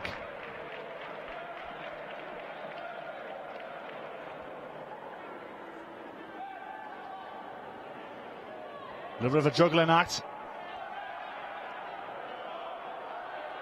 In Trent hands, and they win the penalty.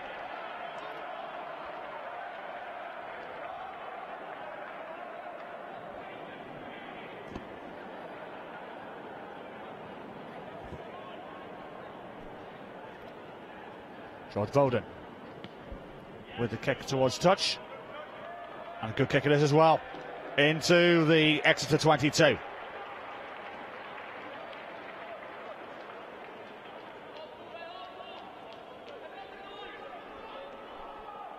So James Fish on hooker duty.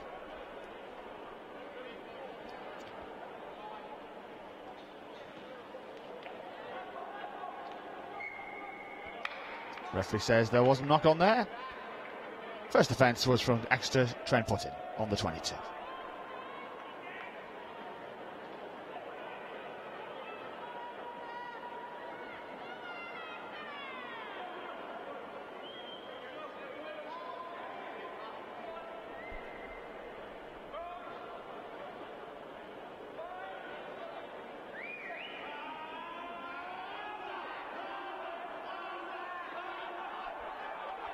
Trembling.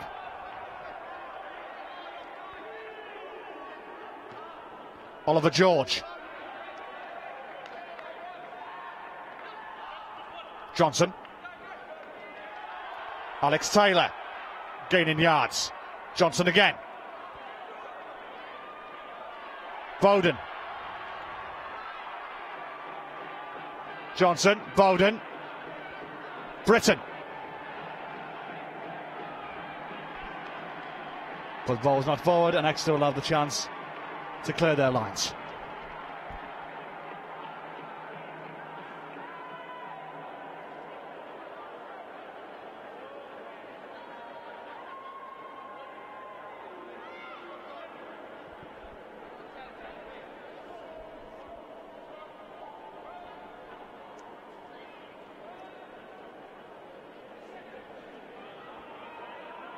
TJ Hyam.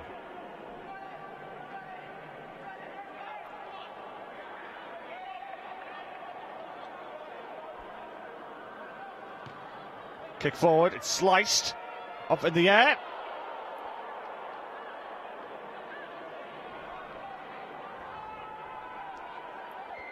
But it will be a Trent penalty. And it could be a chance to put some points on the board here.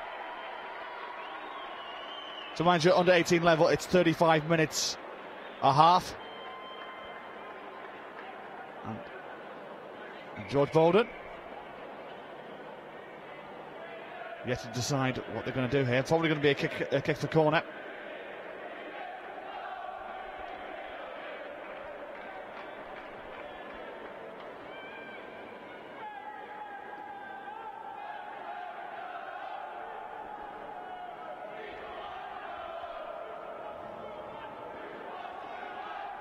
Still a good crowd in.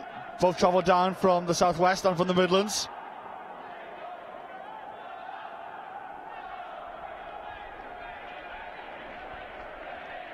It's just Max Johnson receiving some treatment at the moment.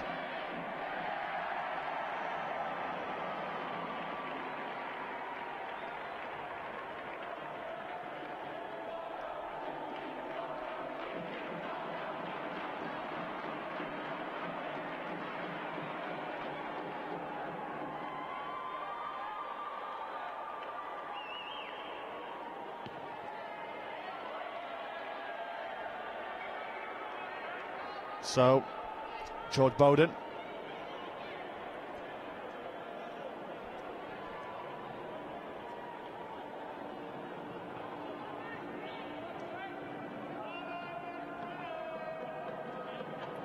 Good line out. The referee said, wasn't straight. Free kick to Trent College. Here they come. James Fish. Good drive forward. Plenty of numbers on the left-hand side. James Benstead this time. Trying to gain a couple of inches. Fieldhouse. The ball went forward, says the referee, and it will be an extra put in. All Trent in this first few minutes.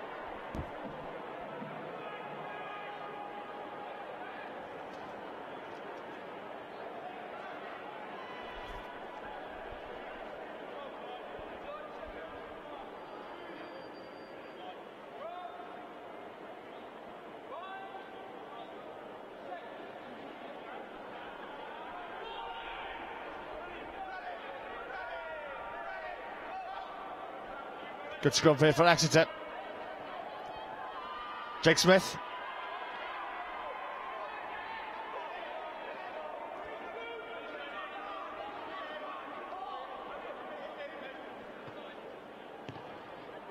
Hoof downfield.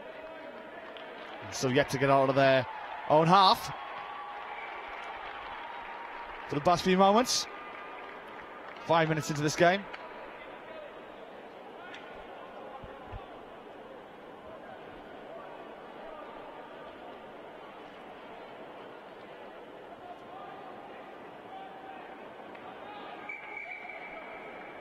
So James Fish with the line out.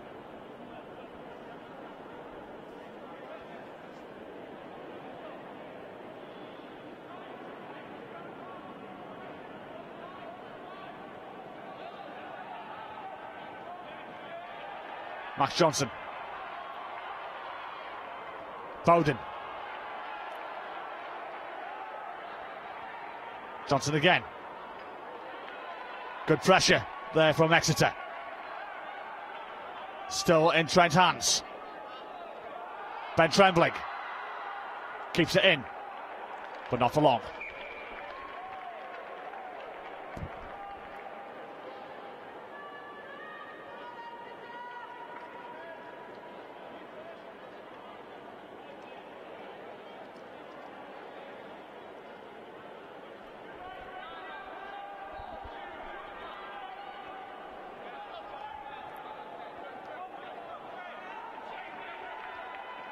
George Gosling with a good line out.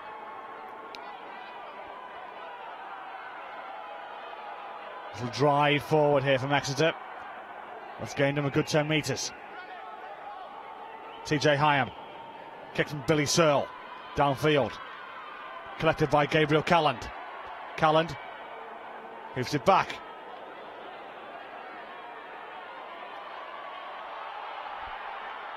Good little darting run. And the kick is on, the chase is on as well. Calland's got to get there. And he has to find touch.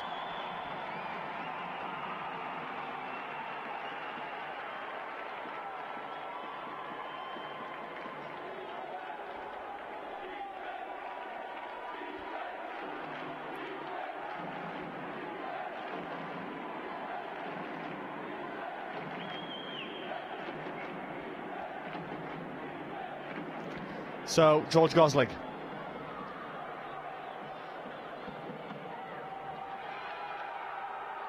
Collected by Brad Cook.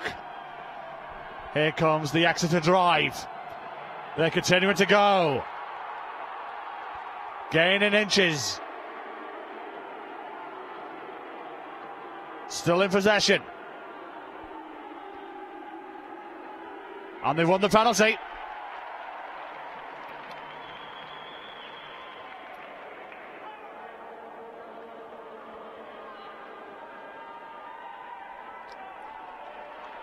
And Billy Searle fancies the line out, fancies the catch and drive.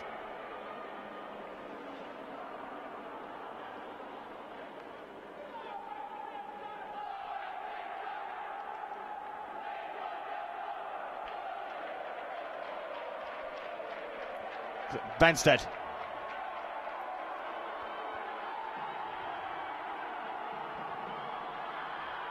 Five metres out. Driving again from Exeter. Advantage being played. Well, they might not need it though. They might not need it. Try! Yes, to Exeter! An army of bodies.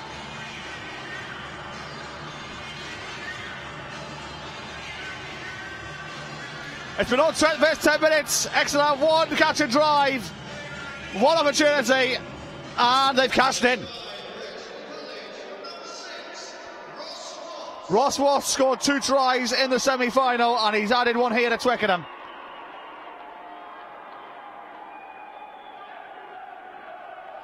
Referee spotted that well, to his credit. First blood to Exeter in this final.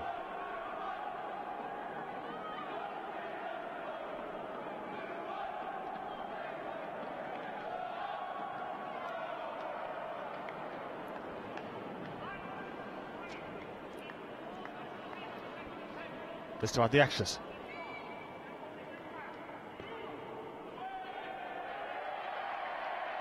Just missed on the left hand side.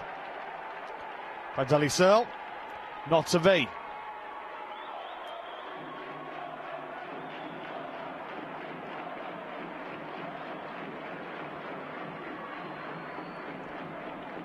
So, extra 5. Trent College 0.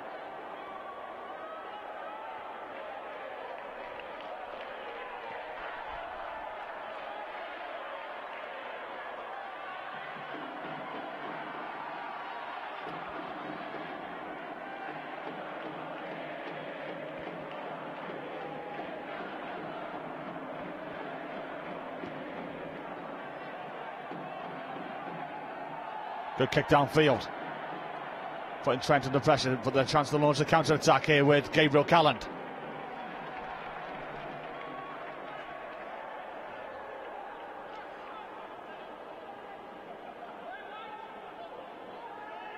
Max Johnson. James Fish. Fish. But the ball went forward. It was a knock-on in the play, and it will be an extra scrum. 15 minutes gone in this first half.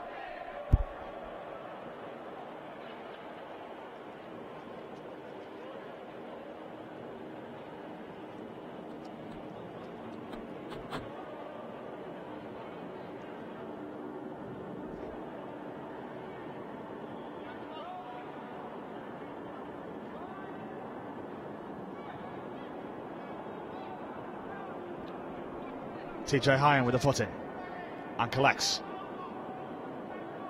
Billy Searle, little chip forward. Collected by Patrick Jarman. Zach Ponsford. Inside to Castleton.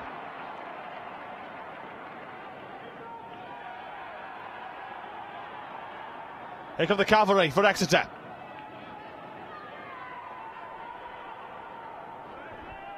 Hyam.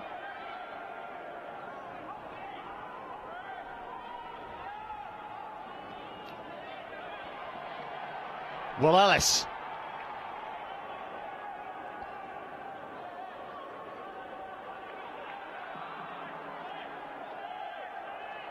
Some have been turned over, they have been.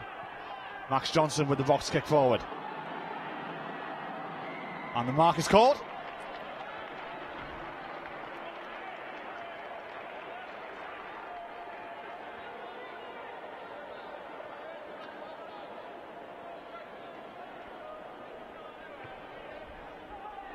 The ball is hoofed. Only just downfield.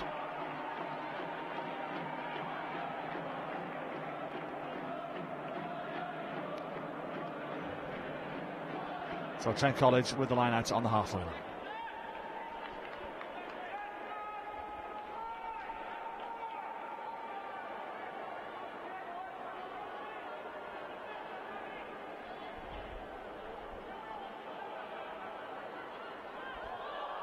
Loose line out but collected by Billy Searle.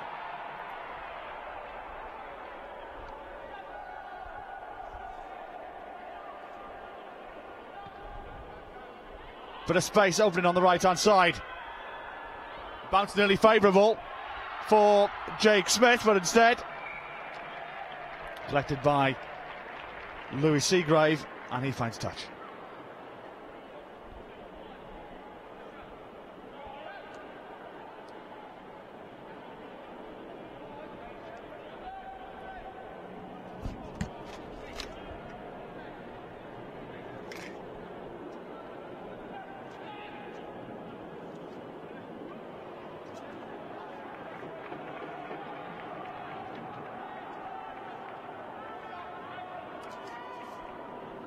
Here come Trent College. Max Johnson.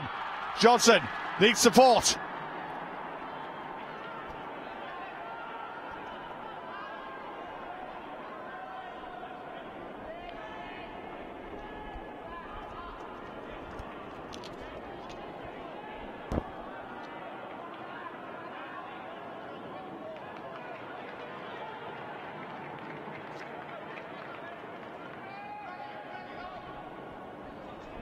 Box kick downfield.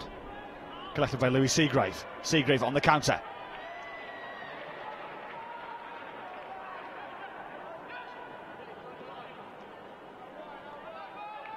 Johnson.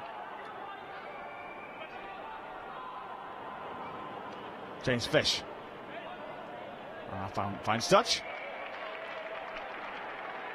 And it will be an Exeter College line out.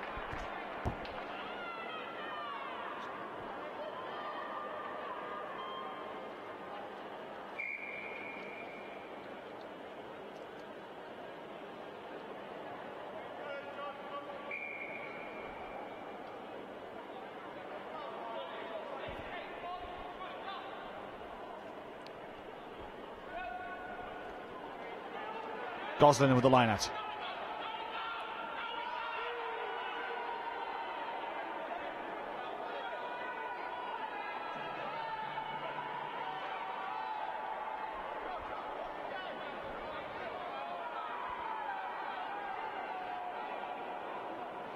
TJ Hyam, Billy Searle, long pass out wide, and they've created a little bit of space here.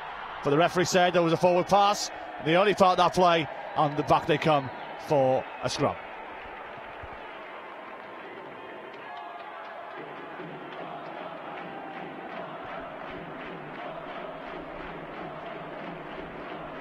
I beg your pardon, they come back for an early penalty advantage, so it will be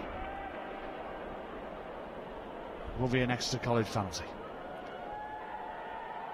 Trent College penalised for collapsing the maul. So, kick downfield.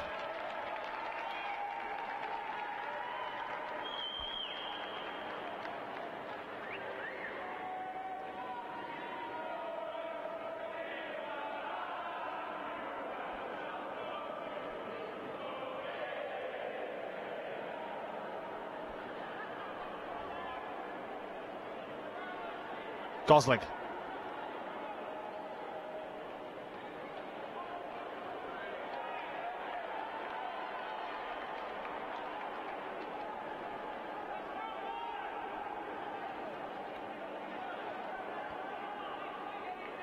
Exeter continuing to go forward. Hyam. Searle. Searle fancies a little dart himself. Advantage being played here for Exeter.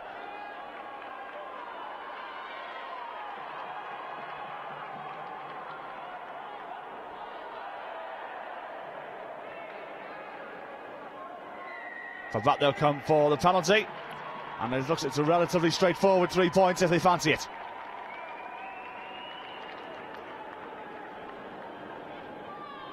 As a plain 747 flies overhead here, and that is next to coach there, John Hill. He's up in the stands.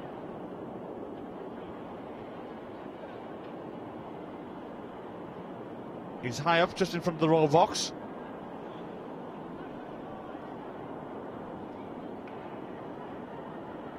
As Billy Searle looks to add 3 points to the Exeter College board to give him an 8-point lead. Easy as you like. 8-0, Exeter lead.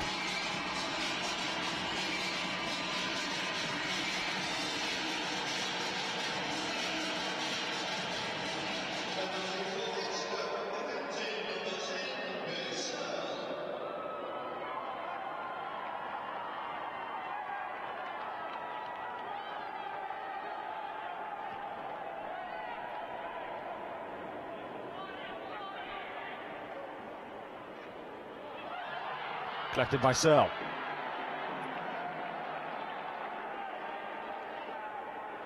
Hyam. Searle. George Gosling. Penalty for obstruction. And a chance here for Trent College. It's in kicking range to put 3 points on the board, and that's exactly what they're going to do.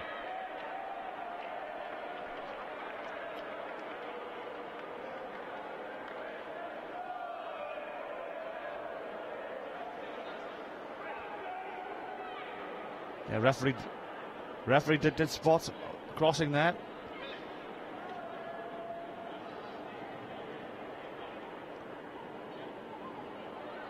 So then 10 minutes to go in this first half. Exeter College 8, Trent College 0. A chance for them to eat away into that 8-point lead with this penalty kick.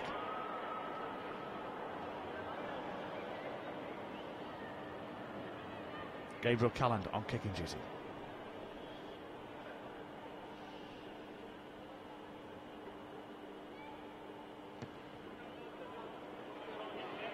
Misses on the left-hand side. So it's still 8-0 to Exeter.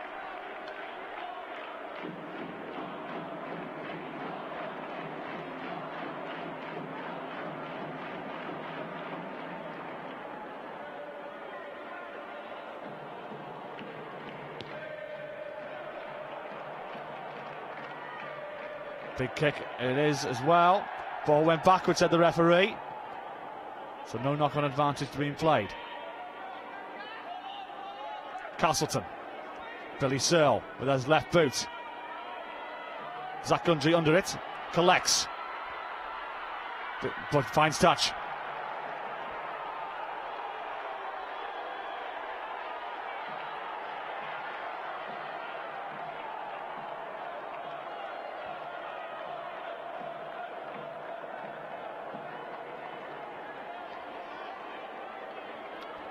Exeter College with the line out on the halfway line.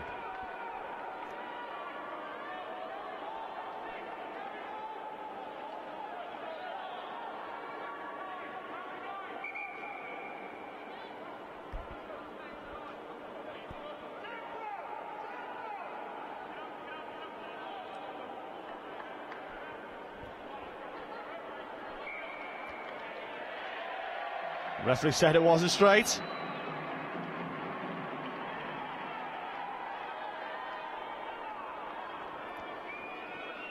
Players went to happy regarding this call.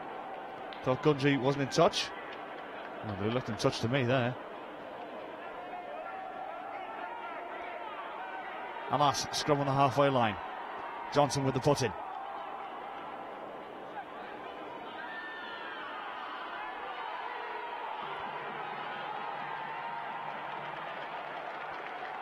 We'll try again there.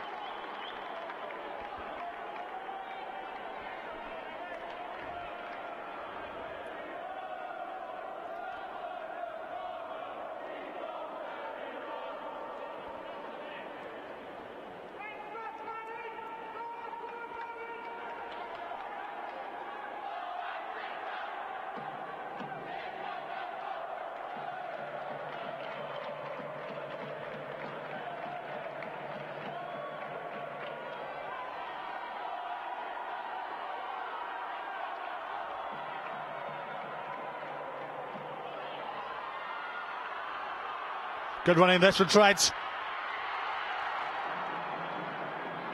And ball's not forward by Greg Fieldhouse. Advantage being played here for Exeter. Zach Ponsford.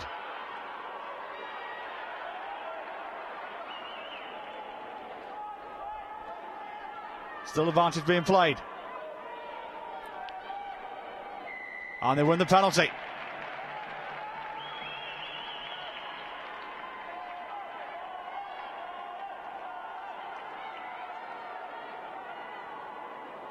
For being offside. Billy Searle moves it downfield, and Exeter reach up to the halfway line where they were a few moments ago.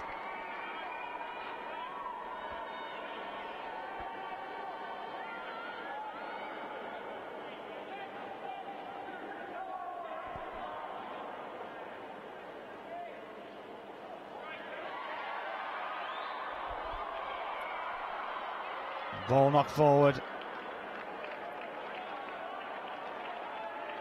And it will be a Trent College scrum on the halfway line.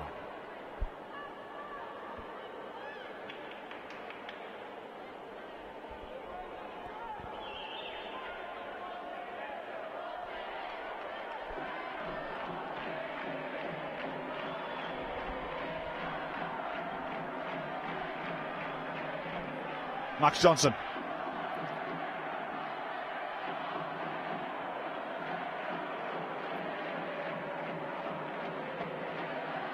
Jack Rose, the tackle to Ben Trembling.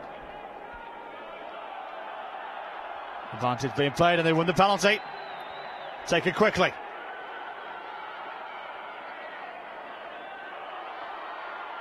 George Bowden, good offload. Johnson, men on his left hand side. Could be a chance here for Ashley Bretton. Ball finds touch.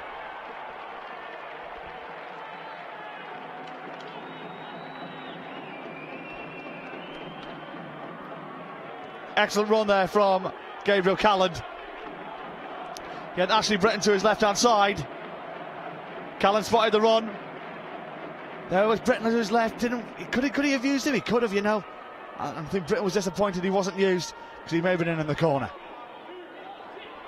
George Gosling in the meantime with the line out. Won by Trent.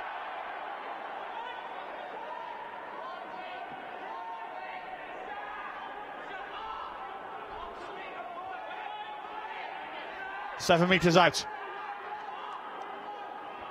Still driving forward.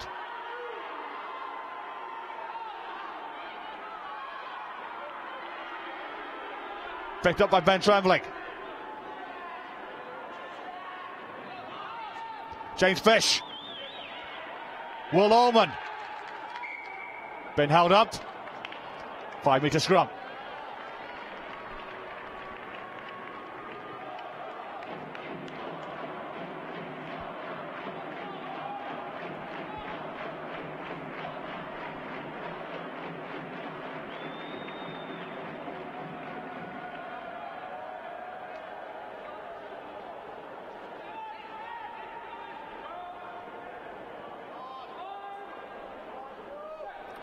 Johnson with the putting of the scrum.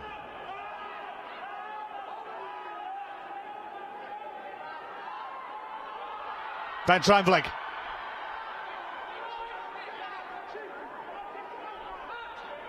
Johnson. James Fish. Fish uses his strength, only a metre out. Try, he's given. I think he was too strong for him.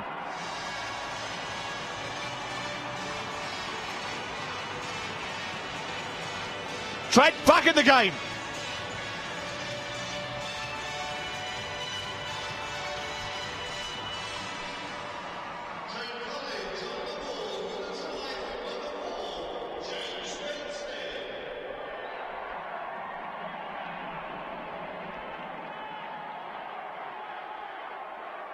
Yeah, in fact, as James Benstead it was. The ball came out loose, and Benstead was there to pick up the pieces. Good try from him. Good awareness. 8-5, this rate 7. Right in the heart, 1 point game as we approach half time.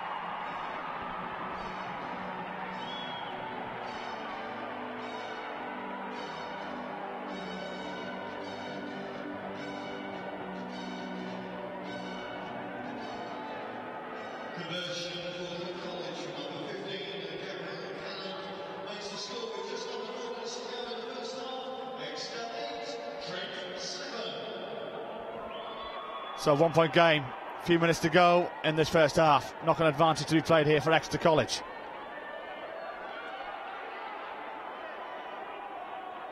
TJ Hyam, Billy Searle, George Gosling.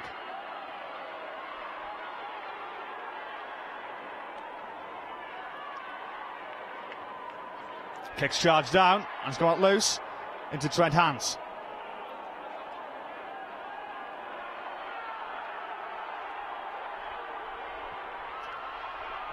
Kick high in, and Will Christleton does very well there. But back it comes into Trent hands with Will Ullman. Ben Trembling.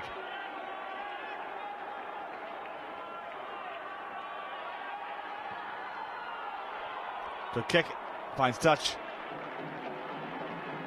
And we'll regroup at the line-out.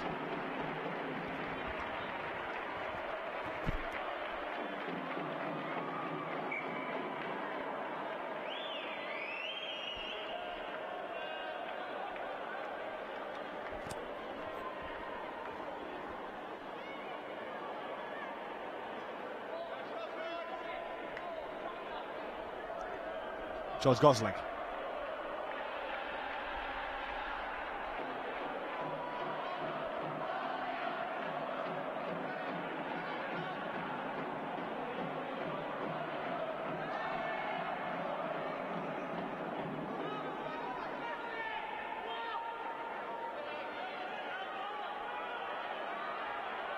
Johnson. Fish. Ball went forward to the referee, off Fish's arm. And Exeter College will have the putting at the scrum.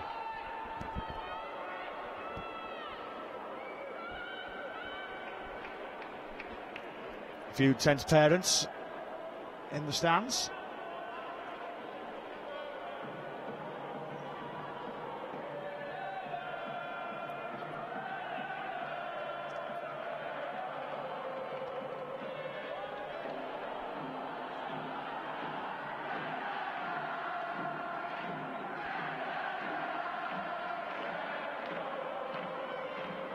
Exeter have it. Jake Smith. TJ Hyam. Joe Burden.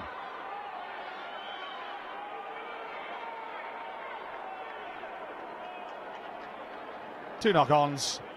Trent will have the foot in at the scrum.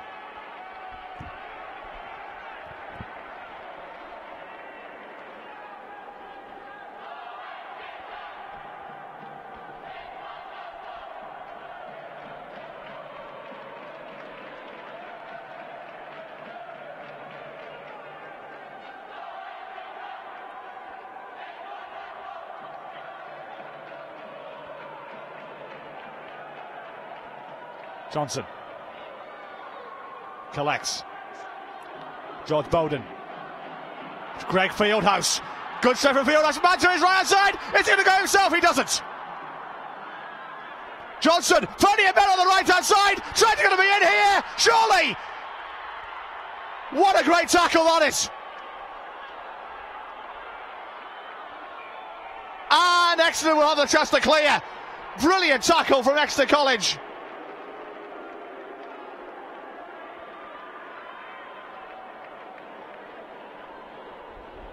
Trent thought they were in, and I thought for all the world they were too. All from Greg Fieldhouse's run here. Beats 4 players and a 5th. Comes out to Max Johnson. Then out wide, I think it was Ashley Britton, it may have been. No, it was Zach Gundry, and there's a great tackle from Callum Gill.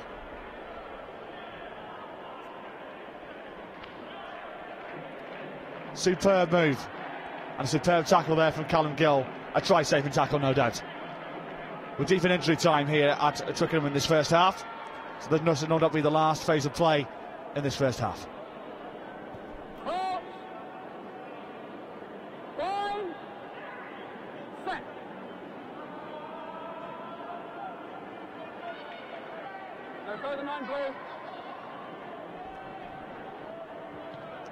Boot out.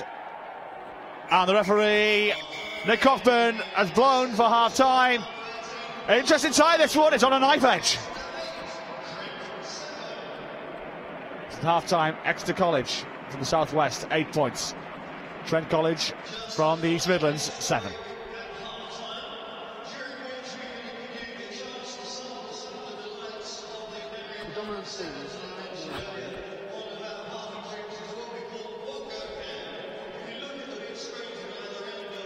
So this is the first try for Exeter College. Ross Watts it was, with the catch and drive. He's underneath all them piles of bodies. Good spot there from Nick Cockburn, the referee, to give that try. You can't see Ross, he's amongst all them bodies.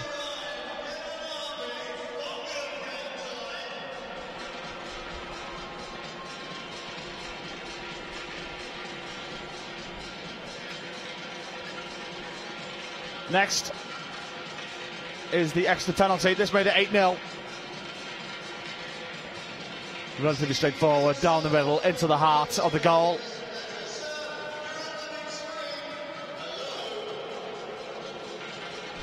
Now this was the Trent College try.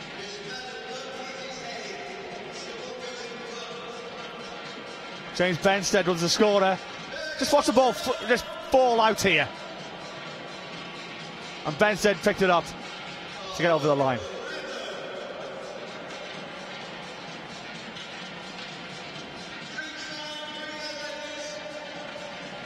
Kieran Benstead there, number 4. Spots the ball and in he goes. Big pockets try. And that takes us to where we are at half-time. Exeter College 8, Trent College 7. We reach him again in a couple of minutes' time.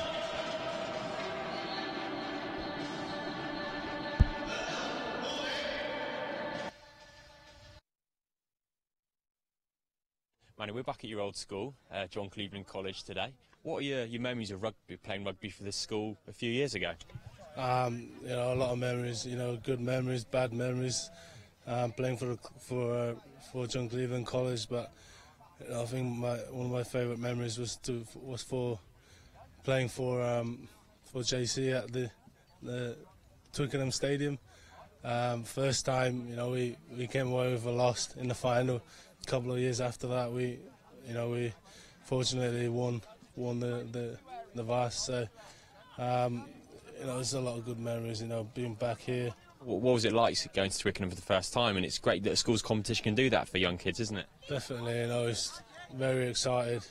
Obviously, we went the night before, stayed in a hotel. It was awesome staying in a hotel near Twickenham, and just that moment. You know that you're going to be playing in the home of rugby. And then when the Under-18s Cup, of course, you won the trophy. You scored a try in the final as well, didn't you? I think caught a crossfield kick, is that right, and went over in the corner? Yeah, I remember Oaksy was a fly half at the time. I think it was a few minutes ago, and we were still down by a few points. So just remember a cross-field kick, caught it on one bounce and went under the post. So to win the game, that's one of the favourite memories. What was it like playing with your mates and winning with your mates? Yeah, as you say, it's very special. Playing rugby with your mates, I think that's the most important thing. You enjoy it with your mates, and we still keep in touch now. If you're a good rugby player and you're in Leicestershire, is this where you come for your sixth form? Yeah, definitely. This is one of the, what they say is, it's a science school, but through the years is rugby really. You always know from when he came here he was going to make it not to the top. We knew he was going to play for Leicester, and I think the pedigree was there, the family and everything. You knew that he was got a good shot at it. When you were 15, it wasn't obvious, I don't think. I mean, he's a big lad. There's still a lot of work to do. There was, but even at 16, at year 11, the muscles started coming on and he started really making a big impact. I remember a few games there against much older opposition where he just took them out, much older, bigger lads, and the physicality was there, and it was clear he was going to do pretty well. Did you ever think when you were playing on this pitch, I don't know, 6 years ago, that you'd be where you are today? 22 years old and, playing for England, playing for the Lions? No, not really. Just running around here, training, rainy days.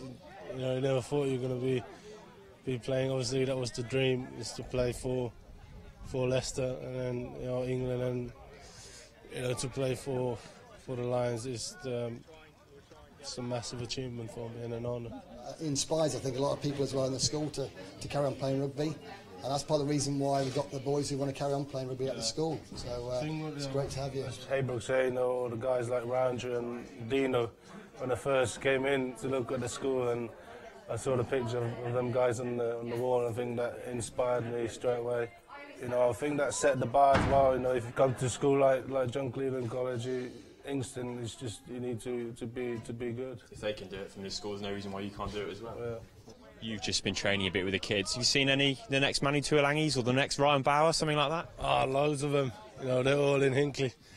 The kids are great. Enjoying it. They look pretty good actually. This age, they said it's going to be a good year for them. So hopefully it'll go well. I think Ryan Bauer's little brother's down here somewhere. I think we've done 15s. Have you come across him yet? Yeah, Bowers. I just played with him now. It being a big hit on me, so that's been good. The next bit of drama in this under-18 NatWest Vase final.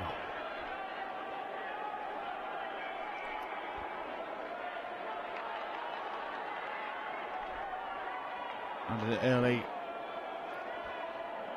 scrum here for Trent College. Trent in the Old Navy strip. Exeter College in blue and white strip with white shorts. Going from right to left in the second half.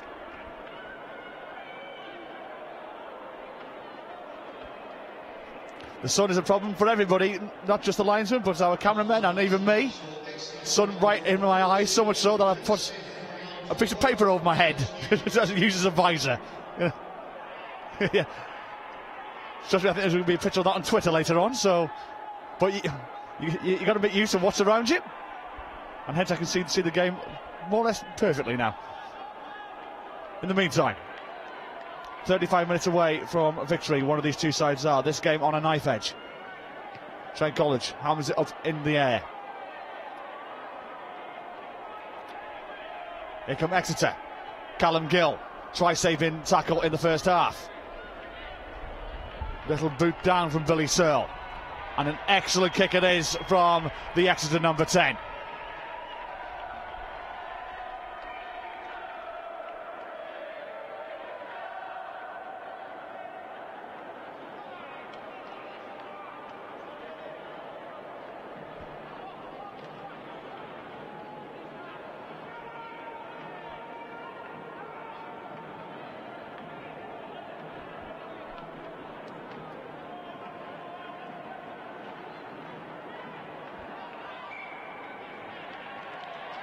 Knock on. Good chance now this for Exeter College for an attacking scrum inside the Trent 22.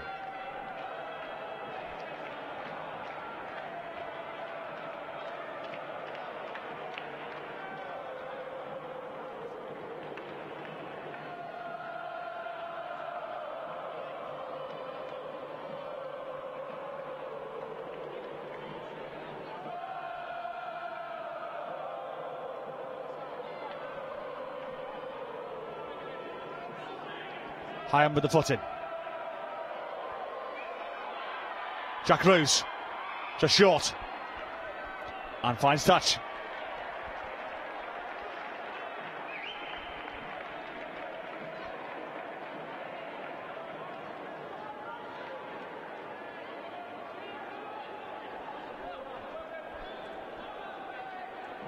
Alex Taylor with the line out. Long one it is too, caught by Will Ullman.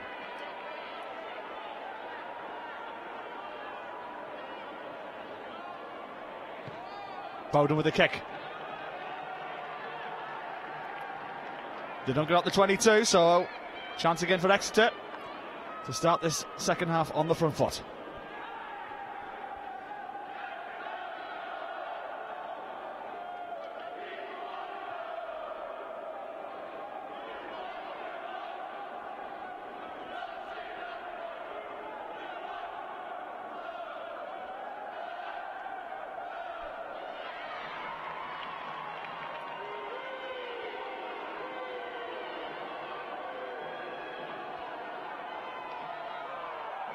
Good drive this from Exeter, but they'll come back for nearly an infringement, and it's going to be scrummed down, Trent ball.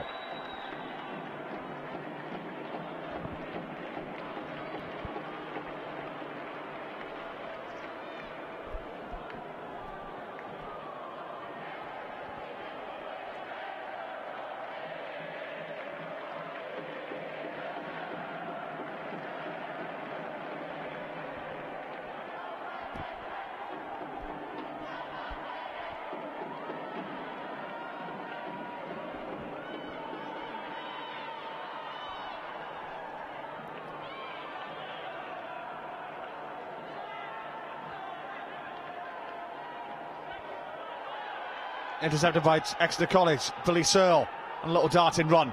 Here come Exeter on the right hand side. Good opportunity this for the Southwest College. Hyam. They're all lined up, they're all ready for it. Searle. Billy Searle. 5 metres out. TJ Hyam. Ball's lost, but they come back for the penalty. And this is a relatively simple 3 points.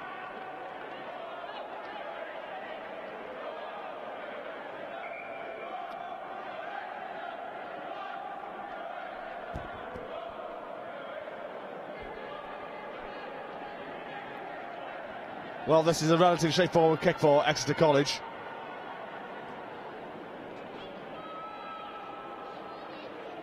Just getting their options here. Only a 1 point lead.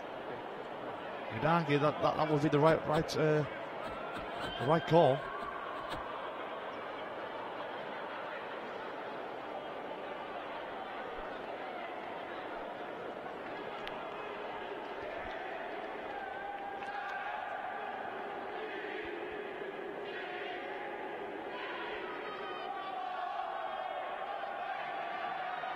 That was so near yet so far. Also told there is an offside warning as well. Given to one of the players who, by the referee, Nick Cockburn.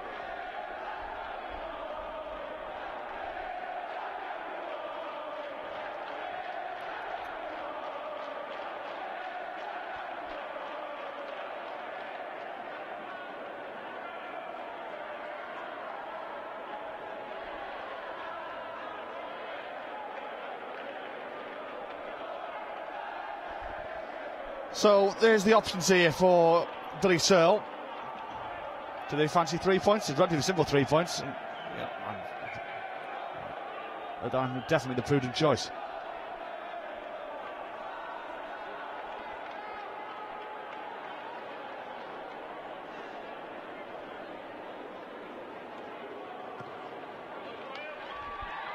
(11-7).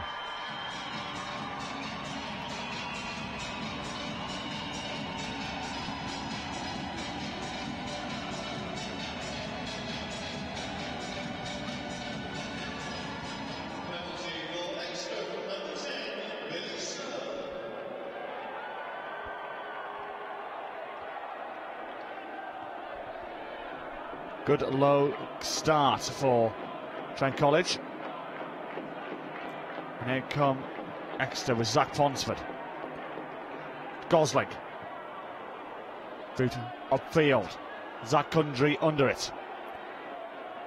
Gundry. Wallowman.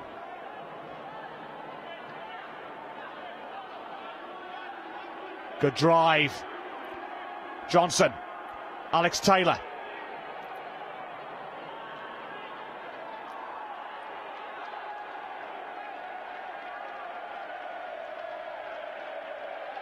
Max Johnson. Ben Trembling up to the 22. Johnson. Calland.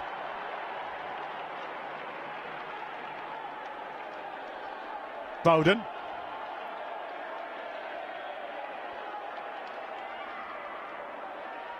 Oliver George.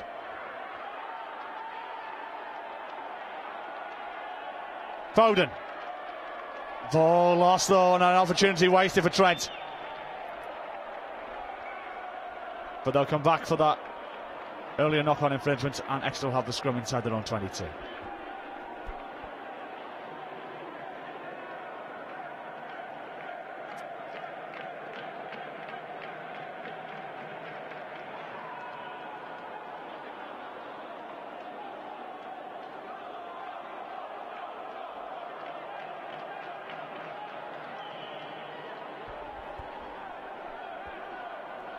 Loose there from Gabriel Calland, and an opportunity missed.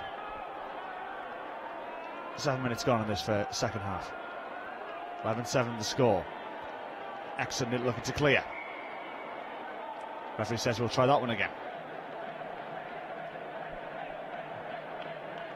Exeter College coach John Hill up in the stand.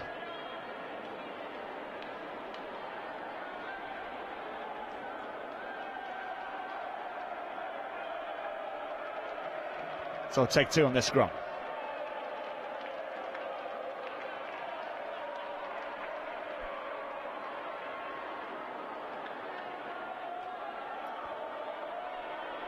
TJ Hyam on a run.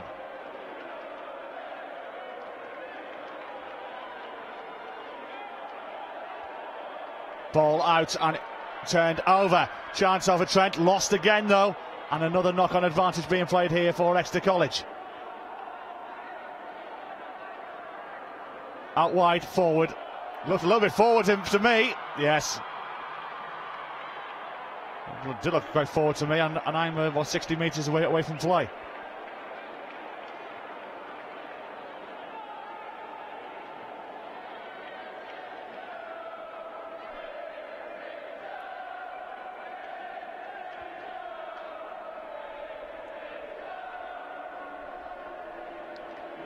Some of the Warwick players and fans getting ready for the final against Dulwich College. Dulwich are already making their way into the arena.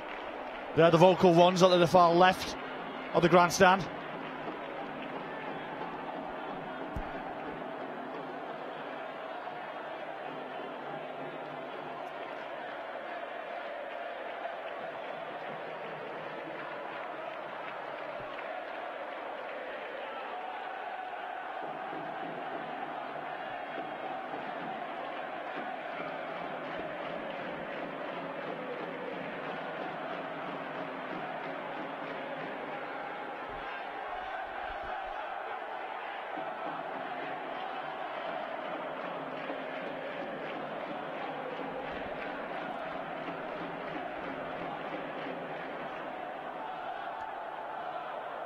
So, Trent College with the scrum on the Exeter 22 after that loose forward pass.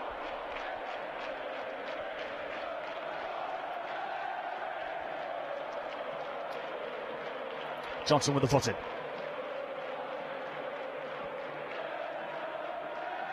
And Johnson collects. Bowden. Good run there from Greg Fieldhouse. Is Fieldhouse in? No, he's not. 5 metres out. Numbers on the left-hand side if they go quick. It's slow ball though.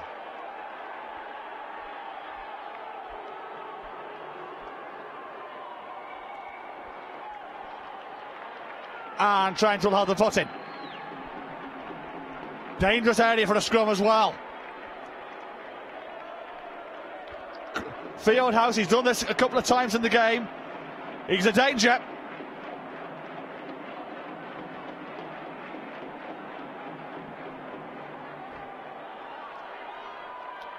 Dangerous area for a scrum here. Johnson collecting, go left or right, and there'll be a 3-on-3. Defensive nightmare here. Johnson's going to go left instead. Ball is lost again. We've seen a few knock-ons from the Exeter players and from Trent, and Trent it is. In fact, they're the ones with the advantage. I thought the first knock-on was from Trent myself. Yes, and yeah, the referee has just been corrected by the touch judge.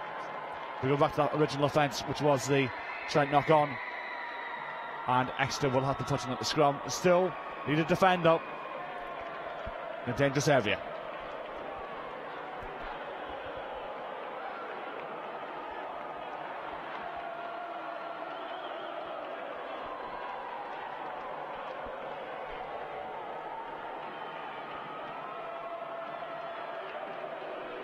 TJ Hine with the foot in. Ball hoofed downfield, but not that far. So it will be a Trent College line out, roughly 10 metres out.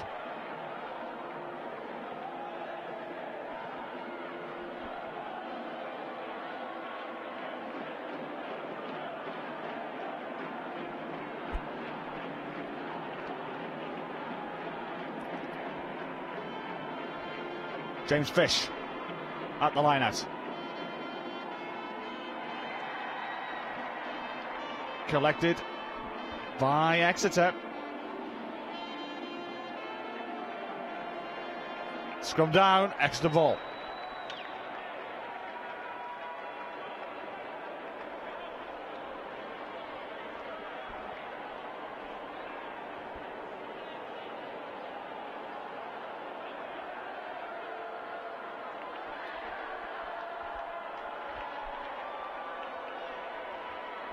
Hyam with the putting.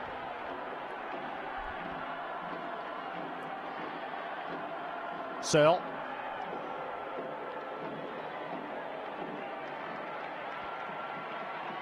Still Exeter been camped out in their 22 for much of the second half. 19th Trent College, George Livesey makes an appearance.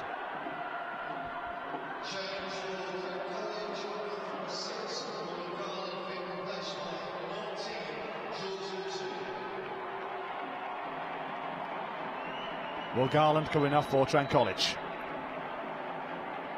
George Livesey on in his place. Long ball, Fieldhouse.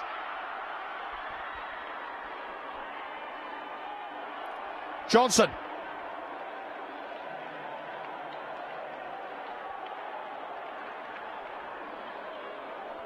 Oliver George looking to drive. Max Johnson. Ben Trembling. Johnson again. Bowden. Fieldhouse. No support there. Here comes the cavalry. Johnson. Alex Taylor. Johnson.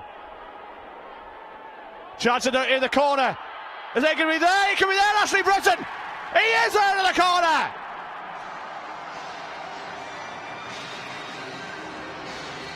He missed out in the first half. He gets his rewards in the second. And now Trent College lead in this Vase final.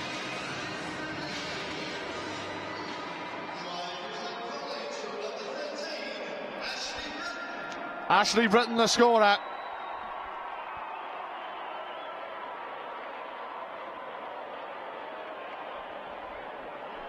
And Calland will look to add the extras.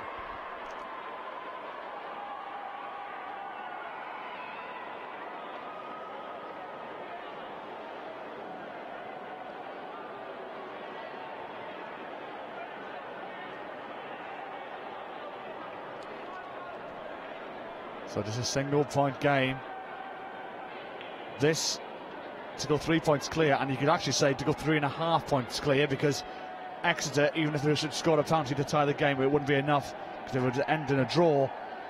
Trent would win on tries scored. So you could argue this 2-point conversion is worth 2.5 points.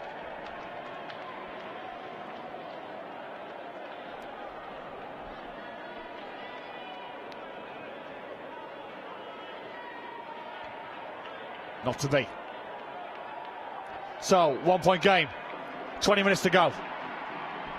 Exeter 11, Trent 12.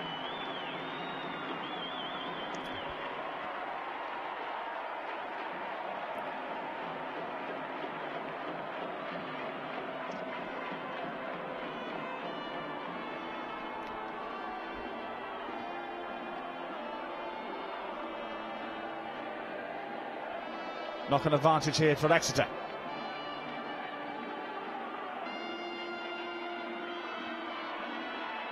Burden.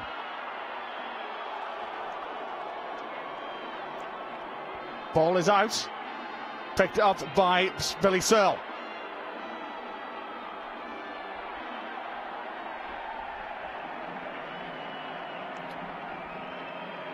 And it will be a Trent put in at the scrum.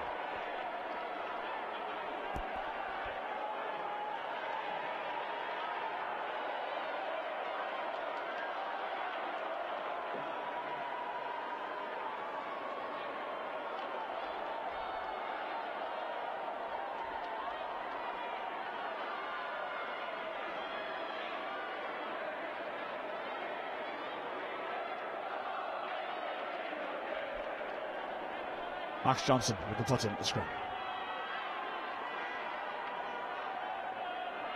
Bowden.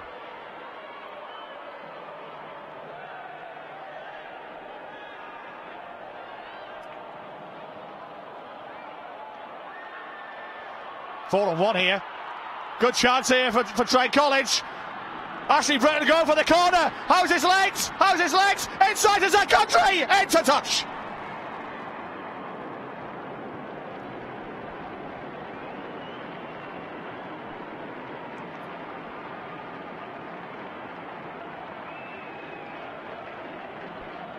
Brilliant play for Trent. Off from James Fish. Fish off to Bowden. Bowden to Calland. Calland with Gundry and Britton. Into Zach Gundry, and a good tackle there. A try-saving tackle from Zach Ponsford. Still a 1 point game. Around 15 minutes to go. Box kick from TJ Hyam. Zach Gundry under it and collects. Gundry a little bit of a sidestep. Ponsford with the tackle. Johnson.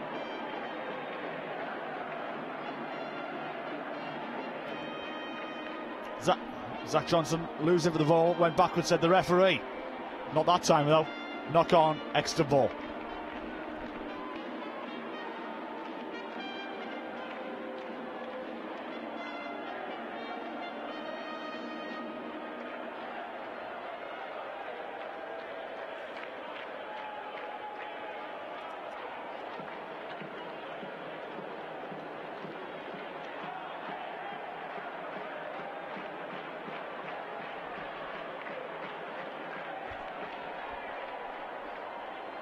Trent with it.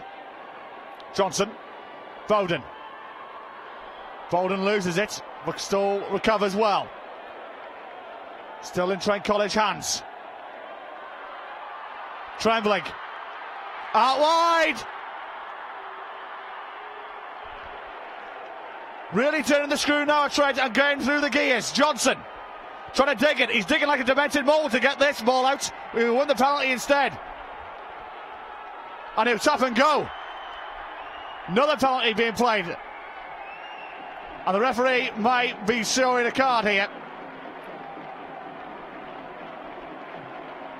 So, couple of quick penalties. He stopped the clock.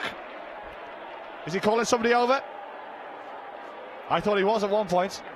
I think he may be.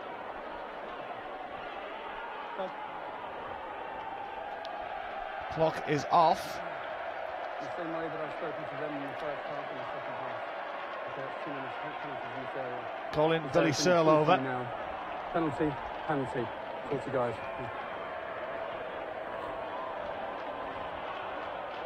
Just another warning from our referee Nick Cockburn.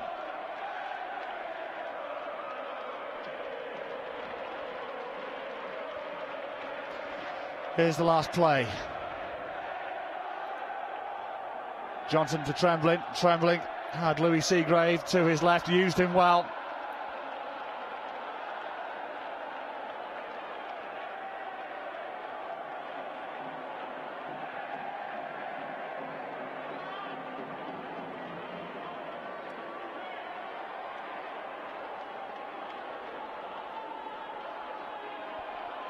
So time of 15 minutes to go, we estimate. 1 point gain. Options here for Trent College. It could be an awkward kick for them.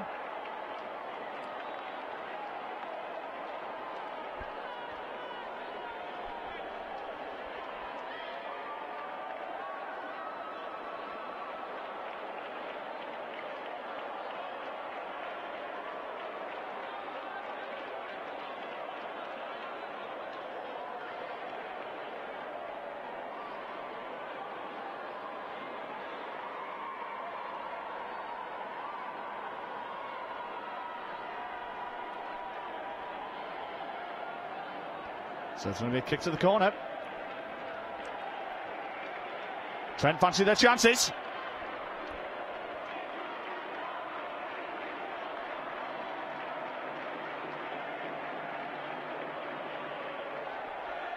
James Fish.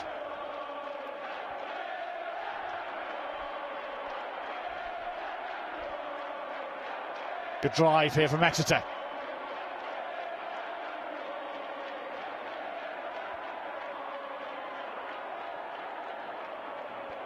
Hyam collects. Billy Searle with his left boot. Hence it sends it downfield. Nearly popped out from Louis Seagrave, but he collects and he goes on a little darting run of his own. Bowden. Calland. Long pass out to Britton, who collects and goes out wide but finds touch.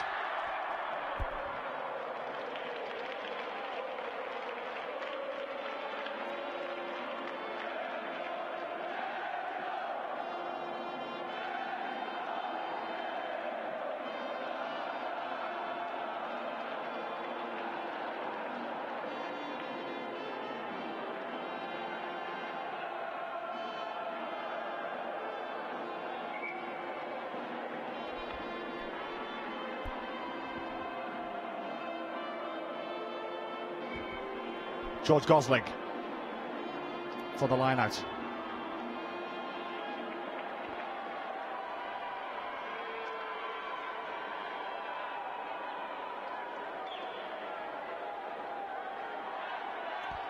And Exeter are away. They're away here. Matt Hanford goes into the wall. That is Zach Gundry. And Trent with the penalty.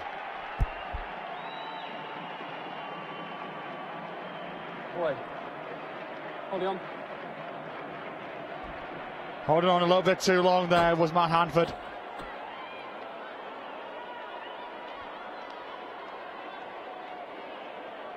Good little run from Hanford. I think it caught a lot of people off guard and by surprise as well.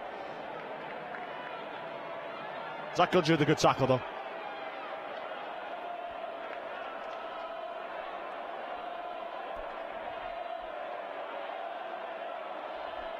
Gundry receiving a little bit of treatment at the moment.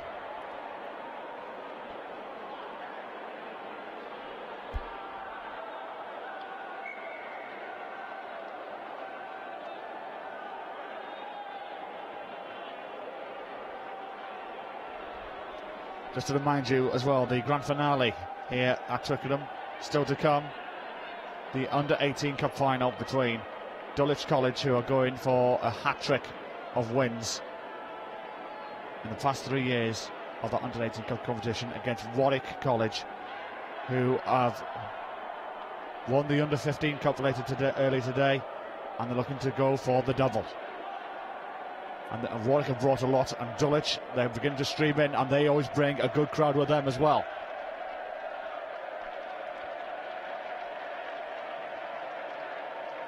Still continuing to stream in.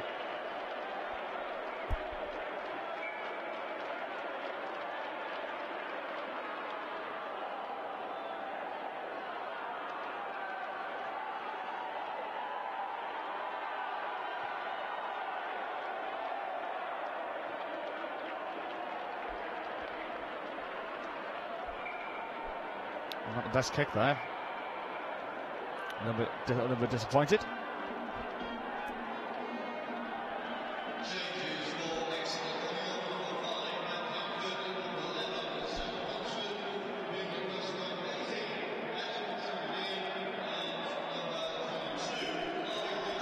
Harvey Ridgway and Adam Trent coming onto the field.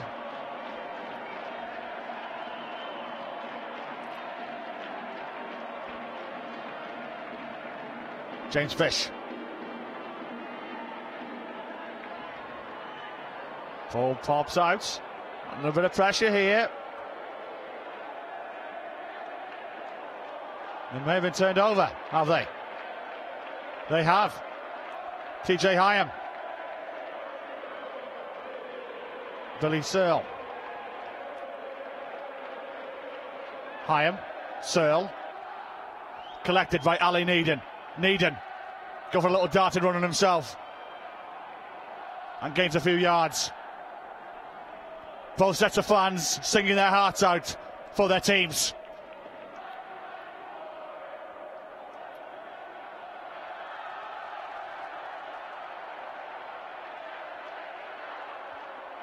Thompson. Vase.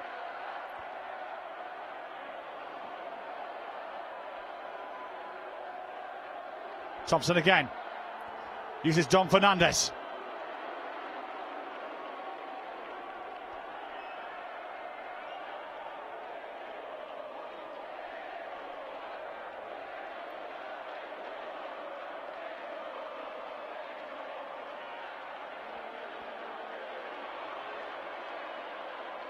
Up towards the 22. Thompson. Ball is loose. Joe Charnley.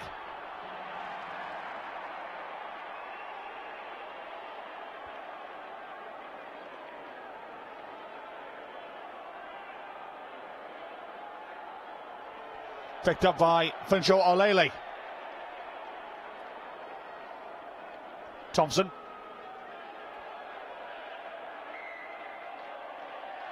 Ball knocked forward, so Warwick will have the chance to clear their lines, and they'll have the foot in the scrum.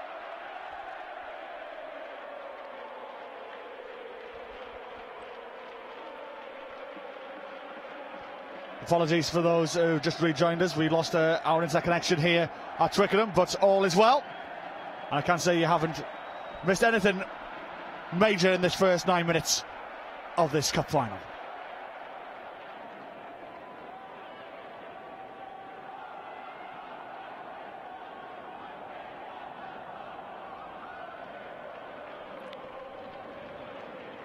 Scrum here in midfield, just inside the Warwick half.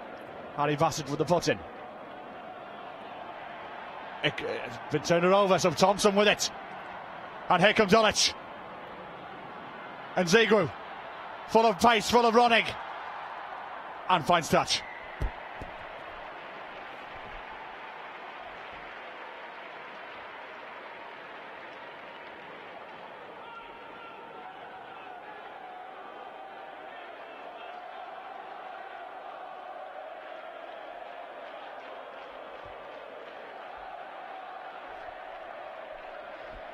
So, line out on the 22 for Warwick. As the Warwick fans cheer in their droves. Not straight, said the referee. So it will be a Dulwich scrum down on the 22.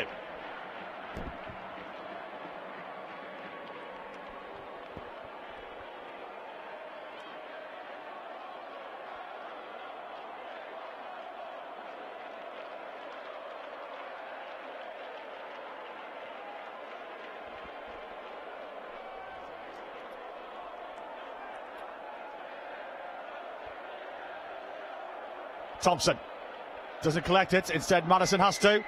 But Warwick win the penalty. Offside with Dulwich College. So Warwick will definitely have now the chance to clear.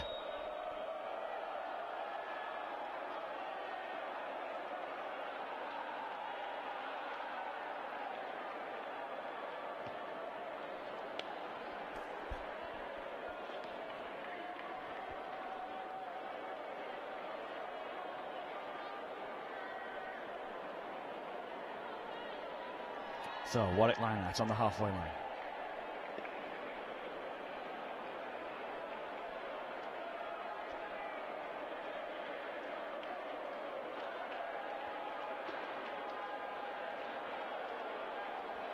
Bassett.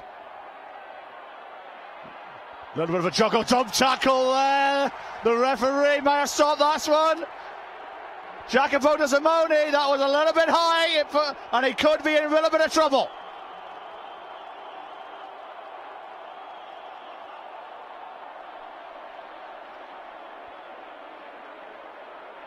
Let's have a look at this one again. Bring the player here, please. The ref has called. Right, confirm for me, have you seen his waist go above the horizontal? No. You have not seen it go above the horizontal? Had control and then he's had control, he's put him down. Onto his shoulder, on his side. Onto his shoulder. So we've got control in the tackle. You're happy? I thought that too. Right, okay, right. Look, skipper, okay, that is potentially a dangerous tackle. We're happy he had control on it, okay? He's having a yellow card, all right, for a dangerous tackle. He's lucky it's not red, okay? All right? Well, he could be very lucky there. That might not be lucky, that's not a red card. He's in the bin for 10 minutes. But I've seen tackles like that. Yeah. And players be sent off for tackles like that. I'm just thinking Sam Wolverton for Wales in the Rugby World Cup semi-final for the tackle much the same like that. Penalties here. But Jacopo De Simone will spend the next 10 minutes in the bin.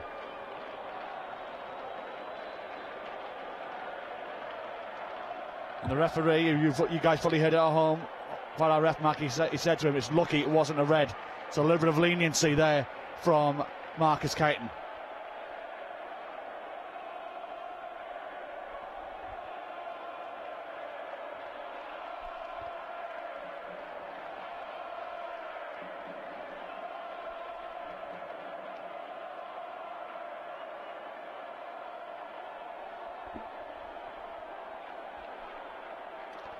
Priestley.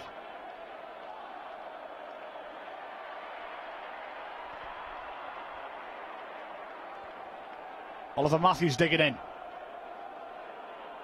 Bassett.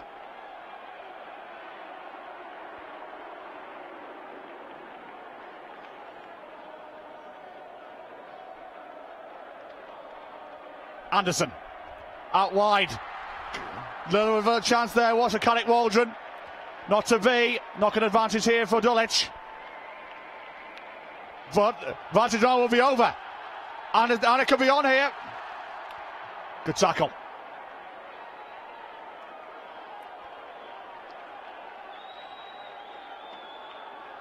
Pierre Thompson. Matt Vase. Joe Charnley. This is Ed Berry. Berry picks up. Good inside pass there to Don Fernandez. Madison.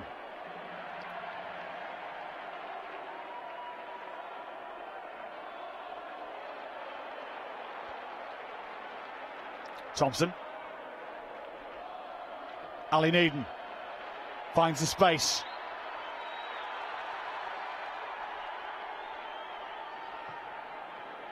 Good kick back at the field from Will Stride. Excellent kick.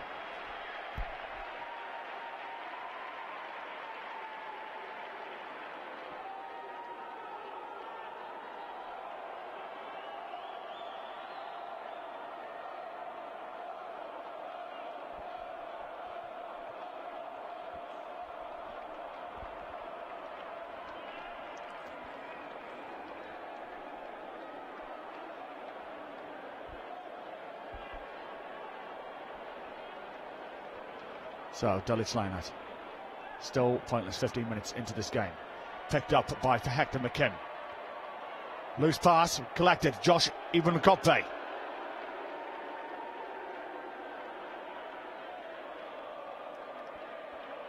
Ali Needon.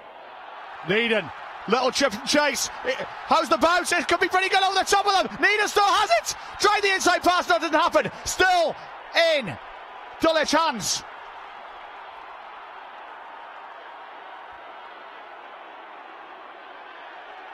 Into touch.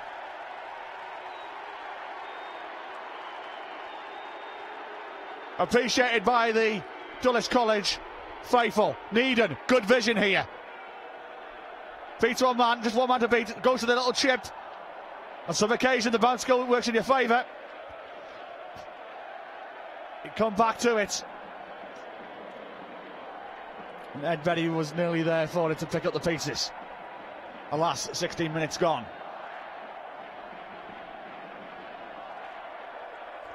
Just a quick stoppage in play here. Breathless first 16 minutes in this final.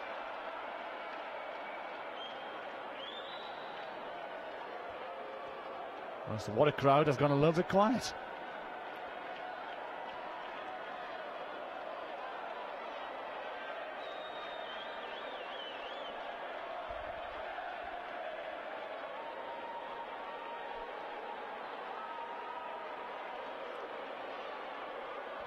That's the banner the Dulwich fans have put up.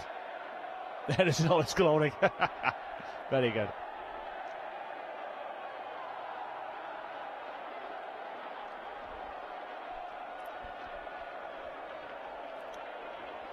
A couple of players just receiving treatment on the field.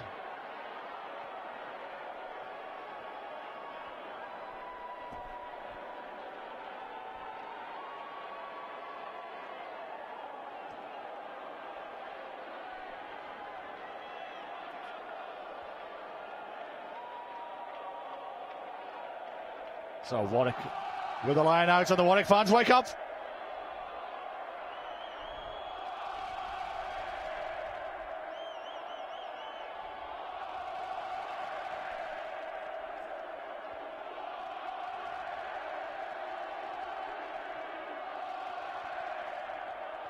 Boot upfield. Collected by Berry. Berry out to Needon. Needon with his little box of tricks. Wins the penalty.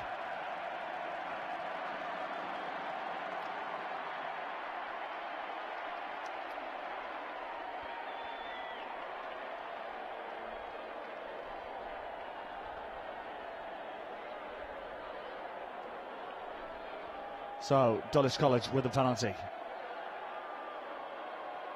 as Warwick were penalised for being offside.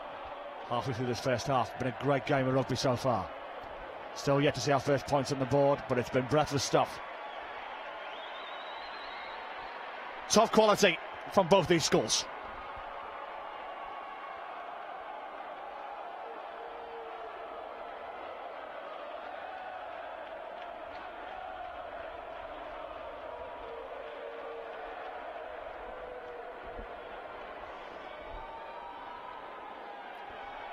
Collected by McKim.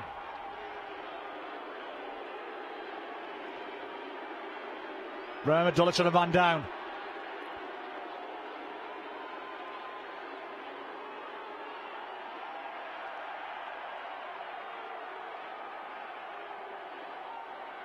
Thompson, Vase, Charnley.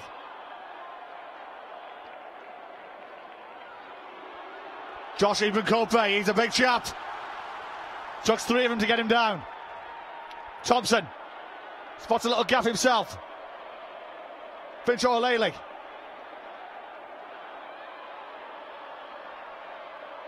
Joe Charnley. John Winter. Josh Ibn-Koppe again. Gains over the gain line. Thompson. Joe Charnley.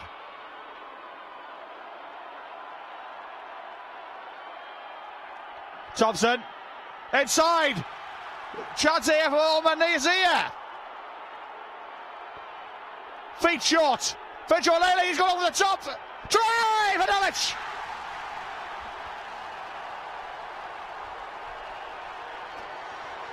Who needs 15 men? They broke the deadlock with 14. Finchal O'Leary, he played last year and he's opened his account here in 2014 at Twickenham.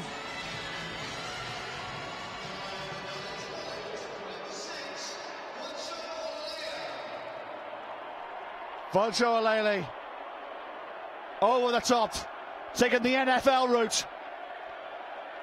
And the tries been given first blood to Dulwich College.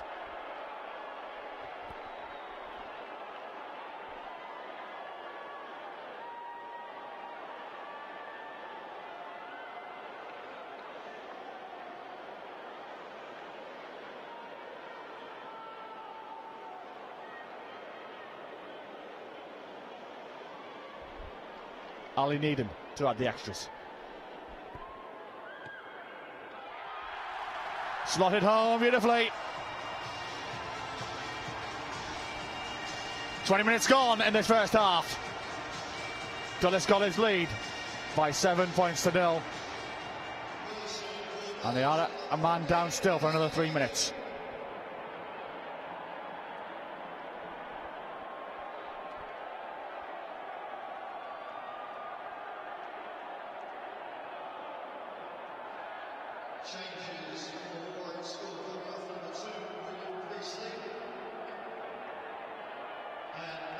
And that's gone out straight from the kick-off. It's not happening for Warwick at the moment.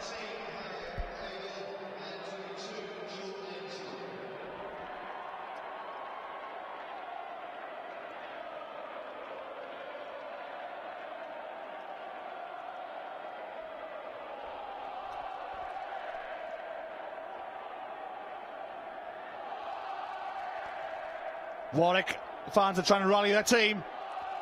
Whilst the Dulwich fans are doing the Poznan at the moment. Jacopo De Simone about to come back on the field. Probably another minute or so until he comes up.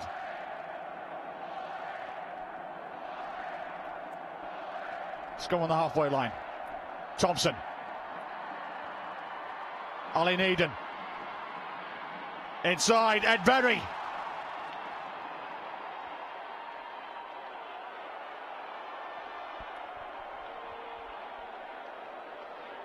Thompson does a little darting run himself, Matt Dawson-esque.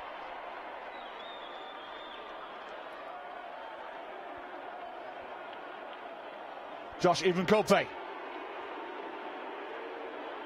with a big heave-ho. Thompson goes right. No, he's sending it back to his left. Matt Vase.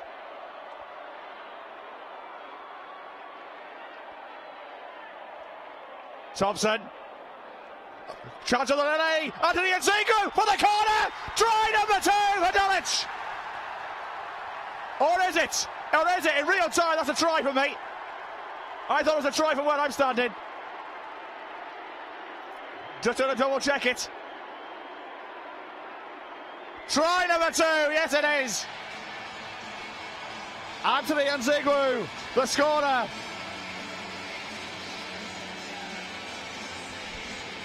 And a man down, and they've scored 2 tries.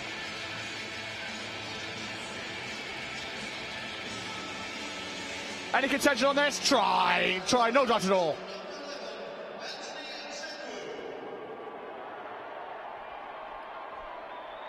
The Dulwich fans doing the Poznan.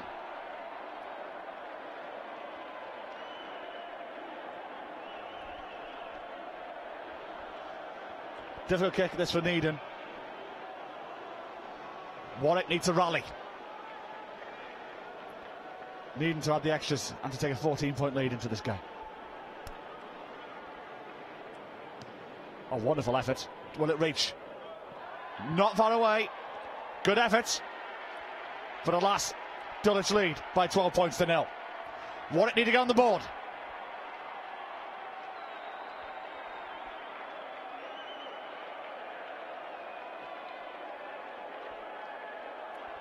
And Dulwich are now back to their full quota. 15 on 15. And they do say when you're a man down, the opposition should concede actually 7 points. So instead of Warwick on average to say getting 7, and again from the restart, Henry Stride has hit it out on the full, so it's going to be a scrum down to Dulwich on the halfway line.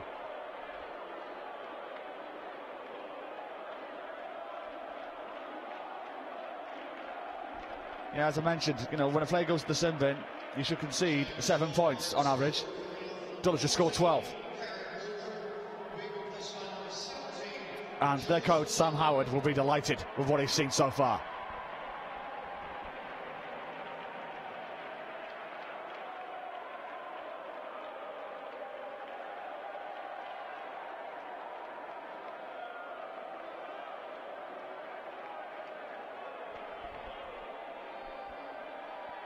Thompson, picked up by Madison, out to Thompson. Little kick towards the corner, and look at him go, Needham on the run! Great chance, Ali Needham! Where's the bounce? Try, yes! It is a try! Dulwich are on for to this first half!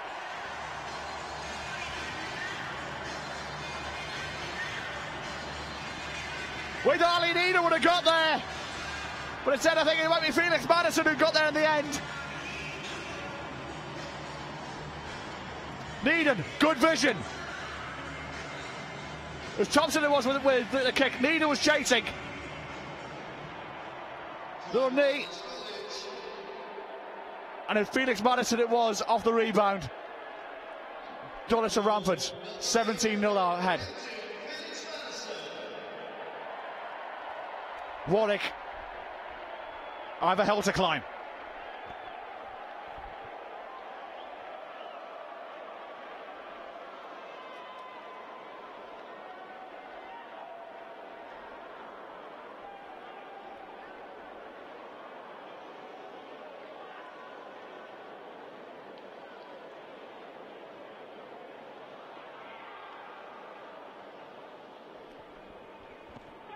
Needham with the kick.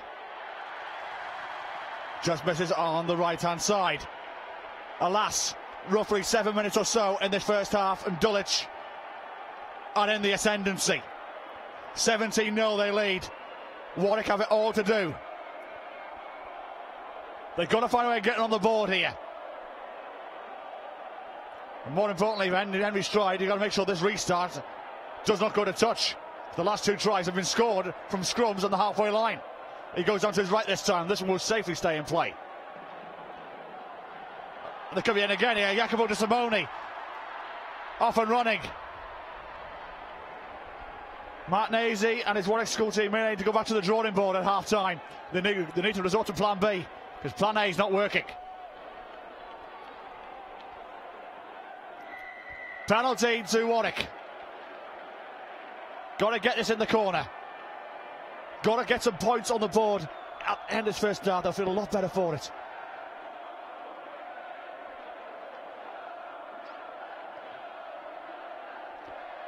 And it doesn't find the corner. It's right down Ali Needham's throat. Calls for the mark and goes straight away.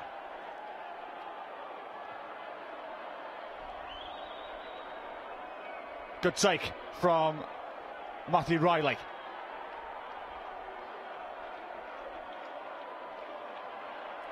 Henry Bassett. The referee, the toucher, has spotted something. Thompson, box kick forward. Referee's calling it back, calling the play back. The toucher did put his flag out, and he did spot something in one of the earlier phases of play here. Here you come, Mike. Let's just have a listen in here to see what's happened. Okay, I haven't seen it. Pretty good for this.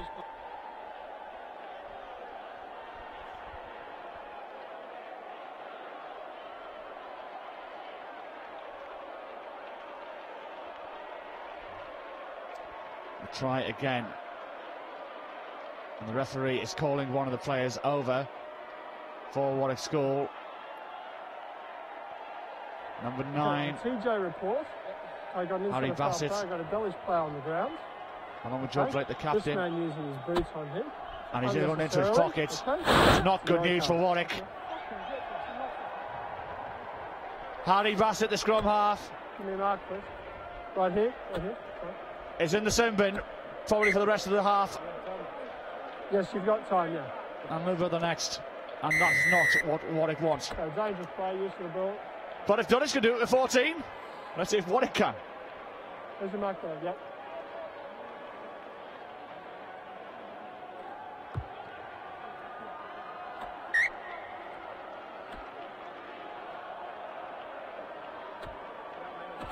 Thanks, Mike. Good. That's it. So, Omar Nasir.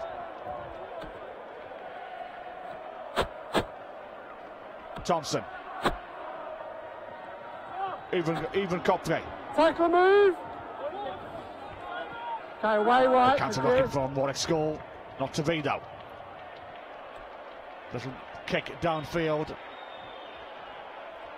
Will stride behind it. Slices off his boot. That's not going to go very far at all. And Warwick have had a half to forget. That's you guys. Blue. Yes, that's it.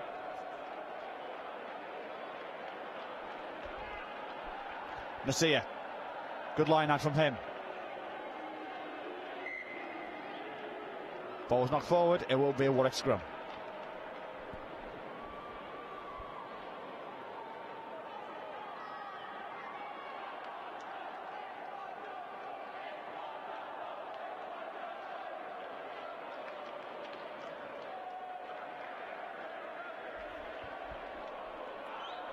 So Warwick with the put in, I think you can feel they're going to survive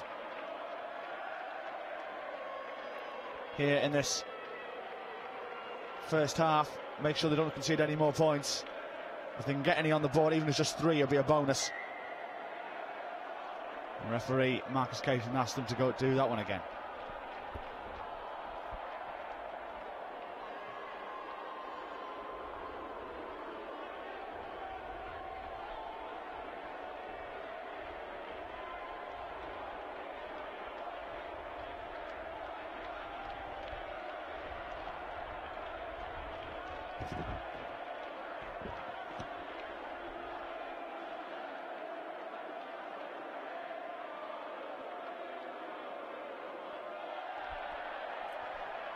And Dulwich have it. They've got a one-man advantage as well, remember. And they have a penalty advantage as well, which is the referee put his arm out, but he's just put it back in. Here come Dulwich. Charnley. Out wide, Ali Needon. Needon decides to go himself. And put into touch. Dulwich ball.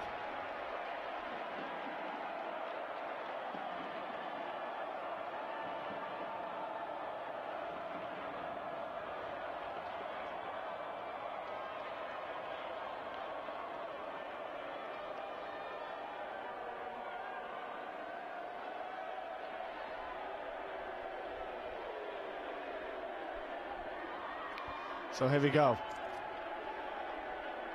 Very important for Warwick here if they want to get any sniff out of this, that they do not concede any more points before the end of this half.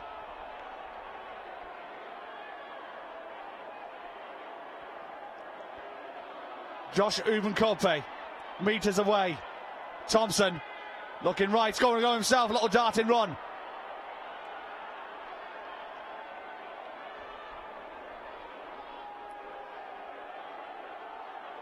May have been countered, may have been turned over. And Warwick with a chance to clear their lines. Hoof is up the field. Charge down! But a penalty's been given, the tackle not rolling away. And Warwick can breathe. They desperately need half time.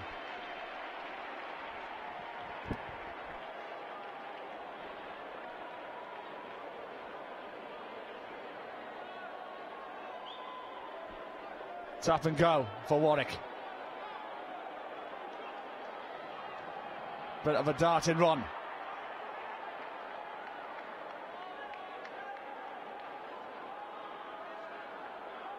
Bassett. Try to do, beg your pardon.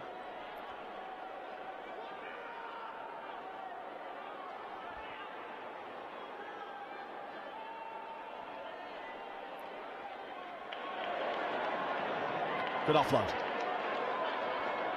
Tackle by Hector McKinn. Stride.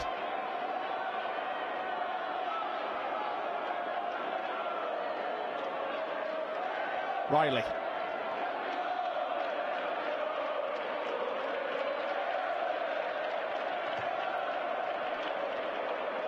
Right on the throat of Pierre Thompson, who collects and sticks it out into touch. Well, Thompson looked at the clock on the stadium. We still got some time to play here.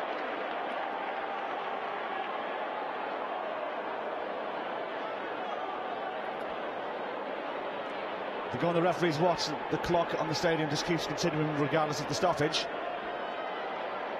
And yes, it was out on the full as well, so they do play this from just short of the Dulwich 22.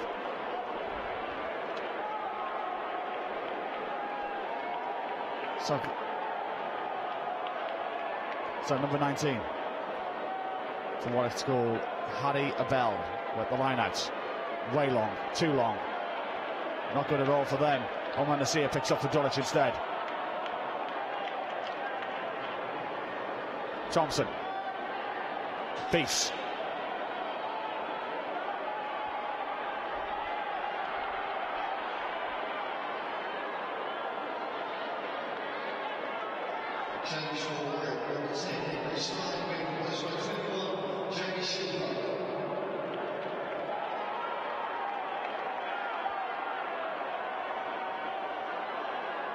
Chance now here for Warwick as they just approach the halfway line.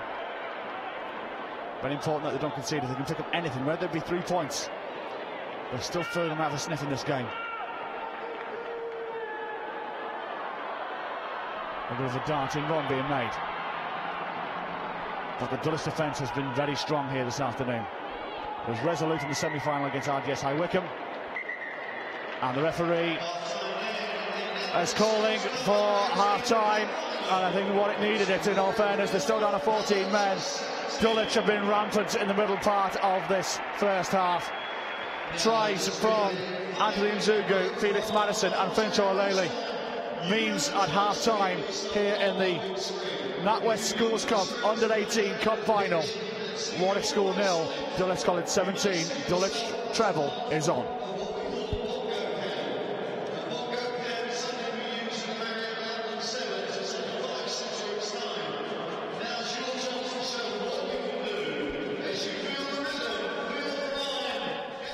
So here we go, this is the first try. Finch O'Leary, number 60 behind him. NFL style here. Just jumps all over them all. Grounds the ball. That was try one.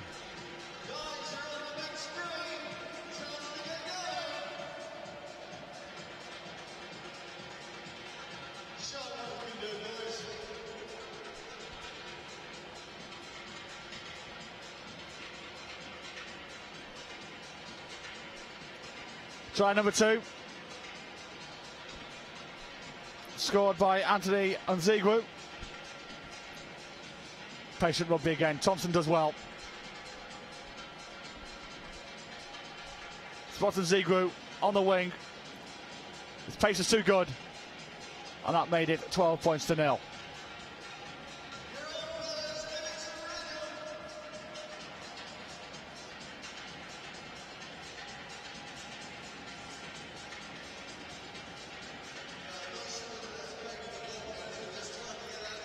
And third and final try of this first half. Good vision there from Pierre Thompson. Spots the chase from Ali Needon. There was a gap there. Needon, good football skills.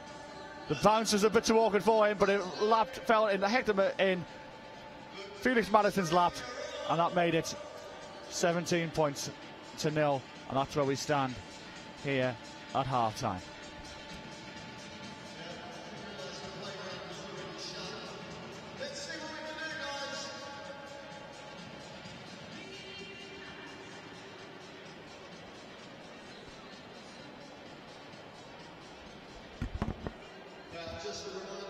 Mike, we're down at Graveney School today, who are finalists in the NatWest Schools Cup Vase on Saturday.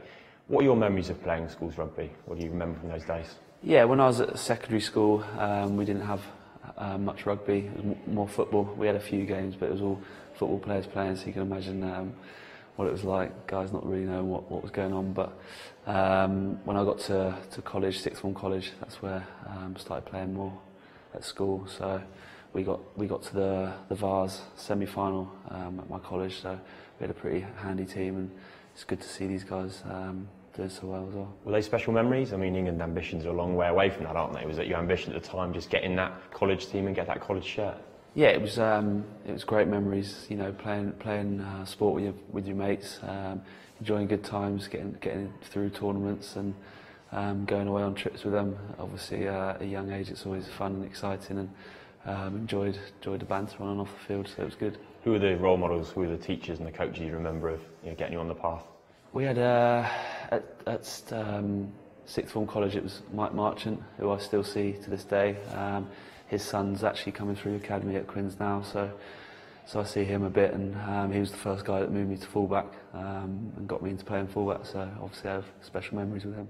And what do you remember then about the Mike Brown of those days? What was he like, the 15, 16-year-old? Still just as aggressive on the field, I think. Yeah, just enjoy playing rugby and learning from that, the coaches I had like Mike. Yeah, and just enjoying and playing with my friends really, and yeah, so many good times, so many good memories. Just playing rugby and all sports really. Still the spiky carrying and the getting stuck in. Yeah, still trying to get stuck in as well I could, and yeah, aggressive, and obviously that's why I play the sport, and yeah, nothing's changed since then really. What would it mean, do you think, for these kids to play at Twickenham at this age? What would it mean to them? Oh, I can only say if I'd played at Twickenham at that age, it would have been a dream come true. Such a great arena, home of English rugby, one of the best rugby grounds in the world. So it'd be a special moment for them, and hopefully that it'll be one they enjoy and remember growing up and onwards. What advice did you give to them? What were they asking you? I think first and foremost, just make sure they enjoy every minute of it, enjoy the occasion, enjoy the atmosphere, and enjoy where they're playing, and realise it's a special place to play, and then just give everything they've got, so they have no regrets when they leave the field. Mike, we're down at Graveney School today, who are finalists in the NatWest Schools Cup Vase on.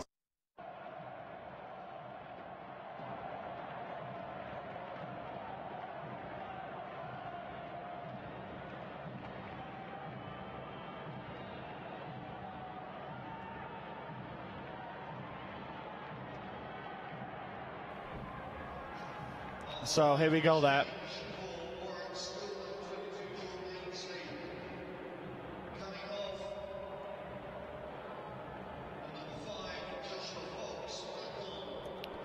So Josh Fox going back on for Jordan Ainsley. Warwick with it all to do.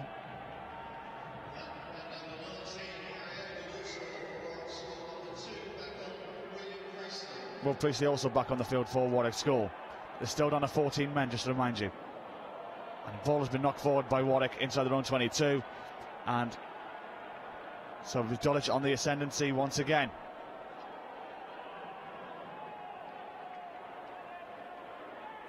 Thompson. Vase. Charnley.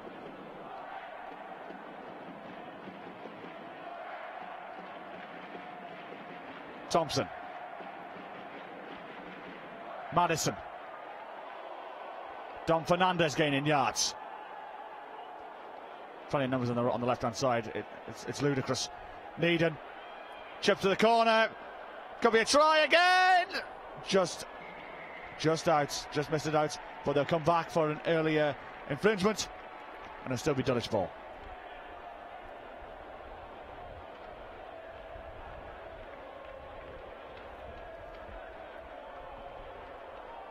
Needham with a little chip to the corner, and Ziegel was chasing.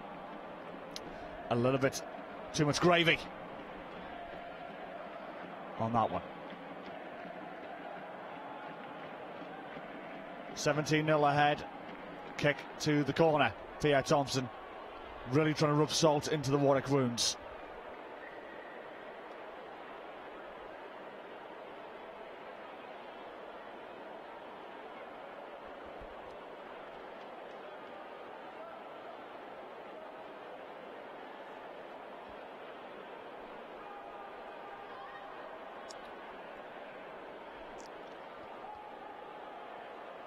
Collected.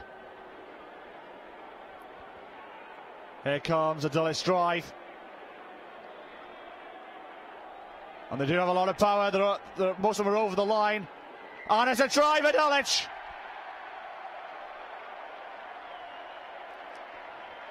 And you can safely say now, one hand and a few fingers on the under-18s cup.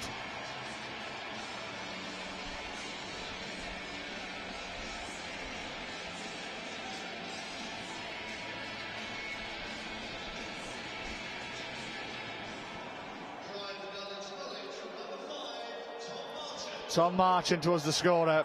4 tries Dulwich have run in this final. Just hasn't happened for Warwick.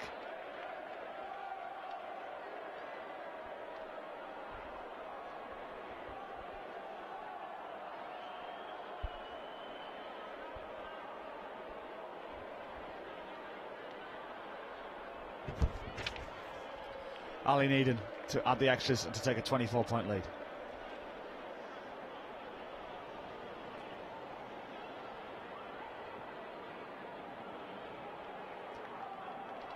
Right in the heart, beautifully played by Ali Needon. 24 points to 0.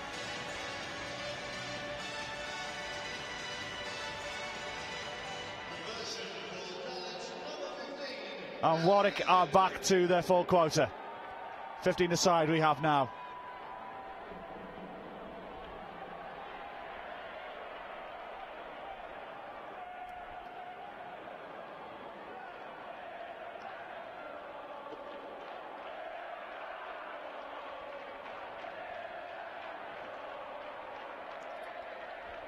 John Winter.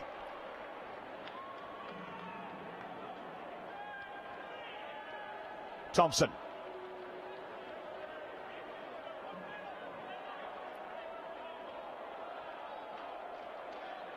Josh Imunkopre.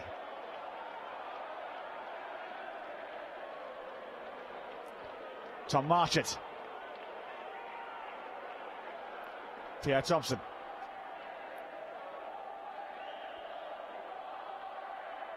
Joe Charnley. Going backwards. Madison Thompson.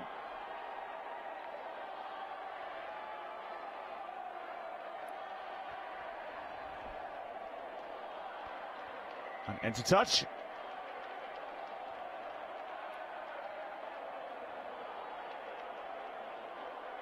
And it will be a Warwick throw. Here's the try again. Simple catch and drive.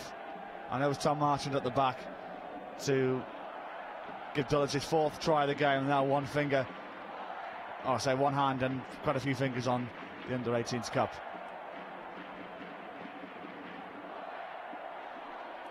Again, another loose line out from Warwick.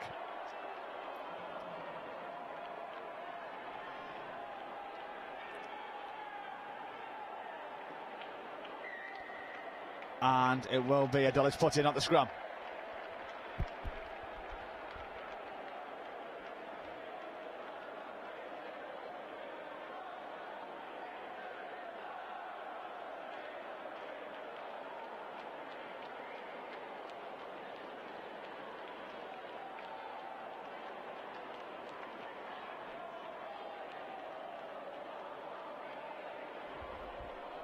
So Dulwich with the put in.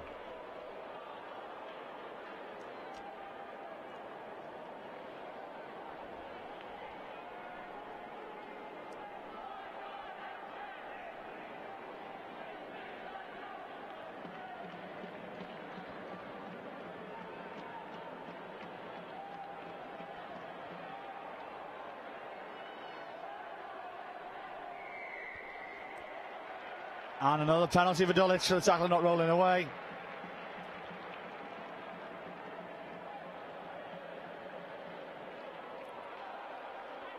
What do they fancy here?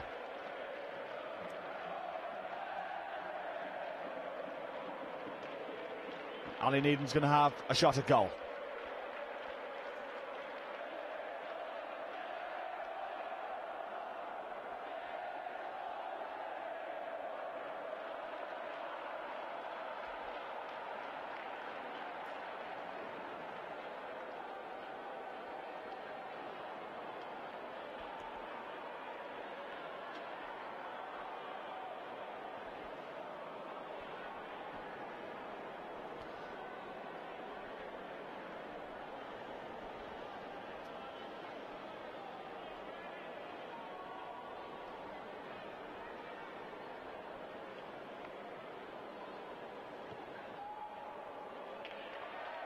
It's over. 27-0 the score. Warwick need 4 converted tries.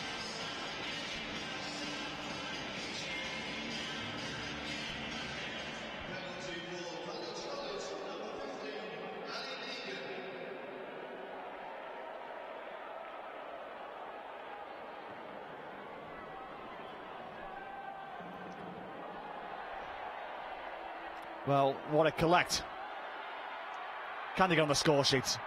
I think everybody, even the Dulwich fans, would like to see them put 1 score in.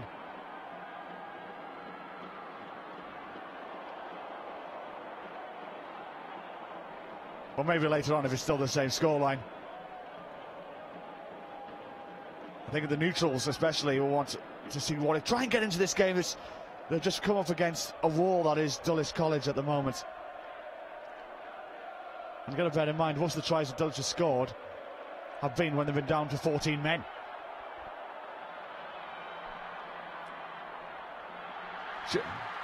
Into the 22, here they come. This is good to see from Warwick. Not giving up. There's still time in the game.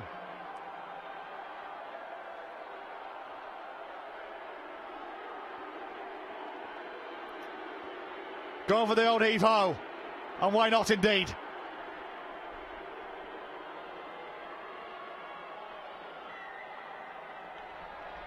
But Dulwich will have the chance to clear their lines via the scrum. They'll let the put in.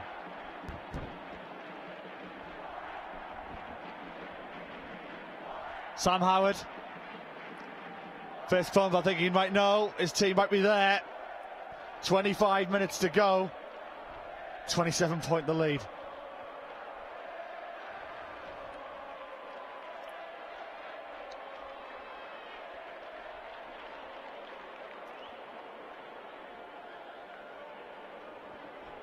Dulwich with the put-in of this scrum.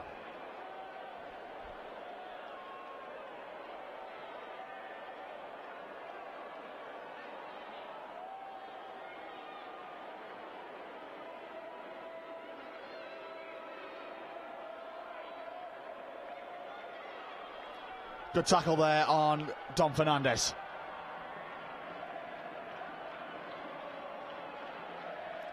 Thompson tries to go himself, instead goes the other way, spots a little bit of a gap opening, and dumped into touch. And a little bit of afters there as well.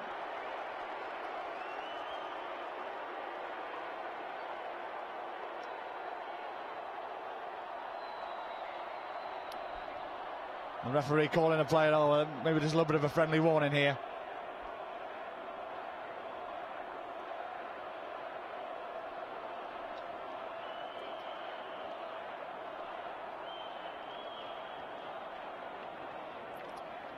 Kieran Thompson here, spots a little bit of a gap opening up.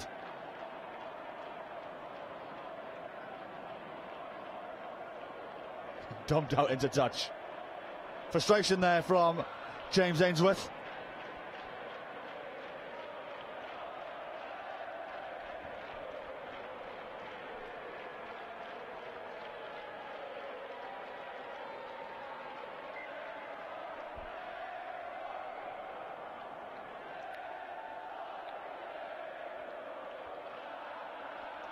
collected by Ainsworth. Into the 22. Warwick go. A bit of a gap opening up here, and it hasn't happened for him again. I thought that was a knock-on if the referee disagrees with my view of that. So instead, it's still Warwick ball.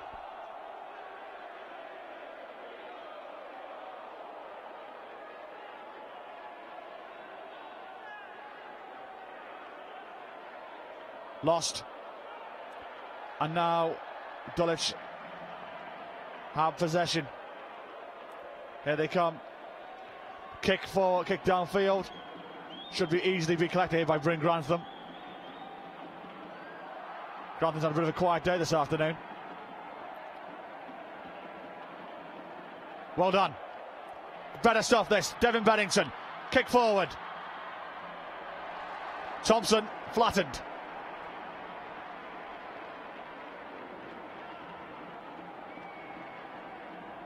Ball is out and it's still in Warwick hands. If they go right quickly, it could be on here.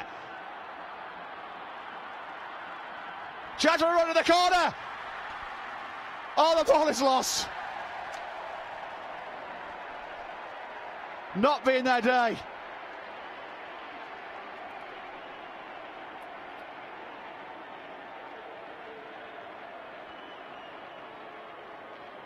Good quick rugby this was. Good running rugby from Warwick. Anthony Nzugu with the tackle there on Bryn Grantham. And the Dulwich defence right now is like a cul-de-sac. There's no way through.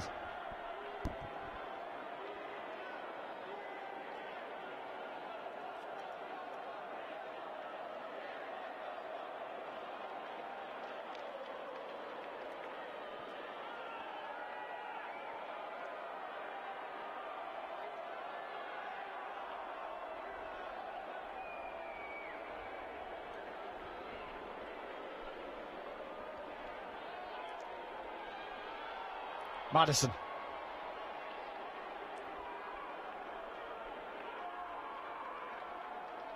John Winter.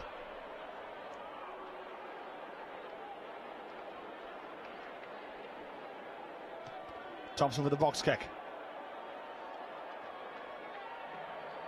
Still kept in field and away! Good night, Vienna. This could be over. Start the car.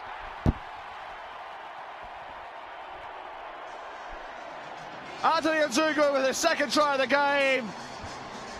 Dulwich, the dynasty, will continue.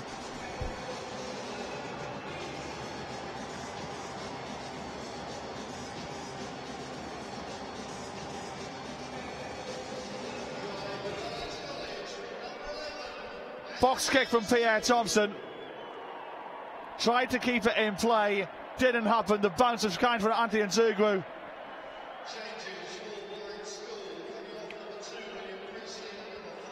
And there's only going to be one outcome in that race against Devin Beddington. And it hasn't been a good day for Warwick. They had their joy early this afternoon, the under-15s, but the under-18s, it hasn't gone their way.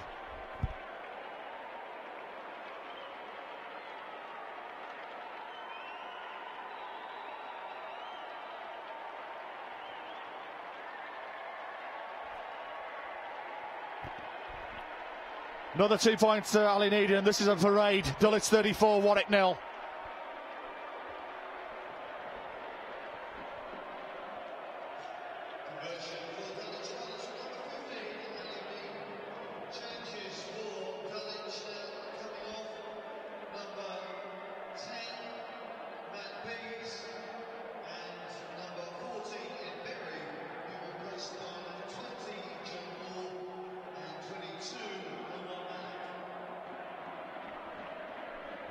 So the restart here for Warwick.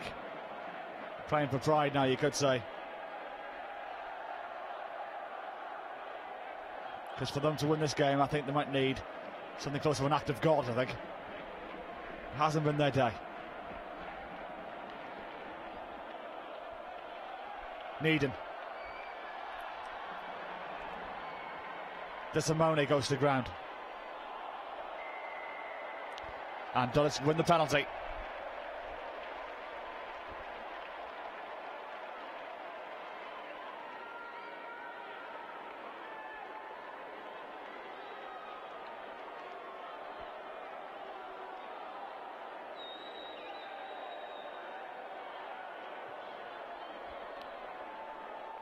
And a good effort it is as well. Decent kick there. Dulwich head into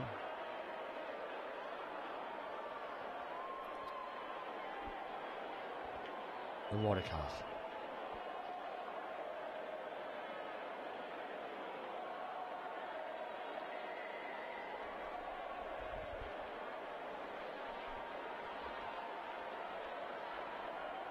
Changes for Warwick School this Monday is number 5, Joshua Fox coming off, along with number 3, Robert Matthews coming on, 18, James Allen, and 20, number 4. So, roughly 17 minutes to go in this final. And Dulwich looking to add to the greats of this under-18 schools. The record is still held by Costons Collegiate at 7.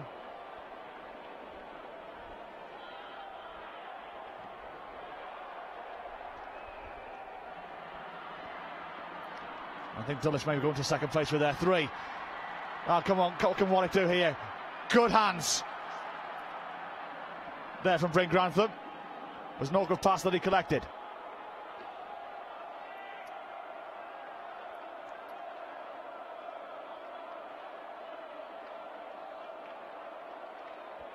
Crossfield kick. High into the air. Collected by Warwick as well. Well done.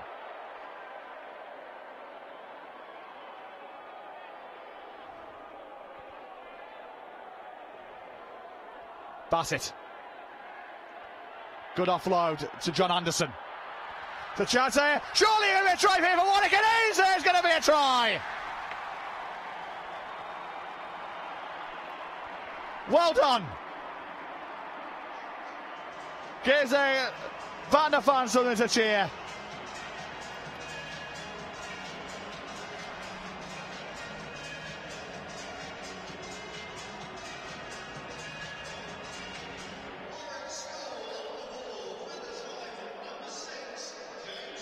James Ainsworth is the scorer. Well done to Warwick. Still not giving up. 29 points down, roughly 15 minutes to go. Will Stride looking to add the extras.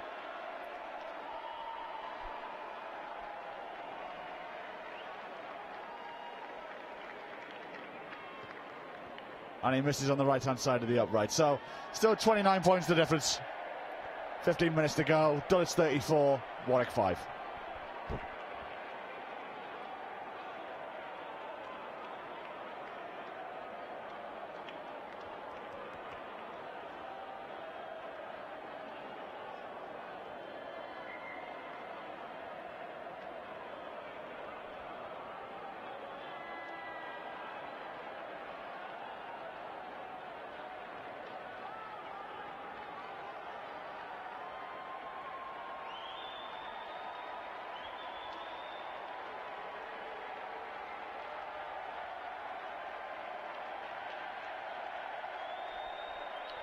So we're underway again.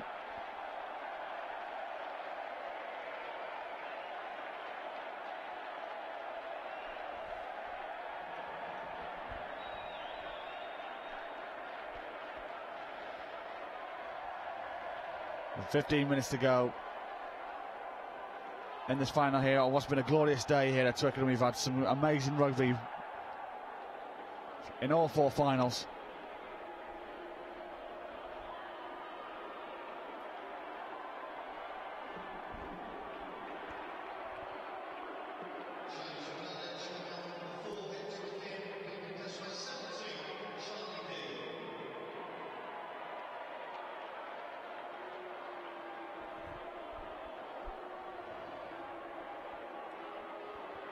Into the Warwick 22 come Dulwich.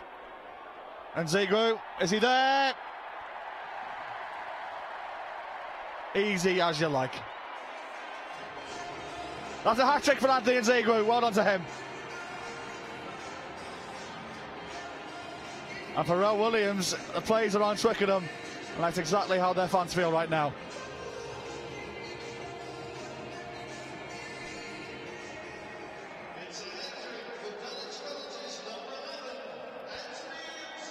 And Zegru, good balancing act, good juggling act there. Gets in the corner. 39 points to 5. This has been a rout.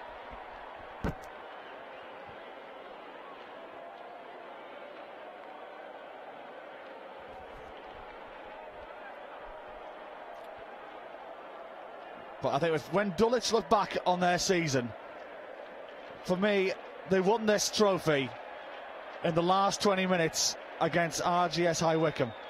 I think at one point they were down to 13 men in that match, camped on their own try line for the majority of that game, and RGS High Wycombe couldn't break them down. That for me is when they won this competition, as Ali Needham just misses out there. The resolve and how deep they needed to dig in that semi-final.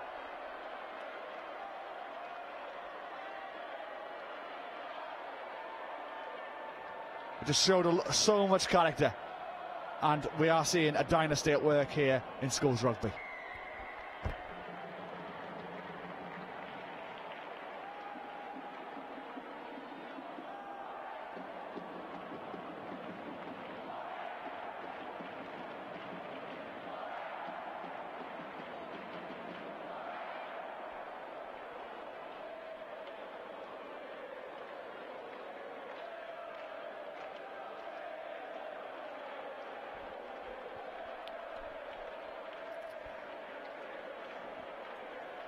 Warwick with the scrum.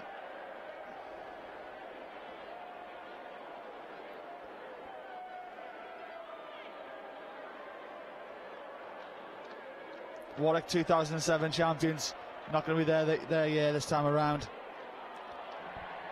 There's Dulwich. Should secure now the hat-trick of wins. I think that will put them in second place in the all-time winners of the under-18 Cup. Colston's Collegiate have a magnificent 7. I think Dulwich will now go on 3.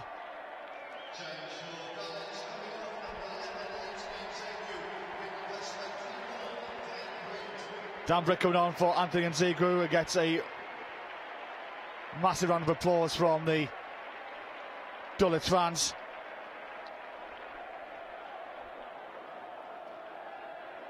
Oakham School have had 2 wins in the past. Bradford as well. Well, now Dulwich will be the second best team in the history, second best school in the history of this competition, after picking up a hat-trick. 3 wins on the spin. Colston's won 6 on the spin in the 90s. So still a long way to go before they can create any sort of history in this competition. But you feel they're going to be around for a long time to come. Warwick in the meantime. Full of running.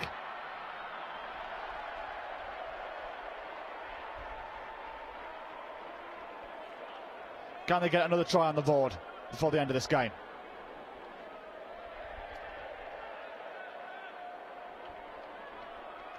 Oh well, Dulwich running another. Thompson.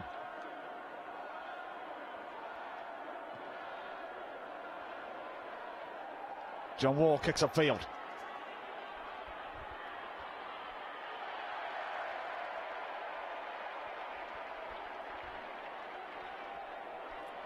They've tried and they tried and they tried.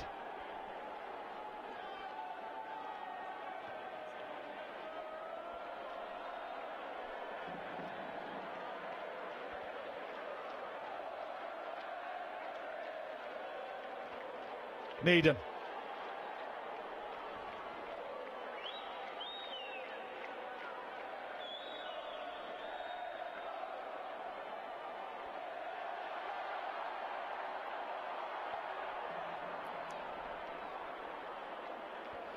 Dulwich inside the Warwick half. Thompson. Crossfield kick for Joe Charnley to chase. Omar Malik is the one who arrived. Sticking Devin Bennington under pressure. And Warwick win the penalty.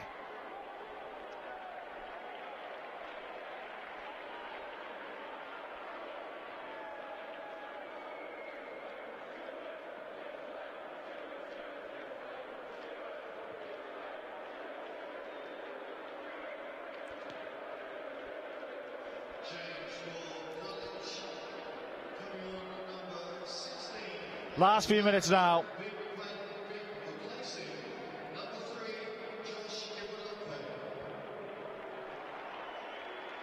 .550 schools started this competition.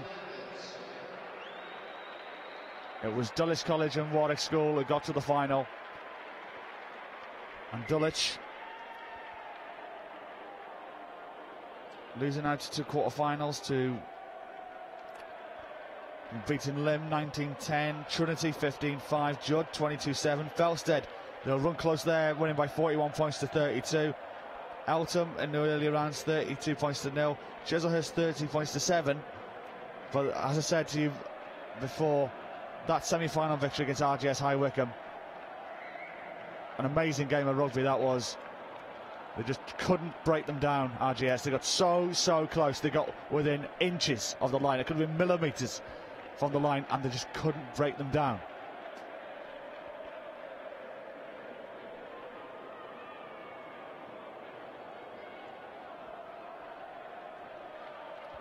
And not for me in this campaign was where they won this competition.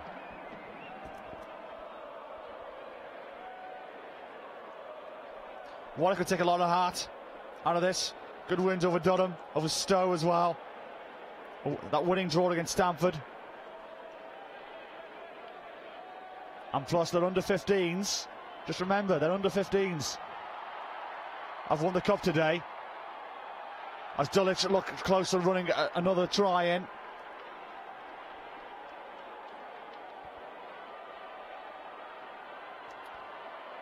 Needham pops back up.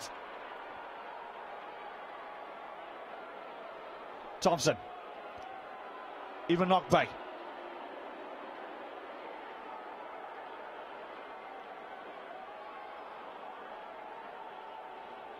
Thompson.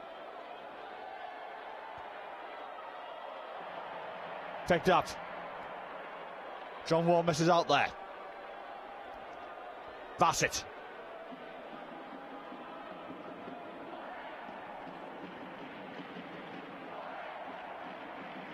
The Stowe goal, that's going to land into touch surely. And that will.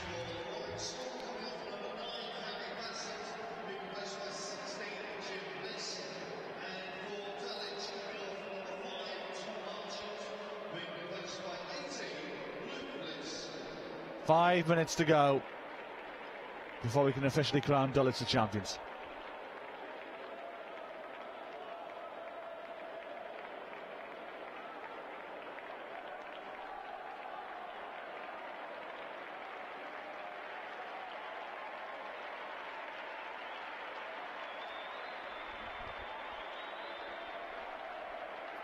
Josh Evenokpe.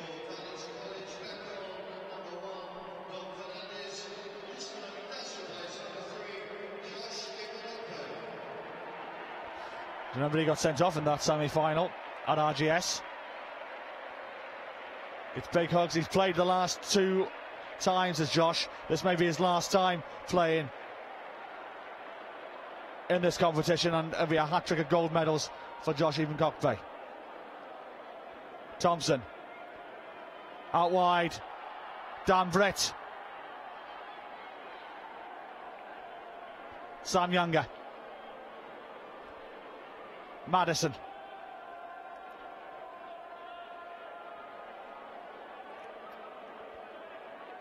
Thompson fishes it out. What a great pass that is. Needham into the corner. Omar Malik.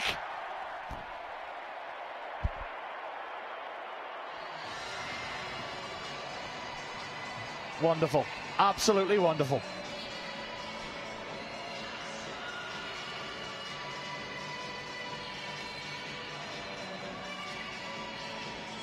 Look at the pass here in this run of play. Watch this. Thompson. John Waugh, little cheeky pass. That was like a punt in American football, wasn't it? With the hand. Chucking it like a dart. Fantastic. 44 points to 5. And this has been a rout. One thing Warwick School should take heart of here, they've won the under-15s cup competition today. A lot of them lads will be playing in this competition next season. They've got the experience when they join their under-18 brethren.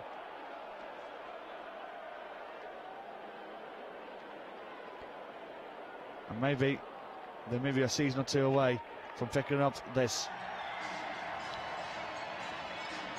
competition. What a kick that was from Needham as well. 11 points from his boots come from this today.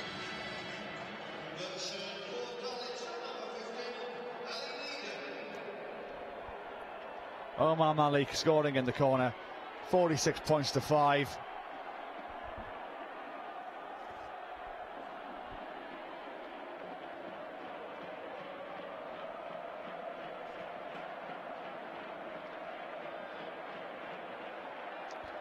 And officially the third highest scoring match, first aggregate score I should say, in the history of this NatWest Schools final day. The record was in 1993 when Bradford Grammar School beat the Royal Grammar School of Guildford by 74 points to 17.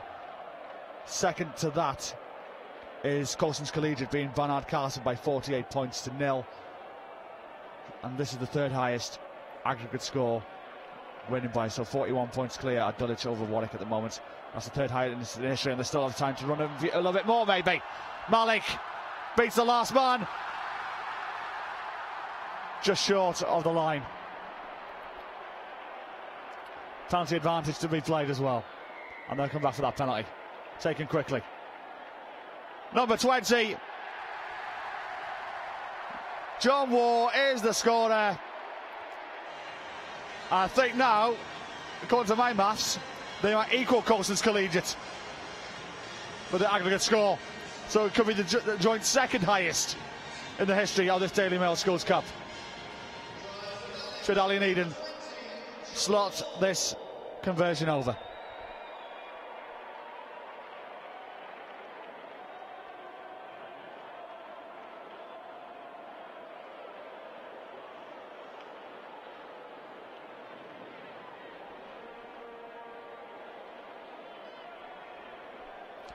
Superbly played.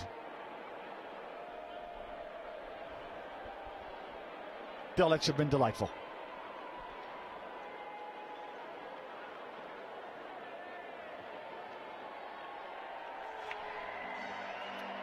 Another 2 points. 53 points to 5 is the score. Time for one more play.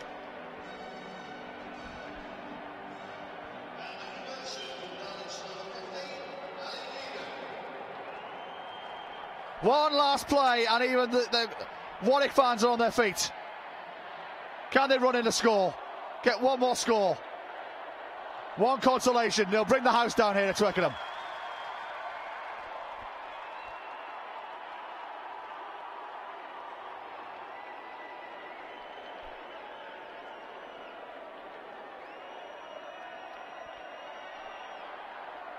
Jim Bliss. Not going to be, it's not going to happen. And that is it. Dulwich are delightful. The dynasty continues.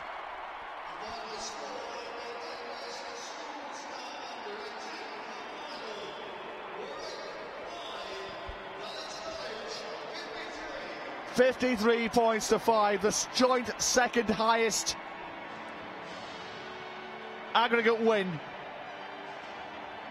48 points, along with Coulston's Collegiate School. That's the second highest in the history of this competition.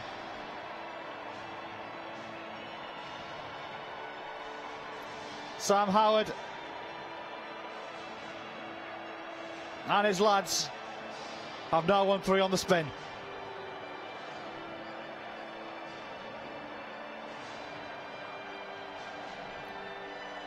I think not you see the Sam Howard, he could be the Alex Ferguson of schools rugby. Because tactically he got it right, and his team from Dulwich College were rampant once again.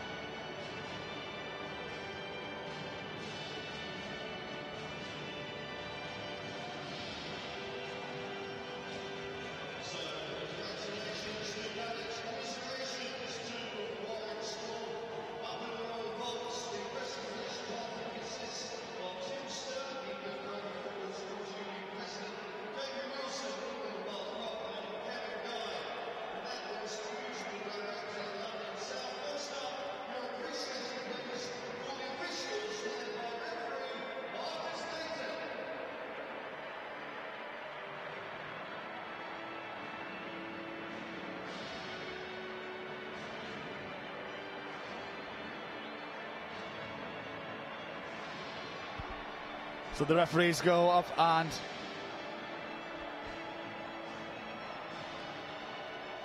collect their medals.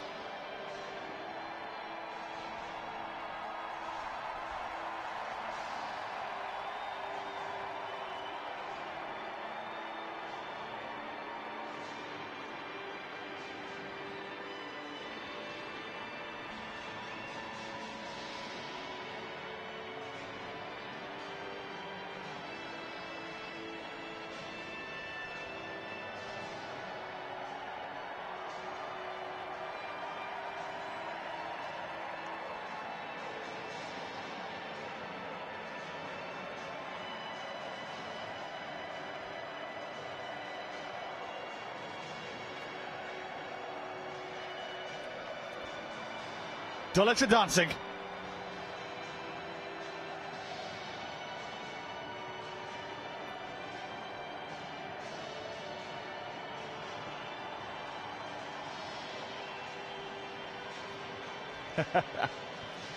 Brilliant to see.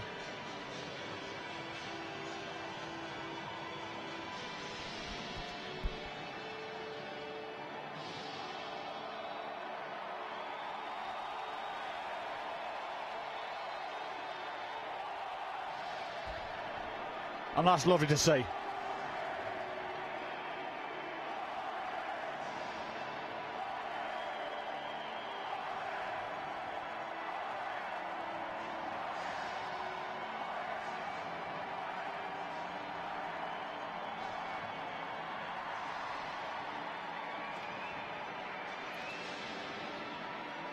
After getting comprehensively beaten, they still have time to do that in front of their fans. Class acts.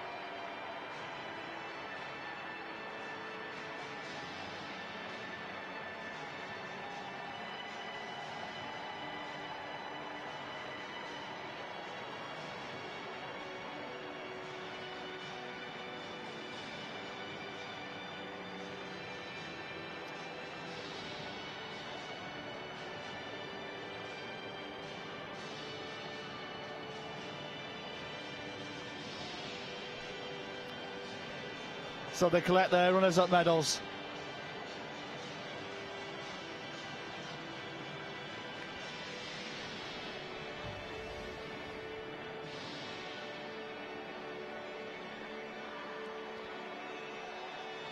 The end of a good season for Warwick School. They tried their hardest today, but they come up against a stern and resolute Dulwich College side.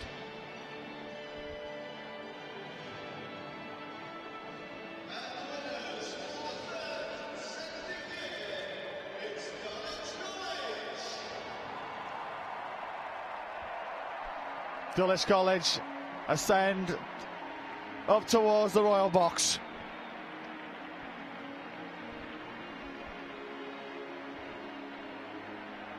They were just too good today.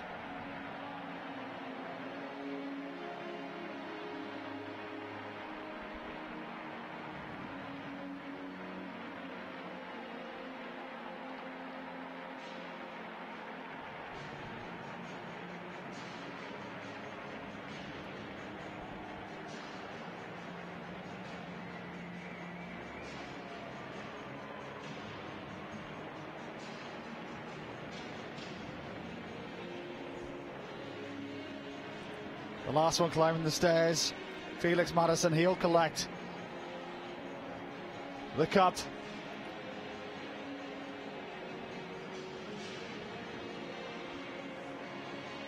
Josh Evan-Kopke, probably his last time he plays in this competition, but he would have taken away a hat-trick of gold medals.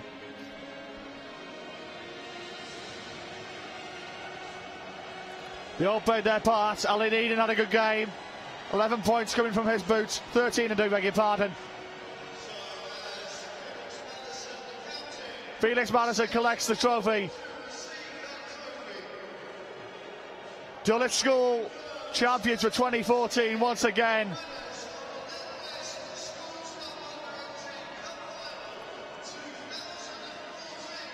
Dulwich College, the dynasty continues.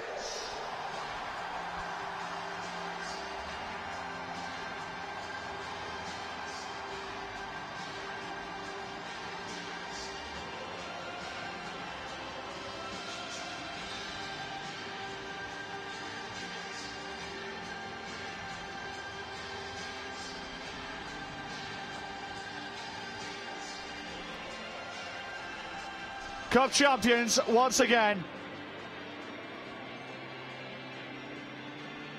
3-time champions. 3 in a row. Would it be too early to say? They could be pushing Coastal's Collegiate and their Magic 7.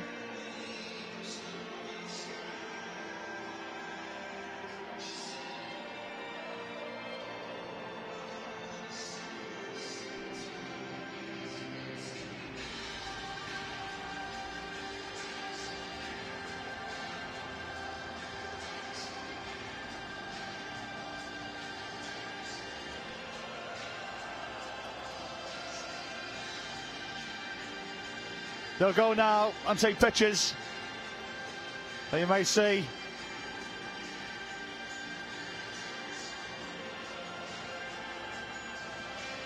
In some magazines and newspapers maybe. No doubt that the school will put this proudly in their Roll of Honour, on their Hall of Fame. NatWest Schools Cup winners once again.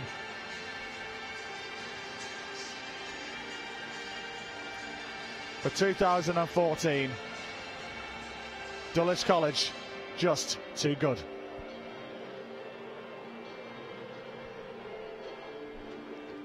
Seven tries running, 8 tries, I do beg your pardon, running all in all. 9 in the game, 8 for Dulwich, 1 for Warwick. This is the first try. This is when they were down to 14 men. Now it's Funcho O'Neilly getting over.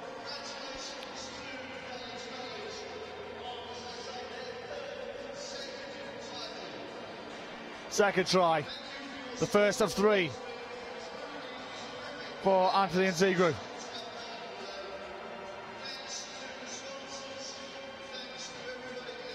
Third try.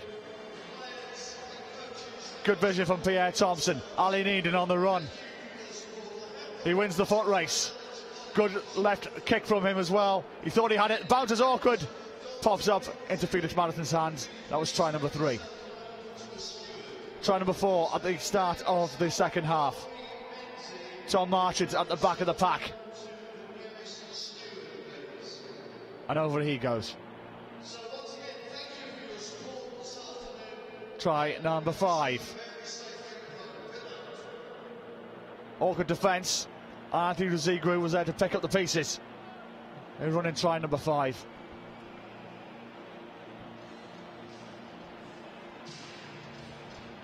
And by that point, Dulwich College had basically, it was all over about the shouting, but Warwick did get on the board. 1 try from James Ainsworth, consolation try, made sure they didn't go home pointless.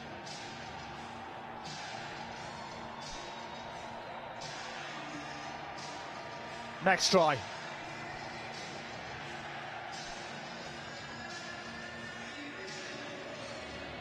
Thompson collects Anthony Zegru, good juggling at, and that secured his hat-trick.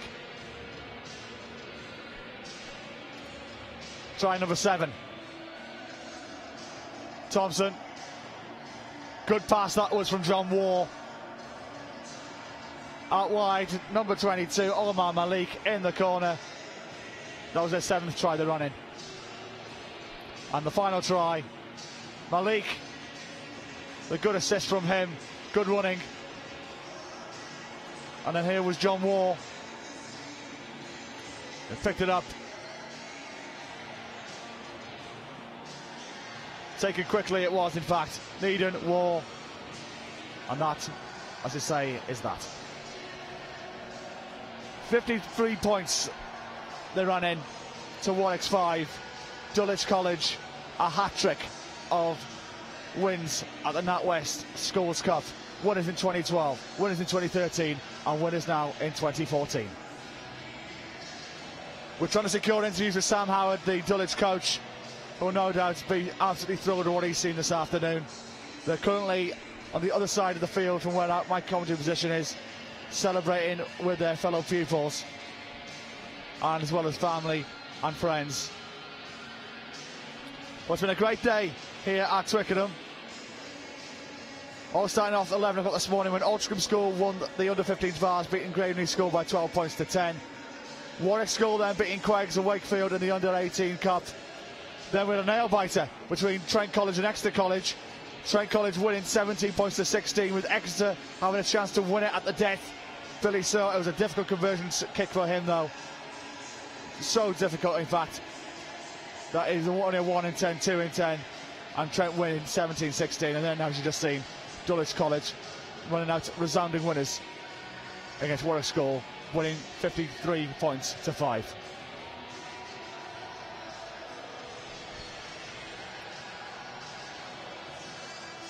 Stay with us here on RFU.com.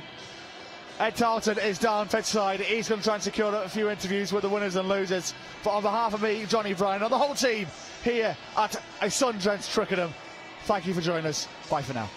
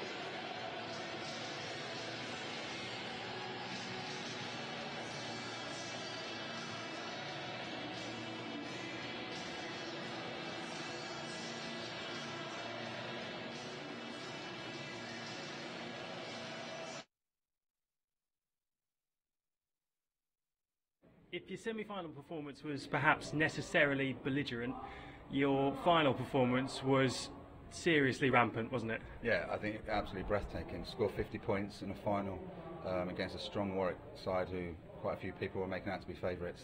It was absolutely remarkable. Such fantastic rugby. The boys are outstanding. I mean, one of the key turning points in the game seemed to be when you actually had a man sin bin, because all of a sudden you're down to 14 and you get 2 scores. Talk about that. Well, obviously after the semi-final we've talked hugely about discipline. Like, we want 15 men on the pitch, and obviously I thought it was a great tackle. It looked like a good tackle to me, but I think the boys sort of responded to that. But we knew, we've trained brilliantly, we've done our homework on Warwick, we knew they defended narrow, we'd be able to hurt them out wide, and everything that we worked on in training came off today. That doesn't often happen. Now, obviously, the rugby almost dynasty that you seem to be building at Dulwich College needs to be recognised. I mean, since 2011, when you first entered the competition, you're undefeated. I mean, it's absolutely remarkable. Yeah, it's been quite a good record. As I said, as I said, we never expected this. Like, if you look at the amount of tight games we come through, and I just think that just shows the sort of mental strength that our boys have got, the belief in themselves.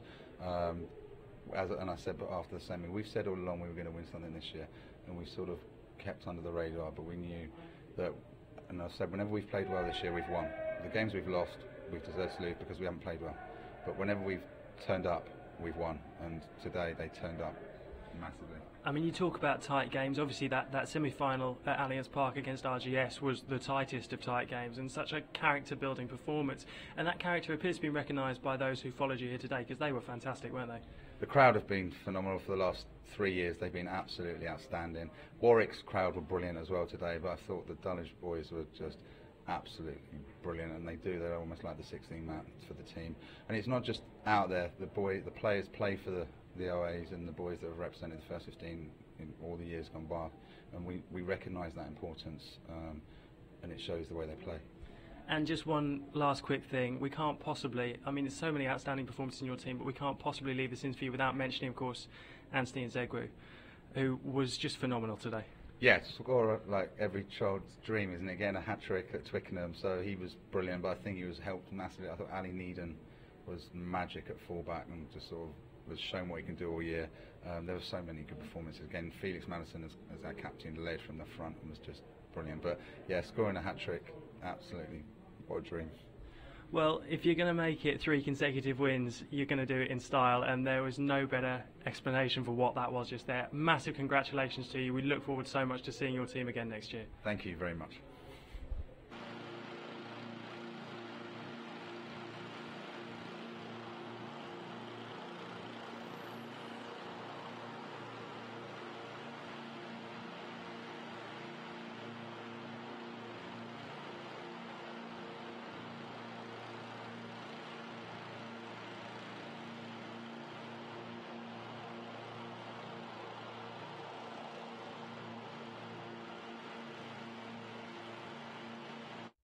Mark, ultimately a disappointing day for you. A fantastic experience to come to Twickenham, but it's not the result you were looking for. What do you feel went wrong on the day?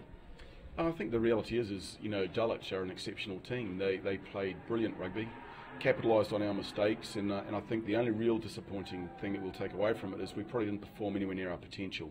And at this point in time, that you know, when we came across Dulwich, they were playing to their potential. So fair play to them, and that's what you're looking for as a coach in a final.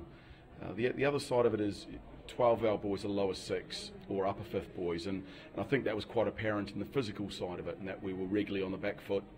You know, the bigger, powerful boys from Dulwich really made it difficult for us to get any inroads, and when they carried the ball, we did give up yards, and it's always very, very difficult to keep your defensive structures when you're going backwards. So it was a tough day at the office. Now, obviously, you know, there is disappointment in defeat, but as you mentioned yourself, you know, a lot of younger players in there. What does this mean, do you feel, for the development of Warwick School's rugby setup in the future? I think obviously the success of the 15s, then getting the 18s into the final as well is fantastic, and I think we saw with the support that's really growing about it, and the excitement across the schools being fantastic.